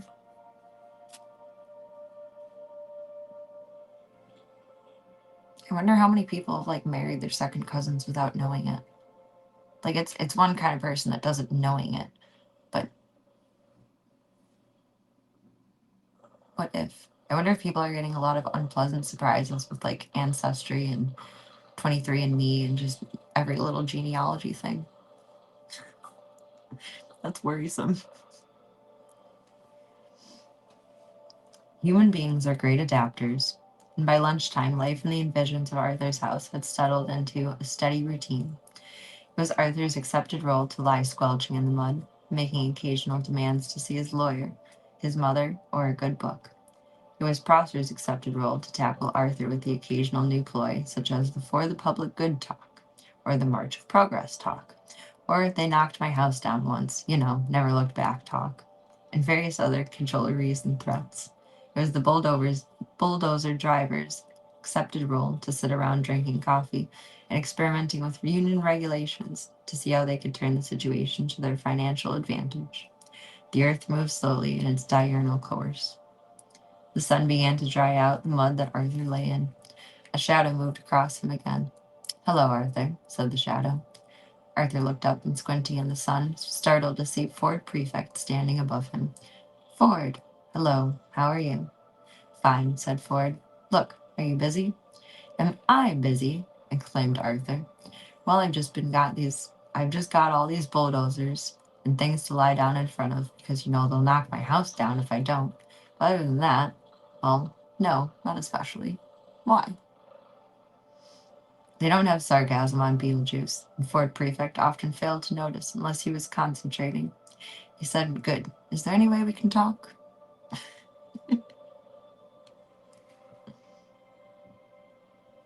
What? Said Arthur Dent. For a few seconds, Ford seemed to ignore him and stared fixed into the sky like a rabbit trying to get run over in a car. Then suddenly he squatted down beside Arthur. We've got to talk, he said urgently. Fine, said Arthur. Talk. And drink, said Ford. It's vitally important that we talk and drink. Excuse me. Now, we'll go to the pub in the village. He looked into the sky again, nervous, expectant. Look, you don't understand, shouted Arthur. He pointed at Prosser. That man wants to knock my house down. Ford glanced at him, puzzled. Well, he can do it while you're away, can't he? He asked. But I don't want him to. Ah. Look, what's the matter with you, Ford? Asked Arthur. Nothing's the matter. Listen to me. I've got to tell you the most important thing you've ever heard, but I've got to tell you now, and I've got to tell you at the saloon bar of the Horse and Groom. But why? Because you're going to need a very stiff drink. Ford stared at Arthur, and Arthur was astonished to find his will beginning to weaken. He didn't realize this was because of an old drinking game that Ford learned to play in the hyperspace ports that served the Maginite mining belts in the star system of Orion Beta. The game was not unlike the Earth game called Indian Wrestling, which was played like this. 2 contestants would sit on either side of a table, with a glass in front of each of them. Between them would be placed a bottle of Jenks spirit, as immortalized in the ancient Orion mining song, Oh, don't you give me more None more of that old jank spirit. No, don't you give me none more of that old jank spirit. For my head will fly, for my tongue will lie, for my eyes will fry, and I may die. Won't you pour me one more time that sinful old jank spirit? I don't remember actually how that song went. We're just winging that one. I don't even know if that was in the movie. I don't know why it wouldn't be, but I do not remember. Each of the two contestants would then concentrate on their own will into the bottle and attempt to tip it and pour spirit into the glass of his opponent, who would then have to drink it. The bottle would then be refilled. The game would be played again and again and again. Once you start to lose, you probably keep losing, because one of the effects of jank spirit is to suppress telepsychic power. As soon as the predetermined quantity had been consumed, the final loser would have to perform a forfeit, which was usually obscenely biological. Ford Prefect usually preferred to play to lose. It's an interesting choice.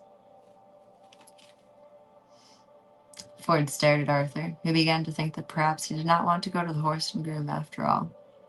But what about my house? He asked plaintively. Ford looked across to Mr. Prosser, and suddenly a wicked thought struck him. He wants to knock your house down. Yes, he wants to build. And you can't because you're lying in front of his bulldozer. Yes, and I'm sure we can come to some arrangement, said Ford Prefect. Excuse me, he shouted. Mr. Prosser, who was arguing with the spokesman for the bulldozer drivers about whether or not Arthur Dent constitutionalized a mental health hazard, and how much they would get paid if he did, looked around.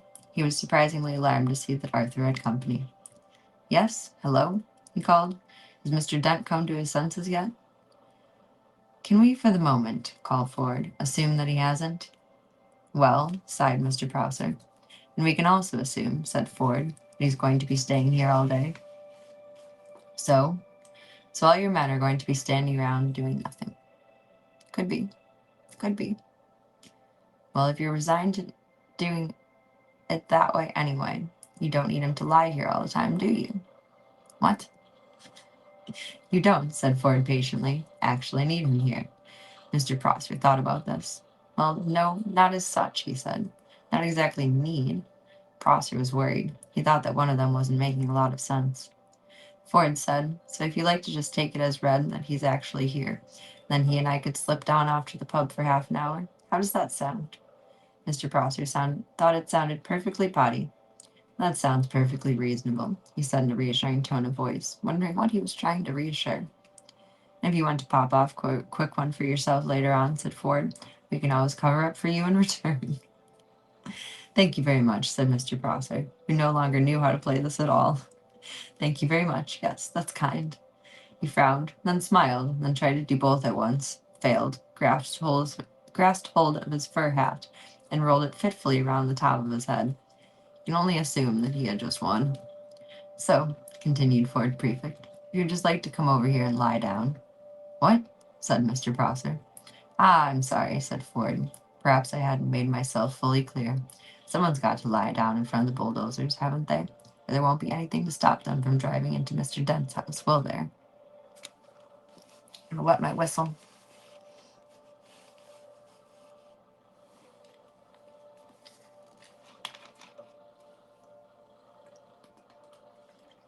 I don't remember it being in the movie, but it's been a very long time since I've seen it.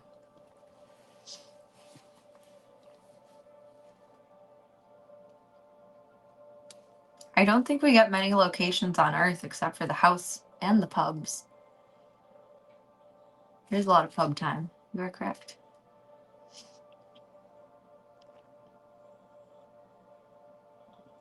Where did I leave off here?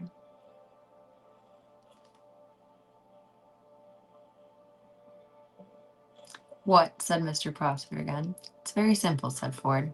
My client, Mr. Dent, said he will stop lying here in the mud for the sole condition that you come and take over for him. What are you talking about? Asked Arthur. But Ford nudged him with his shoe to be quiet. You want me, said Prosser, spelling out his new thought to himself, to come and lie there? Yes. In front of the bulldozer? Yes. Instead of Mr. Dent? Yes. In the mud. In, as you say, the mud. As soon as Mr. Prosser realized he was substantially the loser after all, it was like a weight lifted off of his shoulders. It was more like the world as he knew it. He sighed. In return for which you will take Mr. Dent with you down to the pub. That's it, said Ford. That's it exactly. Mr. Prosser took a few nervous steps forward and stopped. Promise? He said. Promise, said Ford. He turned to Arthur. Come, he said to him. Get up and let the man lie down. Arthur stood up, feeling as if he were in a dream. Ford beckoned to Prosser, who sadly, awkwardly, sat down in the mud. He felt his whole life was some kind of dream, and that he sometimes wondered whether it was, and whether they were enjoying it. The mud folded itself around his bottom, and his arms just oozed into his shoes. Ew. Ford looked at him severely. And no sneaky knocking Mr. Dent's house down while he's away, all right? He said. The mere thought, growled Mr. Prosser, hadn't even begun to speculate. He continued, settling himself back. About the merest possibility of crossing my mind. He saw the bulldozer's driver's union representative approaching and let his head sink back and closed his eyes. He was trying to marshal his arguments for proving how he did not now constitute a mental health hazard himself. He was far from certain about this. His mind seemed to be full of noise, horses, smoke, and the stench of blood. It happened to also be when he felt miserable or put upon. He had never been able to explain it to himself. In high dimension of what we know nothing. The mighty Khan bellowed with rage, but Mr. Prosser only trembled slightly and whimpered. He began to feel little pricks of water behind his eyeballs. Bureaucratic cock-ups, angry men lying in the mud, indecipherable strangers handing out inexplicable humiliation, and an unidentified army of horsemen laughing at him in his head. What a day. What a day. Ford Prefect knew that it didn't matter, a pair of dingo's kidneys, whether Arthur's house got knocked down or not now. But Arthur remained very worried. But can we trust him? He asked. Maybe I'd trust him to the end of the earth, said Ford. Ah, yes, said Arthur. And how's that? About 12 minutes away. Come on, I need a drink.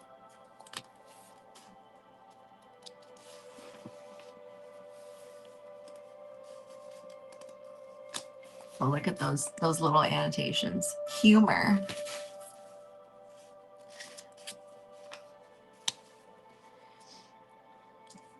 And we'll go through a little bit of the flashback in chapter 2, and then we'll pause for the night.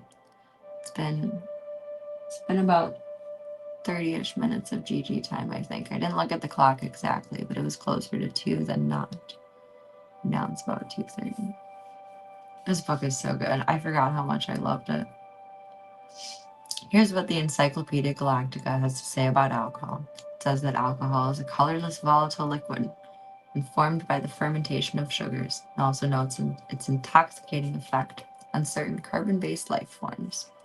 Hitchhiker's Guide to the Galaxy also mentions alcohol. It says it's the best drink in existence in the Pan-Galactic Gargle Blaster.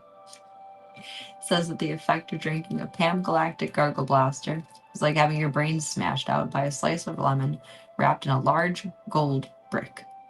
The guide also tells you which planet's best pan-galactic gargle blasters are mixed, how much you can expect to pay for one, and what voluntary organizations exist to help you rehabilitate afterward. The guide even tells you how you can mix one yourself. Take the juice from one bottle of Old Jank Spirit, it says. Pour into 1 measure of water from the seas of Santravingus. V.O. That's Santravingian. Ginian? Sea water, it says. Oh, those Santra fish. Allow the 3 cubes from Arcturian Megagen to melt into the mixture. It must be properly iced or the benzene is lost. Allow 4 liters of Phalian marsh gas to bubble through it, in memory of all those happy hikers who died of pleasure in the marshes of Phalia. Awkward. Over the back of a silver spoon flowed a measure of Galactian quilactin, hypermint extract, redolent of all the heady odors of the dark Galactian zones, subtle, sweet, and mystic. Drop in the tooth of an Algolian sun tiger, Watch it dissolve, spreading fires of Algolian suns deep into the heart of the drink. Sprinkle Zamphor. Add an olive. Drink, but very carefully. Hitchhiker's Guide to the Galaxy sells rather better than Encyclopedia Galactica. And that is where we pause for the evening. I'm going to pick back up. How many chapters are in this book? Like, I know it's not long. Probably like close to 30. There's chapter 33, there's 34, there's 35. Last two don't really count as like separate ones. They're only about 2 pages long each. So we have roughly somewhere around 30 nights to get this book through. So actually that's quite wonderful. You guys made a really good choice for that one. Gigi, we're gonna have a little powwow here with everybody for a minute. It was an excellent choice. You guys did good with that. I'm remembering how much I love this book, and I'm very happy with that. And that's pretty much the perfect amount of time to gauge any progress with her. In about a week, we'll probably start putting out little plates of churro in front of her little spot, so that she may be curious enough to go look for it. That would be a measure of progress. And if she actually came out while I was reading, that would be an amazing measure of progress. Slavka's playing at the door. She says, "Let me in." But so we don't lose this little flow of exposure, we're going to make her dinner now, which is gross and stinky wet cat food. And then we'll keep up the good work. I just usually talk to her when I'm in here, but I'm embarrassed of my low and slow DJ voice, which is why we're reading. So the book will be waiting for us when we're back. I would expect, whether things go how I want them to or not how I want them to, I should be back on stream by Doomsday at the latest. But I will miss you, Bebs, tomorrow. 50-50. We'll have PB stream running tomorrow. But Tuesday, I will be 100% encompassed with whatever I need to be encompassed with. And Wednesday is Serena Day. So I will be hyped to see you, Bebs, again by Thursday, hopefully. That would be ideal. Would be very ideal. Gigi doesn't laugh with us hearing Douglas Adams. She has no soul. Oh, she's a black cat. Don't talk about her like that. Don't talk about her like that. She has a soul. I guess she wouldn't have a soul if she was an orange cat, because then she'd be a ginger. I can't contribute to the slander, though. I shouldn't say that. I take it back. It never happened. I said nothing. Alright, let's get your food. And then we'll get your... That was Charlie on the other side of the door. She hasn't made a sound yet, which feral cats do not make sounds. It's a people attention thing that cats do. Like, they meow when they're babies for their mom, and that's about it. That's Charlie, not Slavka.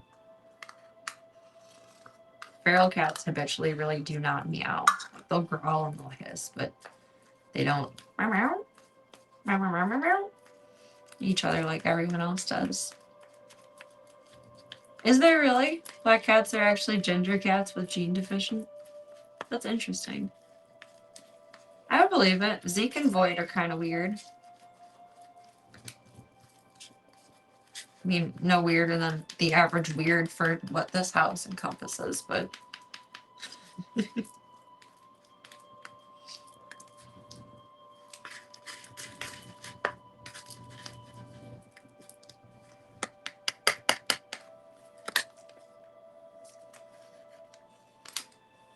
You're secretly an orange kitty, even though you're a black kitty.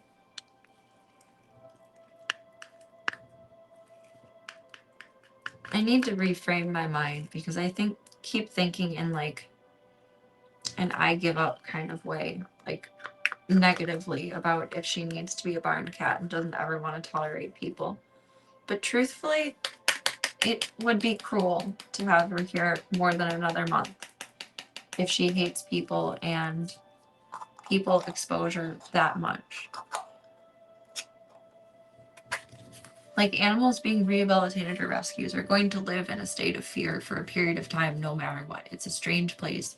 There's strange people. Don't know what's going on. It's strange. And the unknown is scary, and it's all unknown. It's a very universal feeling. But in good conscience, I can't ruin her life for my egotistical belief that I can rehabilitate every cat that's there. Most of them, yes, I probably can.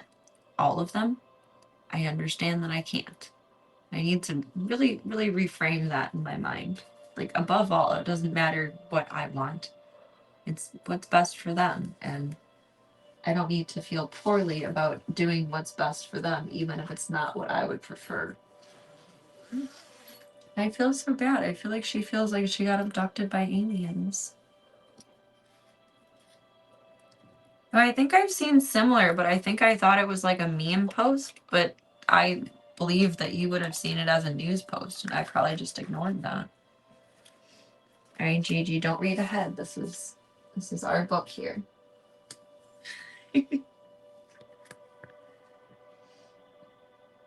Oh, it's so nicely nostalgic to read out loud.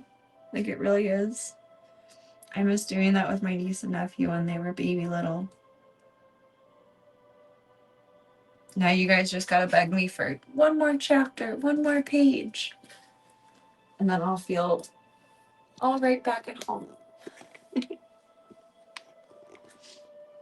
Alright, Gigi. Our stove is closed. I'm gonna turn off your light. We're gonna turn off the space heater fully. We got it knocked up to like 70 in here. Stand up and fight for a moment. Don't want it to kick on randomly in the middle of the night. It scares me.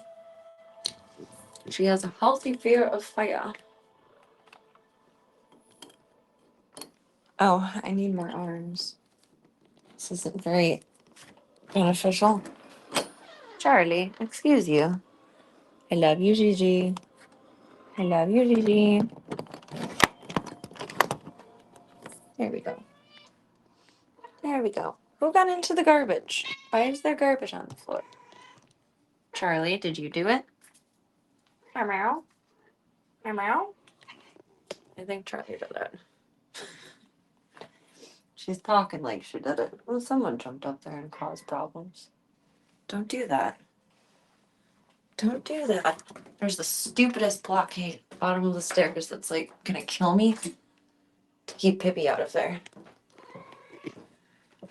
Charlie, just open the kitty door. You have paws.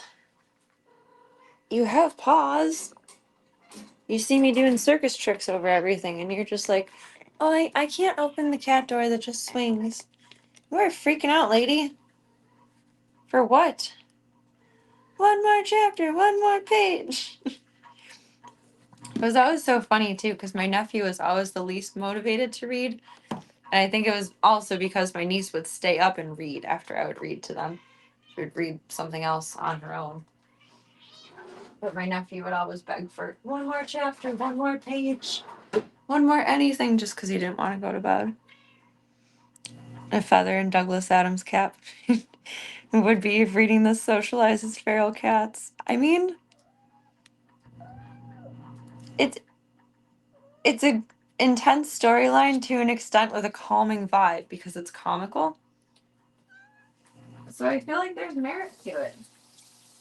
I mean, Charlie really loved Good Morning, Good Night. Oh, we gotta read a page out of that too. Gotta share that with the class. We pit stop us into the strim room, and clearly everyone is very, very ready for dinner. We are ready. I could care less either way. Not really that hungry, but they obviously are. And they have food out. It's not like they're starving. They have food available to them. They just really want their special wet food mommy time. Little goobers. Little goofy goobers. Oops. Oops. We are back at home base. Home base. Home base. Be right back right quick. Bent in every direction going upstairs. Jeez Louise. Charlie is my little garbage gremlin. I love her so much, but she is a goofy goober. She's a very goofy goober.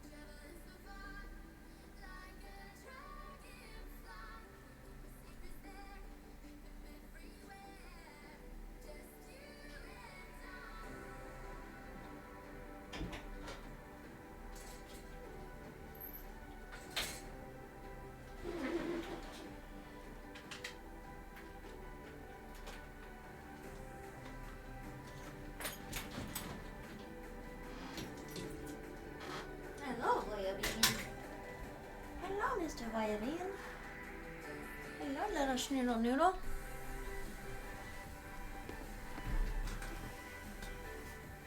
Little schnoodly noodly.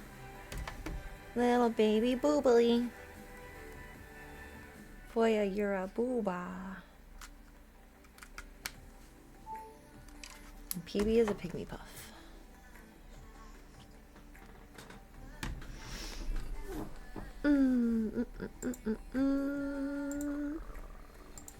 That is going to be our night for tonight, Club Cult.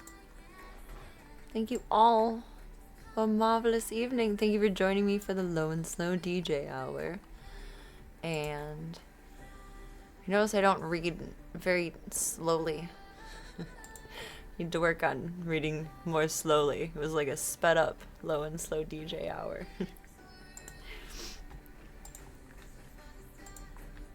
Oh, thank you for showing up for it. You are awesome. Thank you for donating some of your free time.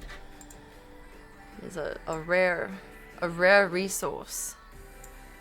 And I appreciate you. Thank you all for your chats. Thank you for your company. Thank you for your support and your time. So very much. Time is very valuable. It's one of these few things in life that you only get so much of. Can't make more of. You can make more money, you can make more friends, you can make more alarm clocks, thank fuck. You can make more little yay bells. But you cannot make more time, and thank you all for yours. You're wonderful humans, Club Cult, and I appreciate you Beebs very much. It's hard to read Douglas Adams slow. Humor has cadence to it. And like the storyline has a flow to it too. It's not like you open up what book am I thinking of? My brain is saying Pride and Prejudice, and it's not Pride and Prejudice. You open up what? It was the best of times, it was the worst of times. Tale of Two Cities, Dickens. You know, it has a tone set to it. And Hitchhiker's Guide to the Galaxy also has a tone set to it. It's play-by-play action. It's not just laying out the set. I don't know why the PB emote was so easy to make, but all of my other animated ones were so difficult to make. I don't understand. The only thing I did differently was I pre-cropped it to exactly a square in my phone before sending it to myself to be able to edit on the computer. I think that helped. I don't really know. It was weird. It turned out so cute though. She reminds me of like little Simba waking up into the sun. I will take care of me if you guys take care of yous. Which is a mutual call to action promise. Gotta be as kind and gentle with ourselves as possible. It's hard to do, but it's important to do. And thank you. I appreciate you, babies. If you bibs want to keep up with me offline, hop into the Disky Boo. Otherwise, we got the fun stuff. Socials. Some more fun stuff. Schedule for when I will see you bibs next. And thank you all for being a part of the Stream the Dreams project. Thank you for joining me for the dawn of February's. And for being the incredible humans that you are.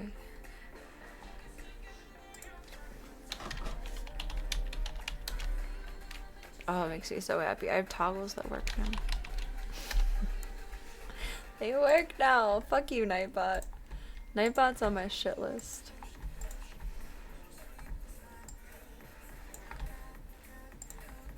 There we go.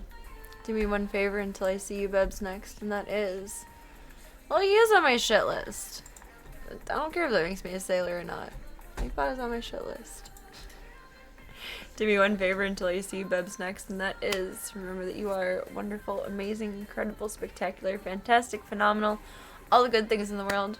Take all those compliments and put them in your, I knew I was gonna bonk that if I moved it, back pocket, side pocket, cute little hoodie pocket, blurp, adorable little shirt pocket, floating in suspended animation, wherever it needs to go until I see you next, sweet babos. 50-50 kitty stream tomorrow with PB. And oh, I thought I left us open to the page over here. Tuesday, I will miss you, bebs. Okay, let's just start with the first one, because why not? Wednesday is Serena Day. I will miss you, BBs. And theoretically, hypothetically, knock on woodishly, I would like to be back by Thursday. Thursday, indeed. Good morning, he said. Be at home in your head. Make sure joy is well fed. Don't let dread hog the bed. Good night now and rest. Today was a test. You passed it. You're past it. Now breathe till unstressed. The cute little pictures that go along with it. They're adorable. How many pages are in here? How many of these do we get? I definitely didn't finish the whole book with Charlie. 201, so we'll get like 100 days of this. This good morning on one side and good night on the other. That's hype. Good night, moon. It kind of is an adult version of Good Night, Moon. My niece doesn't like that I do that either with the book sleeves, but you know what? If you don't want me to dog-ear the pages, I gotta do something. I totally dog-eared Hitchhiker's Guide. It was out of habit. I had to remember to not do that here. I like it. It's good morning and good night. Little pep talks for me and you. Lin-Manuel Miranda, the creator of Hamilton. I like it. It's very sweet. Not all of them rhyme, but they all fit well into each other. But the non-rhyming ones always feel awkward in my brain. I kind of feel the same way. Like it's a little reminder when they're hardback to treat them extra nicely. But softback books, it's just like destroy. Destroy. Use and abuse. Use and abuse. It's like a cheap Jewel Osco bottle of vodka versus like whatever fancy vodka is. Belvedere is the only thing that comes to mind. I'm sure there's much nicer than Belvedere, but I think Belvedere is like top shelf of average income. I'm sure there is much fancier out there. I have nothing against dog-earing pages, but it bothers me ever so slightly to hear my niece's voice inside of my head of, don't do that, you'll ruin it. It's like, well, geez. Jeez Louise, kid. Oh my golly. Get some good sleep tonight. Get some good eats tonight, Club Colt. And may, dare I say it, Voldemort Day be kind to everybody. As least Dementor kissy as possible. Full of real kissies and not Dementor kissies. That's what we want, right? Diesel will have them in stock for all of you. He's a very smoochy little boy. And thank you all again for everything. Make good choices. Don't do anything I or Voya wouldn't do, but as we reiterate daily, Voya does what he wants and he does many things, so use your own discretion for that one. It is a choose your own adventure. I was thinking about Groundhog so much I forgot it was Voldemort Day. No, only think of the groundhogs. Only the groundhogs. Much more friendly than Voldemort. Take groundhogs over Voldemort any day. That's a much more tolerable situation. Some good eeps tonight, and I hope the rest of the week, start of the week, begins as gently as possible for everyone. Does Voldemort see his shadow? Does he even have a shadow? Like, he forms into a more corporal form at times, but I feel like the being that he is, I would need to rewatch the movies and look if they actually paid attention to include that part, and if it was even a part of the books anywhere. I don't think so, but would he even have a shadow? He's not a vampire, but I feel like he exists in like a vampiric capacity, like not human, not undead, but like both, but not. Is Voldemort a shadow? I mean, he's a scourge upon this earth, but put simply, that could be shadowistic, so I'll take it. I don't know if shadowistic is a word, but it is right now.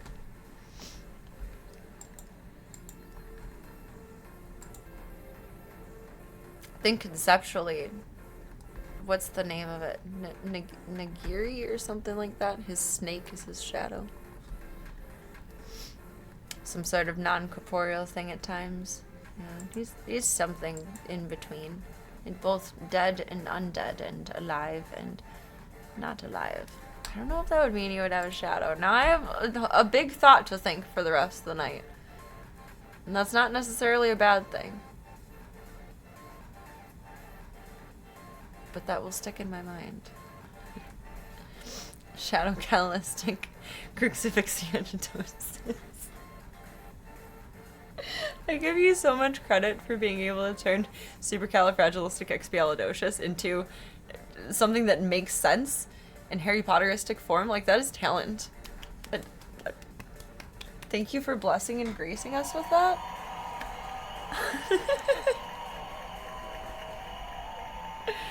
I don't feel like it can be sung in a happy tone, sadly, though. Shadow Callistic Crucifixianatosis. I can't make the last part of it happen, but it's still very good. Oh, you marvelous souls. Thank you for the laughs, thank you for the smiles, and thank you for being yous. I hope the beginning of the week starts off beautifully. And some good eeps tonight. Thank you again for being here, for being yous.